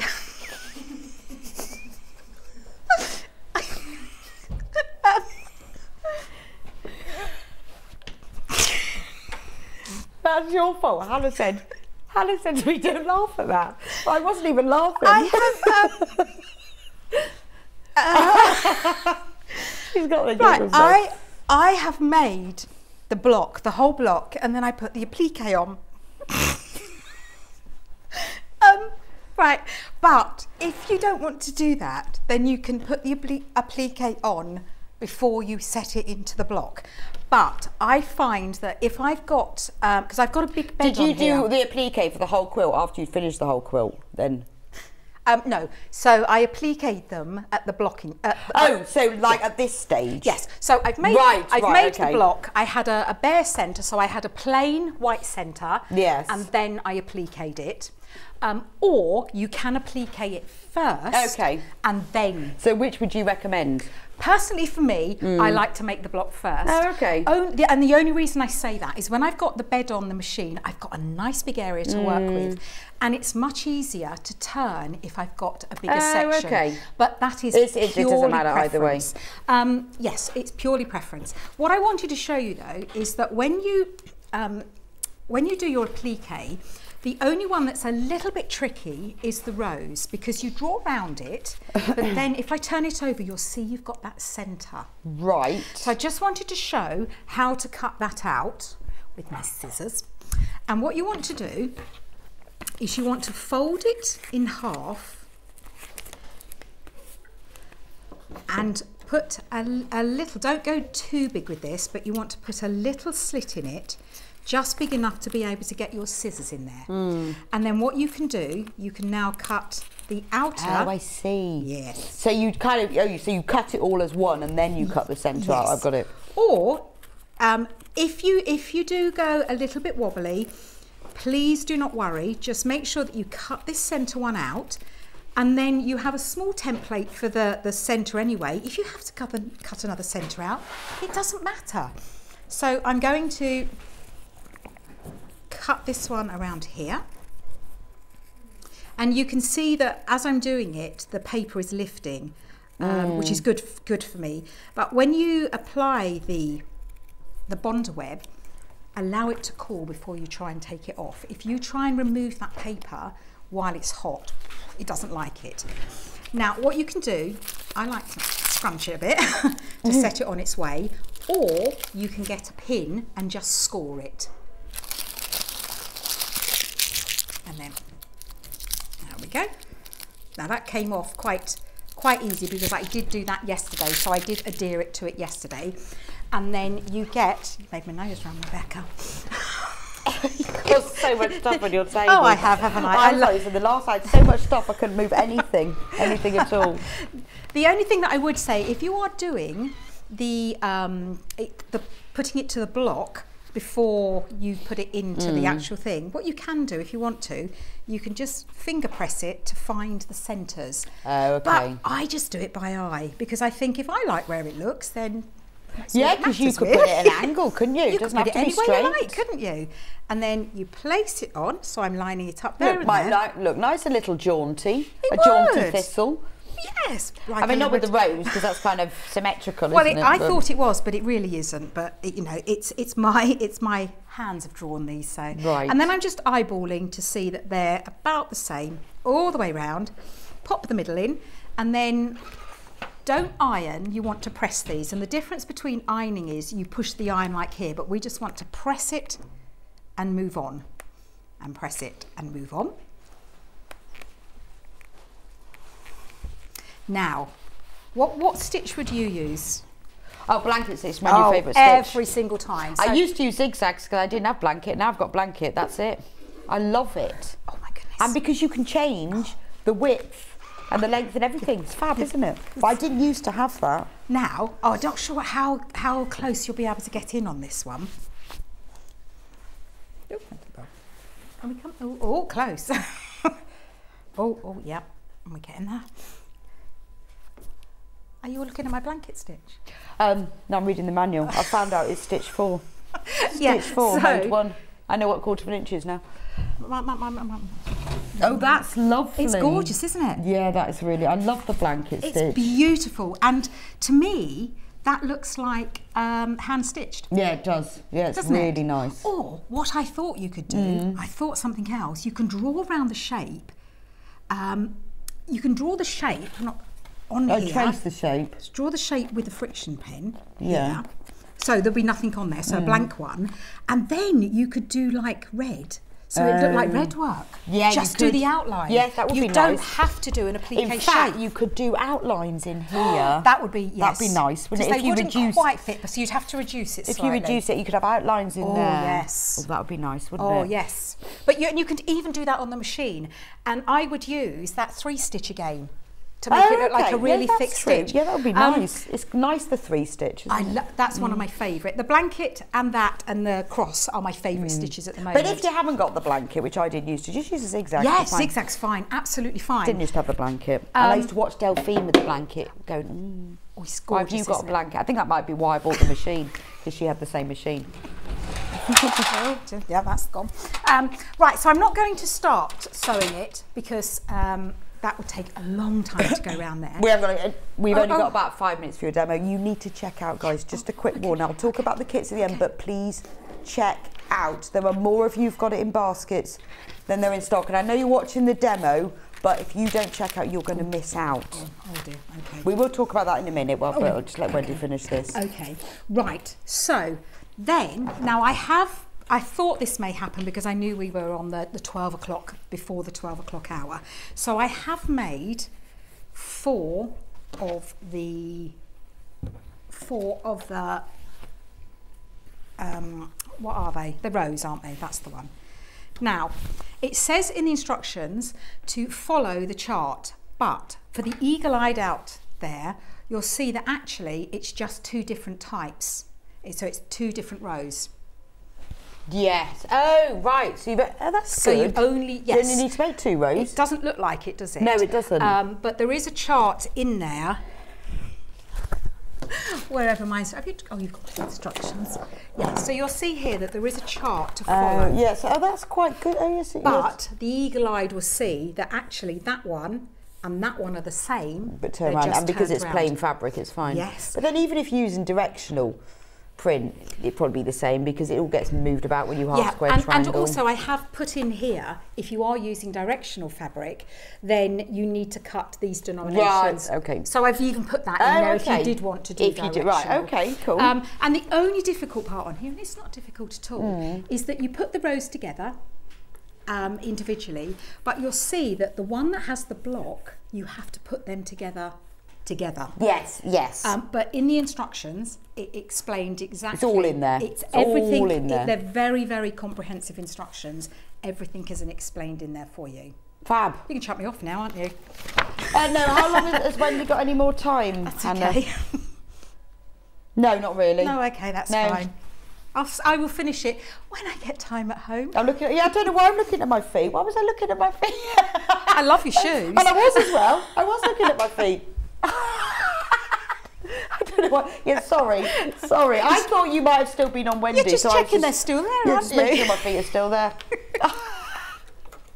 So, Wendy, it's been a pleasure. It's been an absolute pleasure. When are you next in? Is it with me? End of April. End of no, April? No, it's not. I've already checked that. What day is it then? Because I'll get it all changed. She's just trying to avoid me. It's a Wednesday. It's a Wednesday. Excuse me, I kept saying to you, when can I? I know. Every time I book it, you change it. But luckily, this time we did it. We did it. We was lovely. did it. Well, it's been fab. No, it's it has been been fab. fabulous. And these Thank are you. gorgeous. Now, you need to check out. Let's start with the purple. So in the purple one, obviously you get the full amazingly comprehensive instructions. You could do it all thistles, all daffodils, all roses, all nothings. Put your own initials on everything. Up to you. You get 1.5 meters of white fabric. So this is our beautiful Rose and Hubble quality quilting weight fabric. You get 1.5 meters of imperial purple. And then you get 1.5 meters of this beautiful like sponged marble wash. Sponging. You remember sponging in the 80s? Oh my goodness, That's what it looks like, but in mauve, violet, lilac. Anyway, there's enough to make the full-size quilt, and the quilt is the full size is hanging behind Wendy, and that's like a single bed or large lie under the sofa or very large picnic. Now look at the instructions. It's not just lots of instructions with loads of diagrams, extremely comprehensive, but you've got all of the templates for the symbols as well for you to trace off. You could reduce the size if you wanted to do smaller ones on the white squares. If you wanted to do it all in shamrocks or all in daffodils, you could do that as well, but that's all in there. There's even quilt instructions, and also Wendy's put information about binding it as well. Now the kit contains everything for the fabric for the quilt top and the instructions, but you'll need your own backing and lining. I did get scrappy binding out of it as well. Oh, do you? Yes, I did. Oh. Do you get the template with the pattern? Yes, Diane, of course. Of course. Yes. All in there. It's all in there. Look, I'll show you. Da, da, da. So you can either trace it on bundle web, directly onto the bundle web, or you can Make templates. That's the one. And yes, so there's enough for the binding. So you will need your own backing and wadding, but that's pretty standard. There are more of you've got the purple one in baskets than we have in stock. It's $39.99. You need to check out. Red, white, blue for Coronation, Celebration and Eurovision. Could you make it into a jacket, do you think? Make the quilt. You know how people do that? Well, no, you could make me one. Thank you. That'd be lovely. I can't do that because I couldn't cut up a quilt. It'd be terrible. 1.5 meters of white, 1.5 meters of navy, and then 1.5 meters of red. And with this red, it is that like sponge texture, which lovely. It gives it a real beautiful depth, which you don't realise until you think, why is that got such depth? Yeah. It's gorgeous, isn't it? Because it could have just been the cherry tomato on the vine red, but no, this is much. No, this Red Sea. No, this is on the vine. I would have called this Red Sea. No, you just have plain cherries. This is cherry on the vine. This is cherry on the vine. Yeah. It's beautiful, isn't it? And full instructions. If you want instructions on their own, we have those. Do we have any of those left?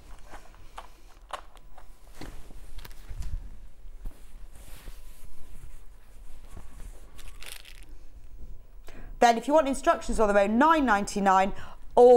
Obviously that comes, or has the template, that comes in the kit. But if you want to use your own fabric, when you get these home, it will tell you exactly how much fabric you need if you want to make. And remember, you know, these are the same instructions that comes in the kit, so you do get all of the templates as well. Amazing value for money, amazing value. Now the Stripology Mini, we haven't got a proper sample in here, so we'll get Wendy to show us slightly scratched version. Don't be horrible about my... I know, it looks like mine. We can show the still. No, I want to show that. Look. But that proves. I did say that I use it every single day. At least you haven't got any chunks out of it. Like every single day I use that. $39.99. If you're a half square triangle, this is for you. I mean, he does many other things too, but to me, that is it's a game changer for me. Yeah, really, really worth it. I would get a hold of one of those. Anyway, so thank you very much. Wendy, you can go home now. I can. You go home now. I will be back with you in a few minutes' time. It's Monday. It's nearly 12 o'clock. It can only be Yarn Lane, and it's Coronation Day. So Sam Sabido has got 3 beautiful Coronation makes. She's got an amigurumi soldier. He is beautiful. She's got an English rose crochet cushion, and she's got the most gorgeous English teapot cozy with roses in. So don't go anywhere. You're going to love the next hour. Get your Coronation makes, and I'll see you back here in just a few minutes' time.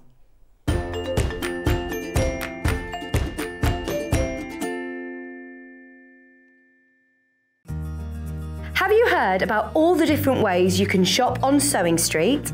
You can shop on our website sewingstreet.com, and you can also order by phone by calling our friendly UK customer service team. Just call 0800 001 4433.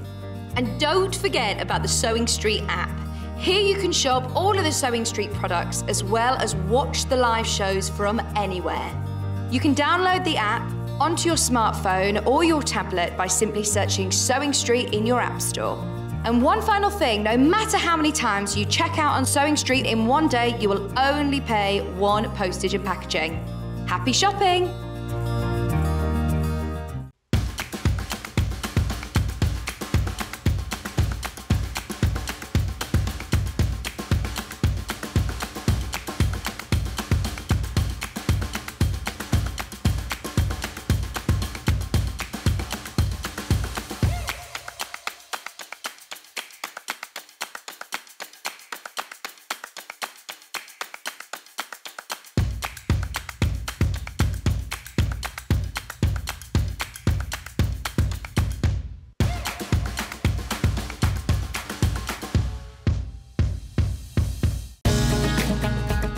Follow Sewing Street on Facebook and Instagram to keep up to date with what's coming up on the show, as well as being the first to know about our amazing offers. Get involved with our competitions that are exclusive to social media, and pick up some top tips from us too.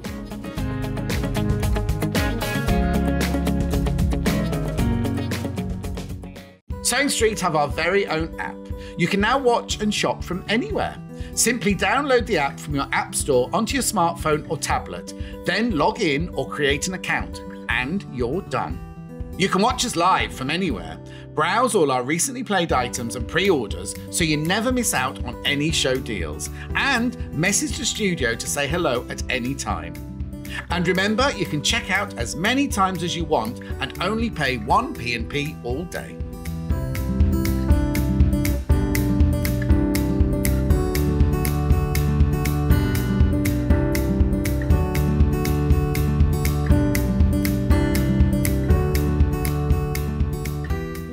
This Monday and Tuesday here on Sewing Street, we are doing Coronation makes.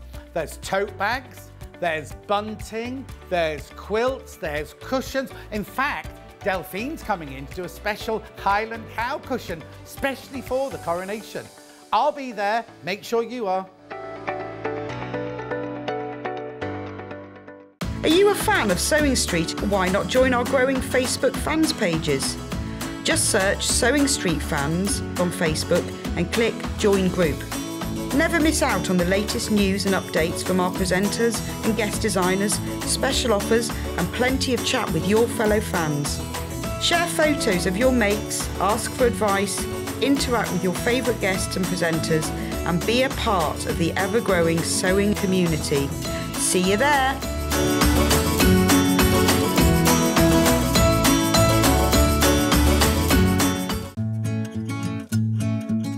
Stuck for ideas for the perfect gift? Why not get them a gift card? You can buy Sewing Street gift cards loaded up with anything from £10 to £500. Shop our gift cards online at www.sewingstreet.com or purchase them via our UK call centre on 0800 001 44 33. If you're a Sewing Street customer, no matter how many times you check out in one day, you will only pay 1 postage and packaging. So don't wait to add the item you want to your basket and check out. You will only pay 1 P&P even if you check out multiple times in one day. Here at Sewing Street, we're always looking at ways to make your shopping experience better. That's why on certain items, we have split pay. So with the split pay, depending on the price of the item, you can split the cost twice, 3 times, or 4 times. So that means you pay once, then you pay monthly until it's finished. And you know what? We do not charge any interest whatsoever. Isn't that fantastic? Split pay, you say? Well, yes, please. I'm off to buy myself an overlocker.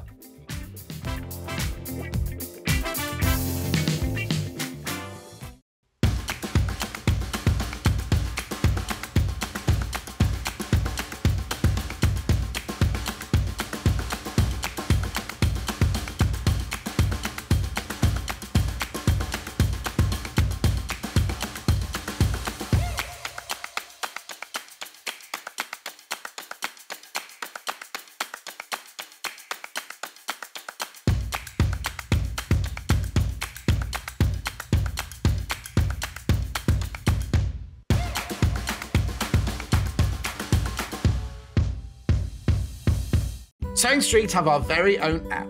You can now watch and shop from anywhere. Simply download the app from your app store onto your smartphone or tablet, then log in or create an account, and you're done.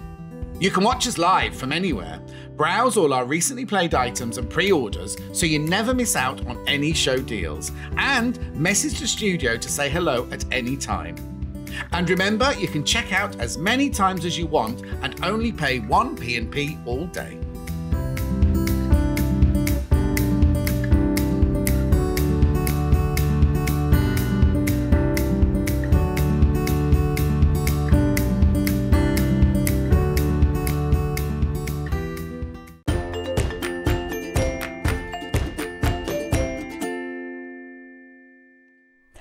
And it's Monday, it's 12 o'clock, it's Yarn Lane. And in celebration of our Coronation Day on, well not Coronation Day, Coronation Makes, we've got Coronation Makes on Yarn Lane with Sam. Yay. How fun was that then when they said, right, Coronation? Oh, I was thrilled. Yeah, I've had a lot of fun with these Was designs. it hard deciding though? It was, but I've been wanting to do the tea cosy for a long time. And I think the one that took me a while to come up with is the cushion. But oh, was it? The soldier seemed an obvious. I was thrilled to do him. He is gorgeous. He's gorgeous. So I'm going to go through the kits one by one so you can see what we've got, and then we'll go on to the demo. So I'm going to start with the soldier because I'm holding him. Look at him. He's gorgeous. I love his hat. That's very special. Gorgeous. Yeah, it comes off. Everything comes off. Oh, he undresses. Oh, look at him. I really want to do that. Now, look, you can take all of his clothes off. You can undress him. It's all right. He's decent underneath. He's wearing his long johns. Oh, he's got long johns on underneath. Look. I'll redress him in a minute. Oh, he's gorgeous. So he's lovely to play with as well. He's really lovely to play with. He looks beautiful. And he's got, I mean, look at the yarn on his hat. It's all fluffy. Let me show you what you get in the kit. All comes in a lovely bag as well. He's so lovely. Well done for all of you who've managed to get them on pre-order as well, because we have had them on sale right at the beginning. So well done to all of you, because you can now just sit back and watch the demo. Let me show you what you get in the kit.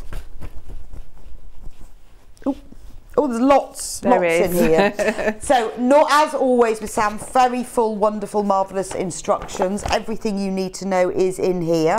Then we get white, 50 grams. Yes, for his long johns. We get red. For his jacket. That's a nice colour. Nice, as well. Isn't it? Wine, it's called. Wine. It's a good description of wine. it, isn't so that's nice, rather than it being that bright red. Yes, it's lovely, isn't it? Nice, isn't 50 grams. And then we get black for his trousers. Exactly. 50 grams. Yeah. And then this is 20 grams for his hat. Head and body. They're lovely. His head and his little arms. And then this is so what sort of yarn is this? So it's called Cuddles, and it's actually chunky, but it works up really well for the hat. Oh, okay. So it's actually, I mean, if you want to unwind a little bit, or I could actually with my one here. Yeah. It's really lovely to work with. It's really fun. So it's sort of, you've got your strand of yarn underneath, and then you've got this furriness that's really lovely. So it's just such a lot of fun to work with.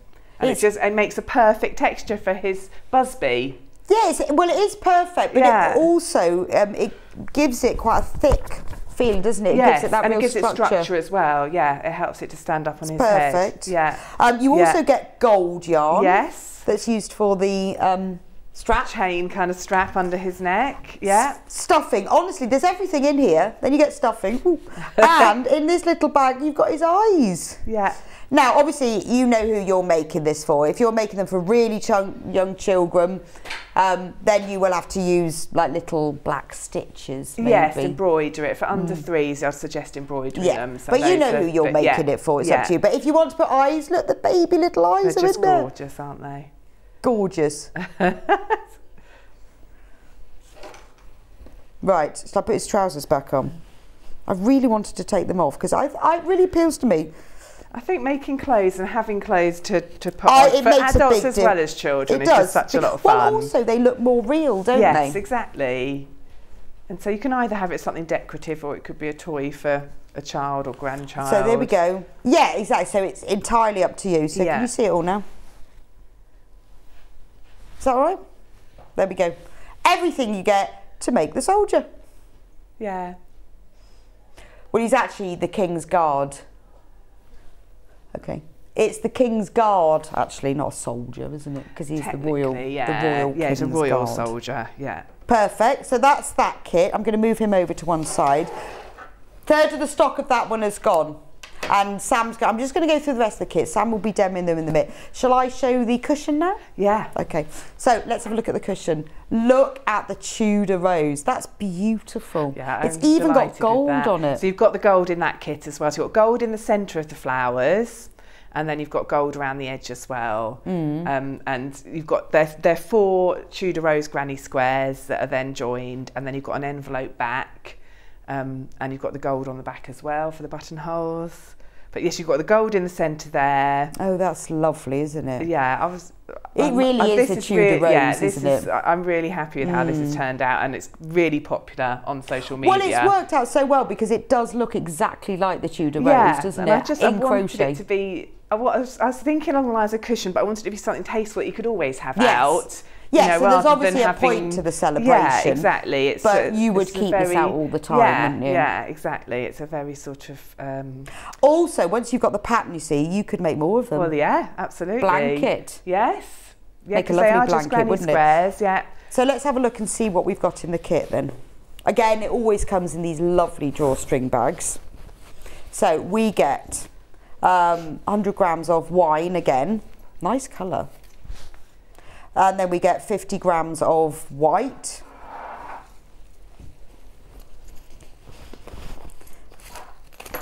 And then we get, this is the cream for the outside of the main. So we've got 100 grams of cream. We might find, another one. So 150 grams of cream. 150 grams of cream. Oh, I like the green. Yeah, that's nice. It's lovely green, isn't it? It's called forest. Yeah, that's just that. You've done so well. They're really lovely colours, aren't they? Yeah. Then you get the gold. This is a lovely thread, isn't it? It's really lovely. Yeah. Oh, and it's special as well for knitting and crochet as well. Yes, yeah.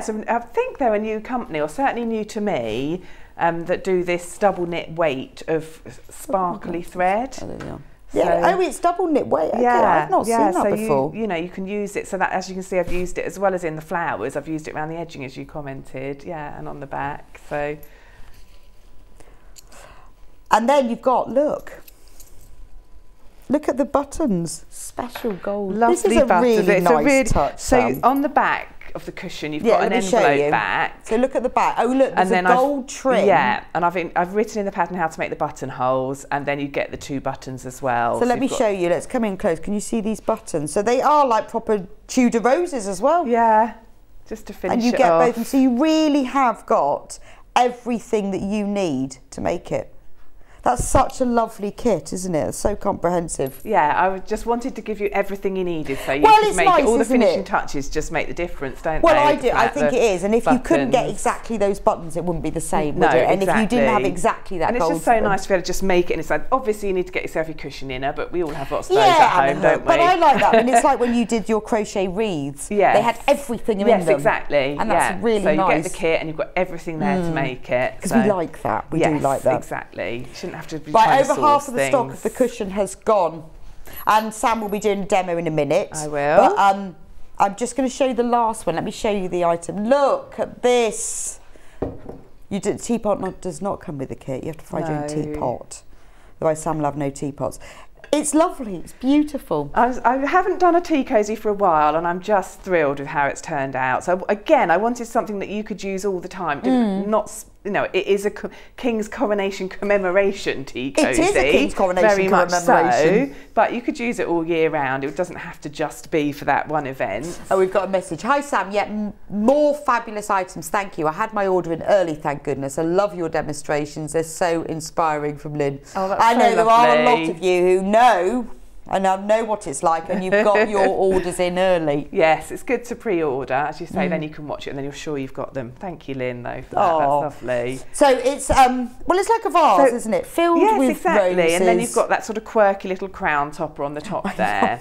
So, and the pattern is completely adjustable, so you can write it, So you can make it for your favourite teapot or even a cafetiere. Oh, so the same pattern will do all of it. I sent the pattern to my friend Terry Ann, whose name we often hear. Yes. And she's made, from her stash, I must say, so not exact identical matches the colours, but she's made herself a cafetiere cover. So the pattern is written so that you can make it any size. It's really straightforward the way I've written it, so that you can make your tea cosy to fit your teapot. Because normally when you do a tea cosy, you're lucky if it fits. Well, teapots come in all shapes and sizes, don't they? And they've got, you know, they've all got different size handles. They've got maybe a decorative bit on the top, which that has. They might have a smaller spout or a bigger spout, or it might be for 2 cups or 6 cups. So, or it could be a cafetiere if you don't drink tea. So that's brilliant, because I think that's quite unusual. Is that normally? Can I just sorry to interrupt you, Rebecca? Can I show you this brilliant finishing touch? Oh, that's brilliant! Look at that cafetiere. The crown fits perfectly. That is my favourite thing. Isn't that hilarious? Yes, it's brilliant. That is genius. Terry Ann's genius. Absolutely. Love that. That is, absolutely brilliant. Right, and then in the kit, it all comes in a lovely little bag as always. You get, so you get, these are all the colours for the roses, all aren't the they? colours for the roses. Full instructions, obviously, because we always have them. And then these are the colours for the roses. So we've got blue roses. Yeah. Wine roses. Yeah. Dark blue roses. We've got green leaves, obviously, and we've got pink roses, and then this is the cream that you have for the outside, and then we've got the gold, which is used for the special crown. Yes. Gorgeous. And you've also put that around the bottom as well. I've sewn mine, I've sort of embroidered around the bottom, which pulls it in a bit at the bottom, and then you can see, although Terry Ann used her stash, she's done gold all around the edge. Not quite the same gold, but you could do the same thing. You could put gold around the edge as well, if you like. So that works well. So you've got loads of gold in there. So brilliant. You can well, these are fab, Sam. So which one are you going to start with? I'll start with the tea cosy, if that's okay. Cool. Okay.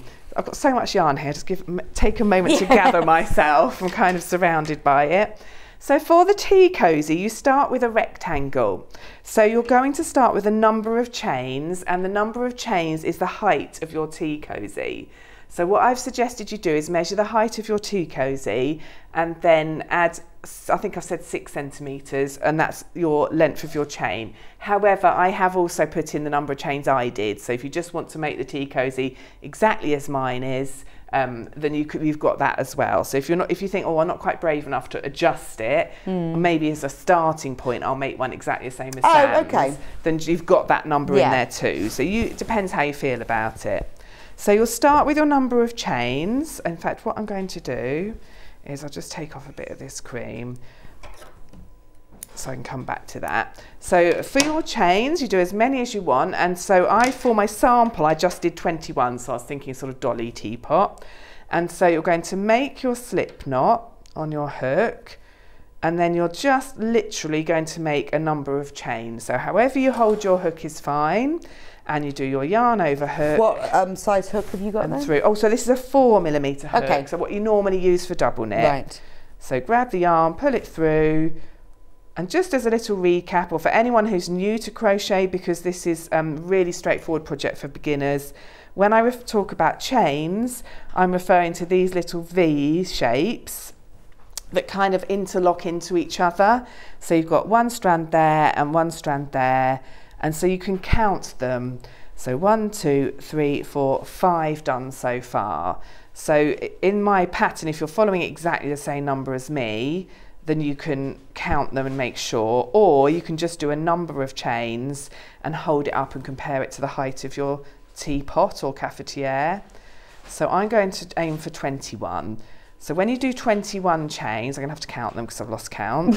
So 1, 2, 3, 4, 5, 6, 7, 8, 9, 10, 11, 12, 13, 14, 15, 16, 17, 18, 19, 20. So one more, 21. So I've got 21 chains there. Obviously that's not tall enough to actually be a teapot. If I hold it up, you can see. But that's just to give you an idea of how we're going to work the stitches. So you don't count the knot at the bottom, and you don't count the loop on the hook. So when it comes to counting chains, when you start a pattern, you make your foundation chain, you've got your slip knot at the bottom that doesn't count, and you've got the loop on your hook that doesn't count. So you're going to make double crochets, and you're going to work into this chain. So quite often when I come on, I do granny squares, and we don't work into a chain, we work into a circle. So actually what I thought is worth starting from this point, because I can show you how to work into the chain today. It is a little bit different. It is a little bit different. So I've done my chain, and then because it's double crochets, with double crochets you skip the very first chain. So as I said before, don't count the loop on your hook, and you've got the very first chain that this yarn is coming out of. Skip that one and find the second chain along, which is this one. And the easiest thing to do is just to put your hook underneath one loop of that. Pull the yarn back through, which gives you 2 loops on your hook, yarn over and come through them both. And that's your double crochet made. So it's a really small stitch. You simply put your hook into the chain, pull the yarn back through, which gives you 2 loops on your hook, and then yarn over through them both. And you're going to now do that into every chain along. And where we started with, just for the demonstration, this isn't what you do for the actual tea cosy because it's not big enough, but just for the demonstration I started for 21, where I skip the first one, you'll end up with 20 double crochets. So you can see the really lovely, neat little stitches. So you'll work all the way along, and you'll have a row, which is the bit I had just took off. There are fewer than 20 of these tea cosy kits available now, so if you want one you need to get it checked out. That's what we've actually got left. There are loads of you with them in baskets. Oh, I hope you get them. Yeah. So these kits are exclusive to Yarn Lane, so okay. people have been messaging me saying, will I be able to get them another way if they sell out? The kits are exclusive. They are only available here. Yeah. So if you want your tea cosy kit, cafetiere cozy, then you have to get them here from Yarn Lane. There are fewer than 20 They're left. really straightforward as well. If you're dithering, thinking, I don't know if I can do it, they're so easy to make. They're brilliant. Okay, so I've done my 20 now, and then I'm going to chain 1, if I can get hold of the yarn, and turn the worker over. So here's my 20. They want to be a bit wiggly, but I just want to hold them flat so you can see what they'll look like so. And then you turn them, and when I'm teaching this, I always say like the page of a book, because you want to keep the tail where it is, and you literally turn it like so, so you're looking at the back of it. Okay. And normally with double crochets, you now work into the stitch going underneath 2 strands of the V. But to get that lovely ribbing effect of the tea cozies, you're actually just going to go in the back loop. So it's called a back loop double crochet. So it's much simpler than it sounds. You've got your 2 strands of your stitch, one nearer you and one further away. So you put your hook underneath the strand that's furthest from you, and that's called the back loop. And you pull the yarn back through, giving you 2 loops on your hook, and you go yarn over and through them both. So instead of working underneath the whole V with the 2 strands, you go underneath just that back strand. So once you've done one, it's a bit easier to find the next slot. So just go under one strand of yarn to make your double crochets, the one that's furthest from you. And that gives you that lovely ribbing look. So it's quite similar, I think, to how a piece of knitting looks. Sam, your demos are superb. I've ordered the cushion and the teapot koozie. Thank you from Christine in Worcestershire. Oh, that's so lovely. Thank you, Christine. That's great. They are superb, aren't they? I'm thinking thank you. This should be on top of a post box, the King's Yes. Guard. Well, then somebody might pinch you, and that would be sad. That would be sad. But he would look lovely, wouldn't he? He would, definitely. Definitely. So I just want to whiz along to show you the effect that has. So I'm making one double crochet in every back loop along. And got another message.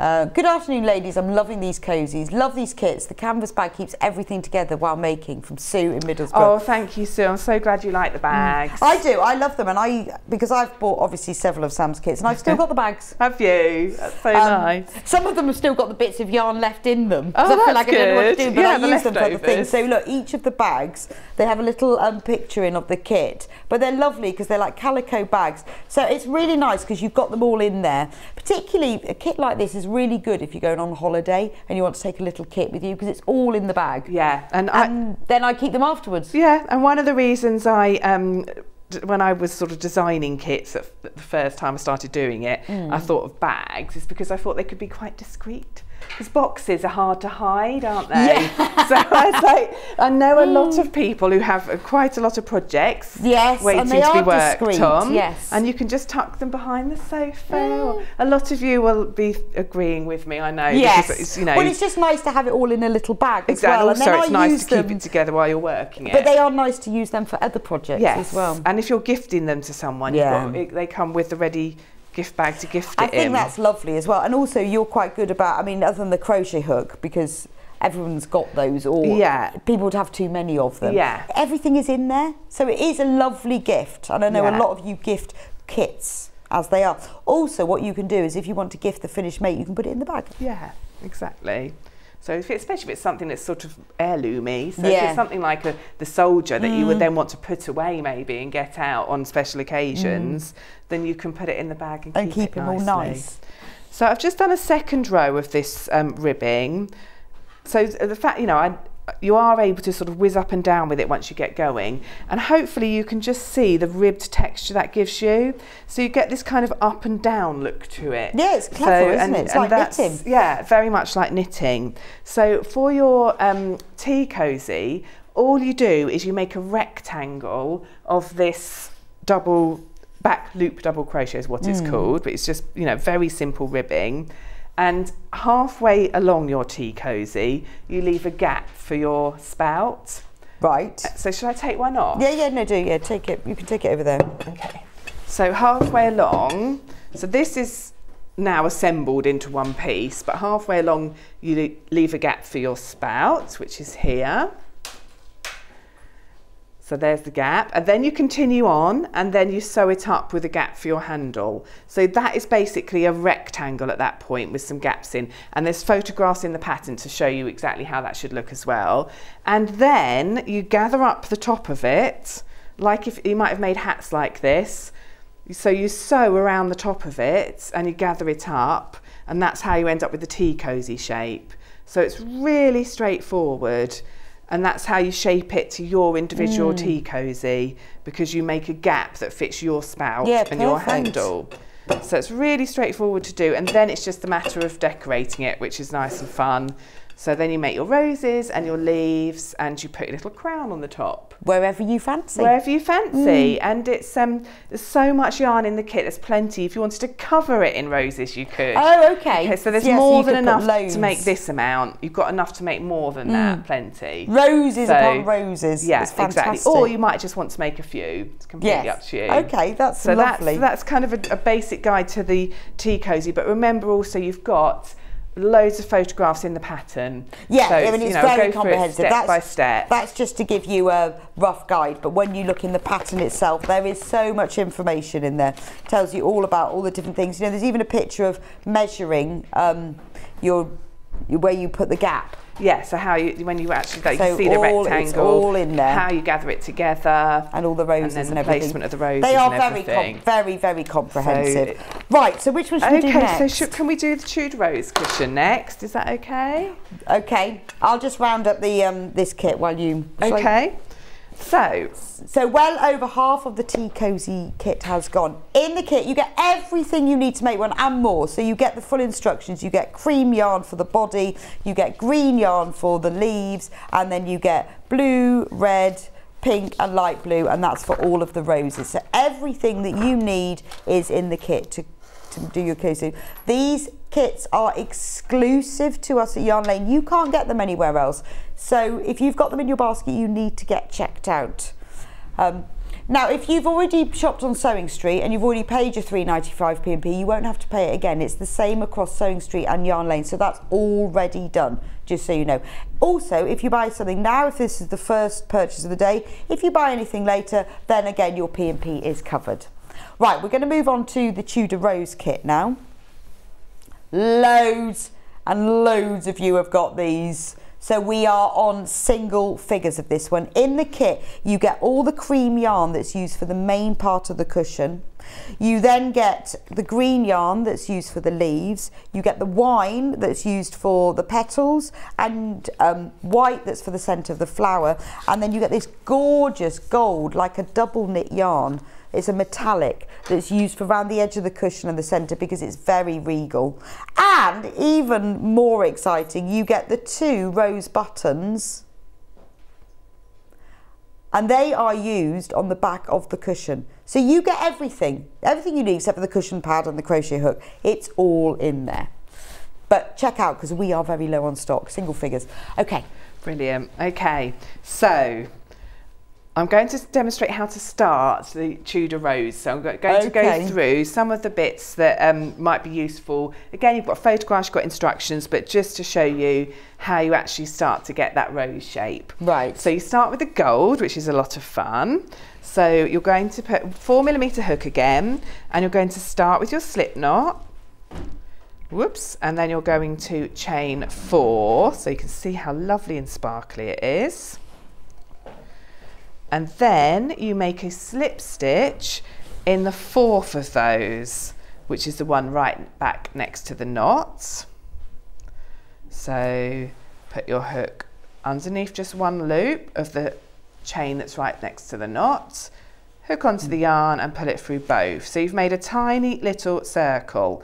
If you're new to crochet and you're thinking, how on earth will I find the centre of that circle, you can put a stitch marker in it. This kit's now sold out. Oh, has it? Yes, okay. it's sold out. Thank you for everyone that bought. Congratulations, everyone. You carry on with the demo. I shall carry on so you know. Bought it. But congratulations to all of you who've already bought it. This is the problem, that you have to get checked out early. Yes, it does happen. Yeah. We still have a little bit of stock of the Tea Cozy and the Guard, but just to let you know that this one has sold out. But carry on, carry on. Okay, so you chain 3 in the air, and that's your first pretend treble, and then we're going to make 11 trebles in that ring, which, if you're new and you've put your stitch marker in, really helps you keep sight of where you're going to put those stitches. So into that ring, make 11 trebles. Sorry, I launched straight into that and forgot to tell you how to make a treble. So yarn over into that circle, pull the yarn back through, which gives you 3 loops on your hook, hook onto your yarn and pull it through the first 2 loops, leaving 2 loops on your hook, hook on again and come through those 2. So we've now got the little chain 3 we made and 1 treble all sitting in that circle. So I'm going to make 10 more of those trebles, so I will do those a bit quicker. So it's yarn over into that circle, pull back through, gives me 3 loops on the hook, yarn over through 2, yarn over through 2. So including my chain 3, I've now made 3 and I'm aiming for 12.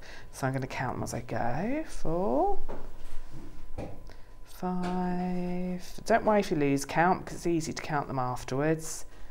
6. So is that a 4mm? 7. This is a 4mm hook. Don't yeah, talk to that's crochets fine. when they're talking. 8. It's a 4mm. yeah, 8, 9. We always laugh about how we do this when our children and I do partners that, start and I start talking, don't really we? loudly, and they don't always get it, though, do they? No. You're 8, Mummy, 9. 11. Always. Do make sure you've got your 12, and I'm going to double check now. I'm going to take out the stitch marker. So the easiest way to count is to count the posts. So 1, 2, 3, 4, 5, 6, 7, 8, 9, 10, 11, 12. There we go. Just be double sure. And then you're just going to slip stitch in the third of that first 3 chain that you made. So that's up there. And then you fasten off because you're done with the gold. So all I do to fasten off is I pull up my loop, that loop that was on my hook. I've stretched it up, there we go, and I'm going to cut it at the top there. I mean, obviously, if you've been lucky enough to get the kit, all the instructions are in there. All this in is just the kit, a little bit of a bonus demonstration. And then you can have a little practice while you're waiting. You can, at least of this bit. That's true. I'm looking forward to making the cushion and a cafetiere cozy. Thank you, Sam, from Ruth. Oh, that's great. They Thank will you, be Ruth. lovely. That's so brilliant. when you can have a little practice of this before you get your kit. Yeah, exactly. Even better. Oh, well done, Ruth. Definitely send us a photo. Put one on the Yarn Lane fans because Sam would love to see it. Yeah, I do love seeing the photos. Okay, so we're going to join the white in any stitch going under both strands of that gold V. Pull the yarn through and make your chain to join it. Then chain 2, and then I'm making 5 trebles in the same place. So I'm making that little white petal. And again, I'm counting 3, 4, 5. So I've got my chain 2. I'm just wondering if I said chain 3. Apologies if I did. It's a chain 2 to start, and then 5 trebles, and then a chain 2. So that first chain 2 is just to give us a bit of height. It's not because it's pretending to be a treble. And then slip stitch in that same space. So just to say again, chain 2, 5 trebles, chain 2, slip stitch in the same place. You can see it's made a little shell stitch there, which is your first petal. Oh, that's to make the petal so that's shape, to make the little white petal on your granny square. So then you find the next V along, which is here, and you're actually going to slip stitch in the front loop of that V. So where I showed you with the tea cozy, the fact that you worked in the back loop and it gave that lovely ribbing. So with this one, I've found both strands there. I actually just want to go under that front loop to do the slip stitch and slip stitch in there. So that leaves one loop, one gold loop on the back there that has not been worked into, and we're going to use that next round. Then you go into the hole of the next stitch underneath both strands and do another slip stitch. And then you repeat your petal, chain 2, 5 trebles,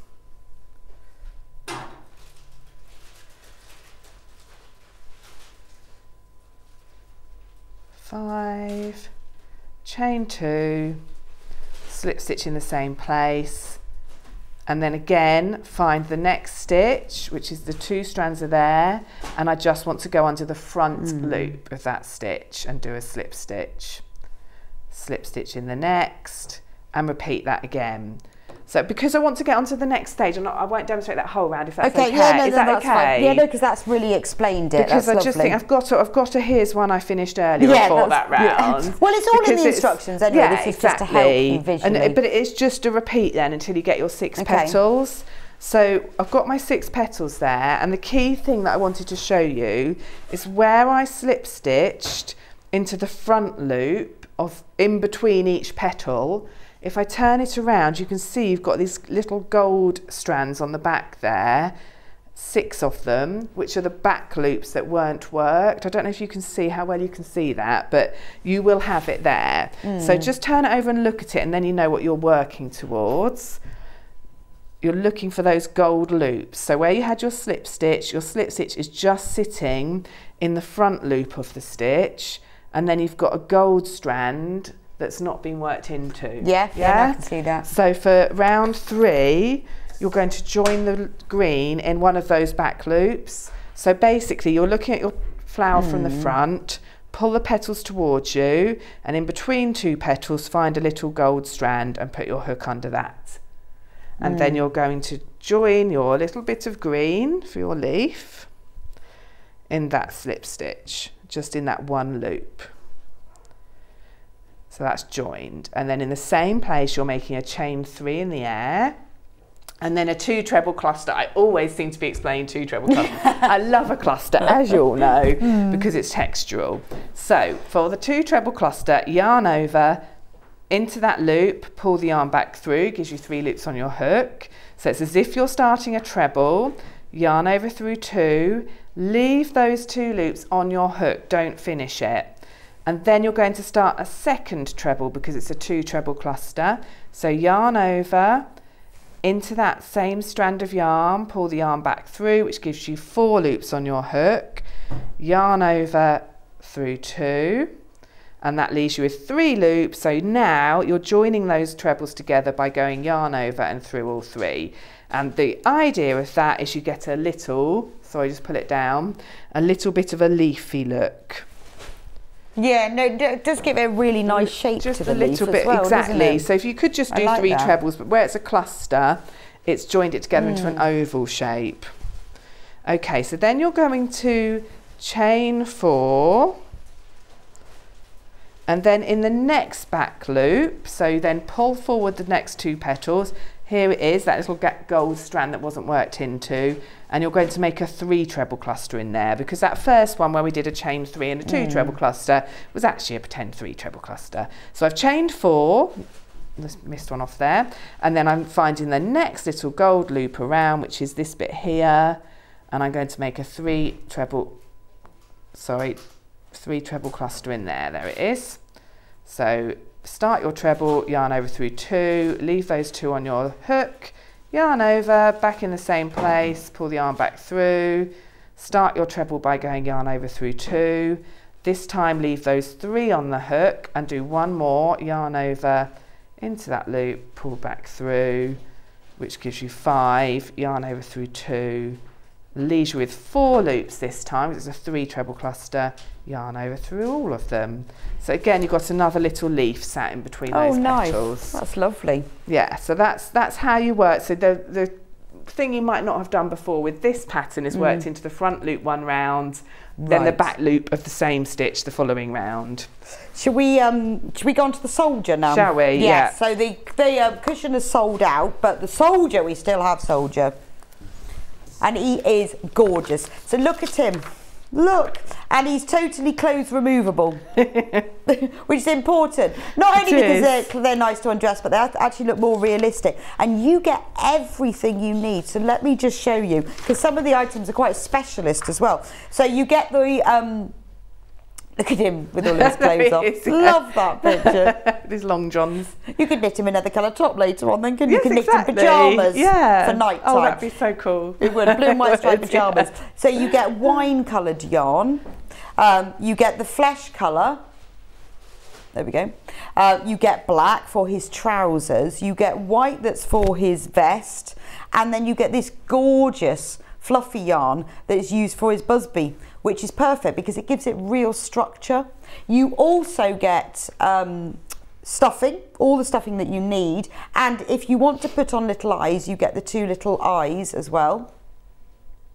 And you get the gold thread, there's so much in this kit, you get the gold thread that's just used for the strap underneath his chin. So everything you need is in there, and it's lovely because it's lovely to get that kit home and know that you can just start straight away and make your little guard. And then you could use your own yarn, you could just copy the pattern and you could make pyjamas. Oh, that'd be so cool. Wouldn't it? Wouldn't it? Just, you could do blue and white striping Definitely or something. blue and white striped pyjamas. Yeah. Put a button on his little jacket and then you can button them up. I know, what a lovely gift for somebody. Yeah, and I keep saying is that he could be in his pyjamas at night, and then he could have this on in the day. Well done to all of you who've got it, but there's lots of you who've got this in baskets and it will sell out. So this is amigurumi, is that something to be concerned about? No, it's a really fun technique. Okay. And he's a really good starting point if you haven't done amigurumi before. Right, oh brilliant. Because his head body and legs are made all in one piece. Oh, so are quite they? often with amigurumi patterns, you make lots of little fiddly bits and then you sew them together. Yeah, because I think so. I remember when I first heard about amigurumi, I thought, oh, what's that? What's that? Yeah, and it's just going round and round. It's just working double crochets, which is what I was showing you with the tea cozy, right? But worked in the round to shape it. So you make a flat section first, a circle, which I'll show you in a moment. Then you shape that into a tube, and then you close it all in by decreasing. It's really straightforward. Okay. And as I said, because his head, body and legs are all made in one piece, it is actually even more straightforward. So there's no often you make the little head and you sew it onto a body and then you sew legs on, but this way you do the majority of the work when you start with the head, and then before you know it, his whole body is made. Oh, okay. So he is gorgeous. He is so gorgeous. cute. He is a real heirloom keepsake piece, isn't he? He really is. Just beautiful. It's just such a lot of. I really wanted to be able to undress him. I love the fact, it's just to me. I don't think we ever lose that sort of joy in having toys that you can undress, put jackets on and take hats off of, and yeah. I just wanted to sew a little button on his bottom and then it'd be proper long johns. Oh yeah, that's true actually. Yes, so you should sew. You should put a little shirt button on his bottom. Okay, so you start with his head. You're starting on the top of his head in the sand, which is the colour of the body parts, and you're going to make a magic ring. So for a magic ring, this is the way I do it. I put the yarn tail in the palm of my hand, and then I bring the other end over it to make a loop. Put my hook, so I'm using a 3mm hook to make it a little bit tighter than it normally would be. Okay. So for the other projects I've used a 4mm hook, but for this one you use a 3 to make it a bit tighter. Right. So put your hook through there, hook onto that piece of yarn that's over the back of your hand and pull it through to the front and up in the air. And don't be tempted to close it, because with a slip stitch you would then pull this tail and close it, but actually we want it to be open so that you can work your stitches in here. So it's a bit like a slip stitch but it's not being closed. Okay. And then you make a 1 chain to secure it. Yeah. So that's your magic ring. Okay. So then you're going to make 6 double crochets in that ring. So you're going to work, I'm just going to pull my tail slightly to make it a bit tighter. You're going to work around the bit where the 2 strands of yarn are tangled together. So where there's 2 pieces, you just go under them. So put your hook under, grab onto the working yarn and pull it through, which gives you 2 loops on your hook, yarn over through them both. And then again, you're going to make it, that's 1 double crochet made, and you're going to make 5 more. So hook underneath those 2 strands, pull the yarn back through, gives you 2 loops on your hook, yarn over through the 2, that's 2, and I'm going to keep repeating that until I've got 6 double crochets all in a line. So that's 4, 5, 6. So if I put that down like that, I can show you at the moment I've got 6 little double crochets. I can just double check by counting the V's at the top. 1, 2, 3, 4, 5, 6. And I'm going to just put my finger on these stitches so that the V's stay at the top. I don't want them to get twisted into the circle. And pull the tail, and the whole thing tightens up into a little circle, but an unclosed circle. So the thing about amigurumi is that you don't put a slip stitch in to close it. You're going to continue working on in a spiral now. So what it's useful to do is to put a stitch marker in that final V that you made. So you've got the loop on your hook and then that V, which is the 6th stitch we made, behind it. So I like to mark, we had this conversation, don't we? I like to mark the final stitch. And then I copied you ages ago. Yes, because you're like, oh, I've always marked the first, which loads of people do, and it's fine. It really helped, and I don't know why. It's just a strange, for me, but it's the psychology of it for me is, I know when I've got to that last stitch of the round. It made such a difference when I changed to the last. Yeah, so it's fine if you mark the first, but this is, this is just the way I do it, but give it a go. So that's number 6. So we're now going to work in the very first stitch. We're starting round 2. So if you're not sure where that first stitch is, count the one you've marked, that's 1, and then all the other stitches going backwards around the ring. So 1, 2, 3, 4, 5, 6. So my first is actually slightly bigger, is that one there. So you're going to start by putting your hook under the 2 strands of that V there. and you're going to make 2 double crochets in that stitch and every stitch around. So I've put my hook under it, hook onto the yarn and pull it through that stitch, which gives you 2 loops on your hook, grab the yarn and come through both. And then you need to go in there again because you make 2 in every stitch, and you do another double crochet in there. So it's called an increase when you put 2 double crochets in the same stitch, or generally any 2 stitches in the same stitch. And you're going to do that in every stitch around so that you end up with 12 stitches. So I've done 2 in that one, 2 in the following. I taught an amigurumi class the other day actually, and one thing people found tricky was identifying the V of the stitch because they'd been doing a lot of work turning it back and forth, working in rows. Okay. And when you're working in the round, you're always looking at the right side of the work, and those V's are actually slanted right down towards you. So the front strand is here, and there's the back strand. So you have to push your hook up at an angle almost to get under it. So if you haven't done amigurumi before, it's worth making a note of that. So 2 But this is a good way to to start, and I think, to be honest, I think the hardest thing with crochet, like when you're doing a granny square, is getting it all started, but I think this is almost easier. Yes. Which seems strange, because once you've done that it? first round, you've set up a little pattern for yourself. Yes. So it's nice and straightforward.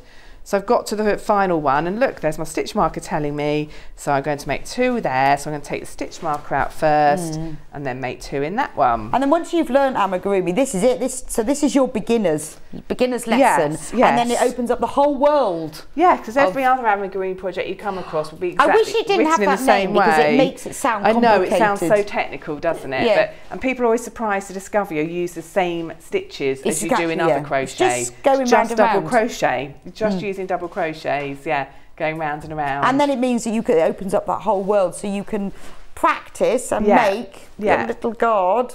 And then any other amigurumi, anything else that's 3-dimensional, yes, and is a modern pattern, is likely to be made using the amigurumi technique.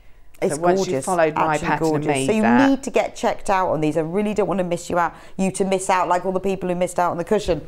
Yeah, it's gorgeous. Beautiful. Sorry, carry on. That's okay. Carry on. So I've got to the end of that round. So it's useful to have a little count. So you should have 12 stitches at the end of that round. And I've put that stitch marker in that final stitch. So I'm going to do one more round, and I'm going to, now you can see it looks like a spiral now. So the first stitch is actually almost down a step. It's here. So the first stitch I'm going to work into is that one there. And I'm actually going to make 1 double crochet in that one, and then 2 in the following. So you get that pattern with round 3 that you do 1, 2, 1, 2, 1 in the next, just 1 single double crochet in that one, and then 2 in the following. So if you're new to amigurumi, as you make those stitches, have a think to yourself, have a look and think how it looks when you have 1 in the stitch and how it looks when you have 2, because if you can identify that, it helps you to check if you lose count. So it's just that pattern of 1, 2, 1, 2 all the way around. And I'm just come up to the end of the round, single, and then 2 in the following, which will take me up to 18. And then it's really useful. I would recommend you always mark that final stitch of the round with a stitch marker. So you can see I'm just making a bigger and bigger circle with every round. It stays flat and it gets bigger. So the following round will be, I'm not going to do it because I think have I got any time left to demonstrate? How much? You've got about 2 minutes. Oh, okay, right, okay. So perhaps I'll just start the 4th round then. Okay, you've got 2 minutes. Okay, so for the 4th round, so I've just finished round 3. I've got 18. For the 4th round, I'm going to do 2 singles and then an increase. So it's single, single, double. So every round you get 1 more set of singles in between your increases. 1, 1, 2. And that's how it grows into a nice big flat circle. 1, 1, 2. So just going to lay that down and show you how that's continuing to increase now. That's all written in the instructions. Very, very quickly. To make it into a tube, you just put 1 double crochet in every stitch around, and it starts to make a tubey shape like a leg or a body. So it's like just when you make storage baskets. So that's another thing that just you can like do that. from then. So this is a great start. I just noticed him riding on. I know, he's right. Well, Ollie said, can you put him on the teapot? It looks like he's in the Titanic movie, doesn't he? My heart will go on. That's brilliant.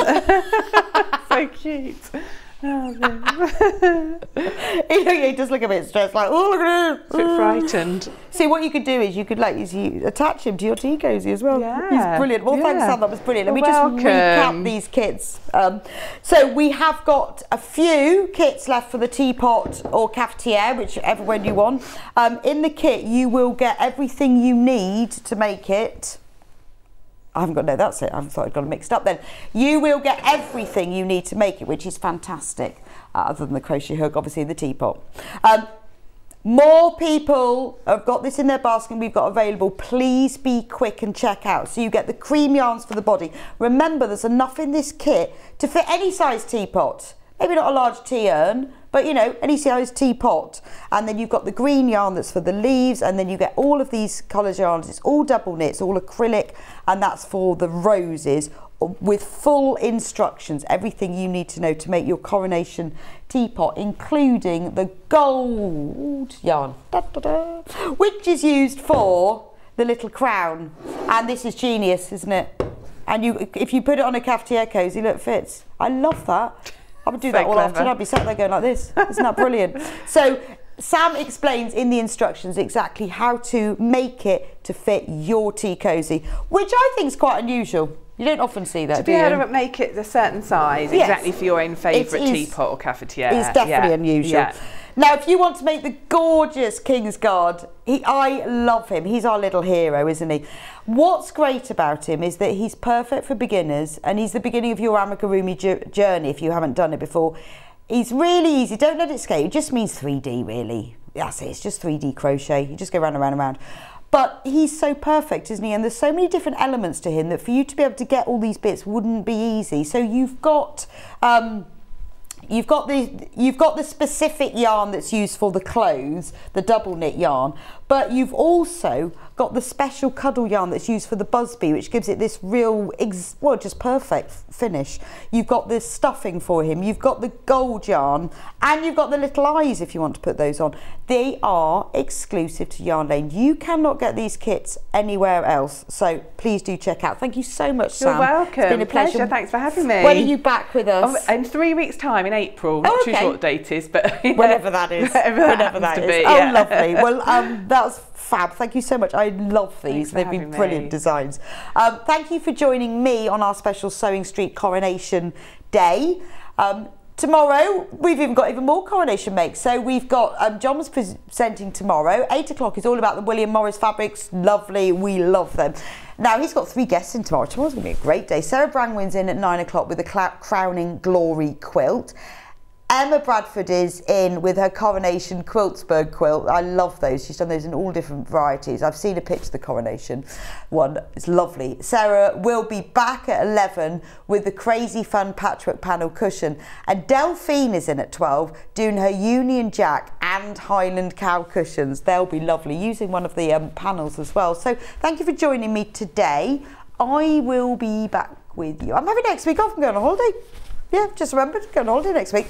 So I think I'm back with you on Easter Monday. That's, gosh, how is Easter that soon? Don't know. Anyway, thank you so much for joining me today. And Sam, and Wendy, and all of you for being with us. And I will see you back here in just over a week's time.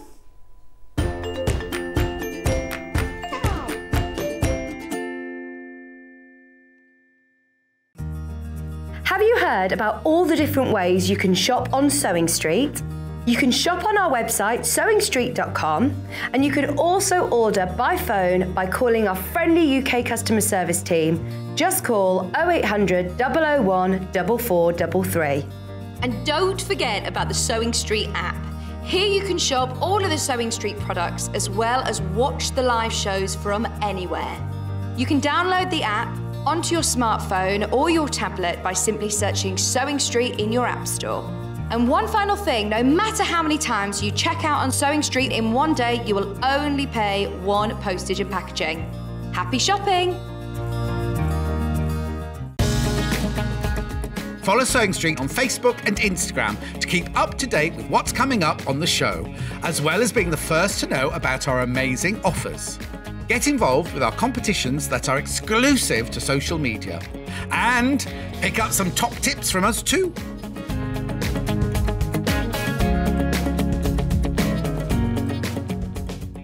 Sewing Street have our very own app. You can now watch and shop from anywhere.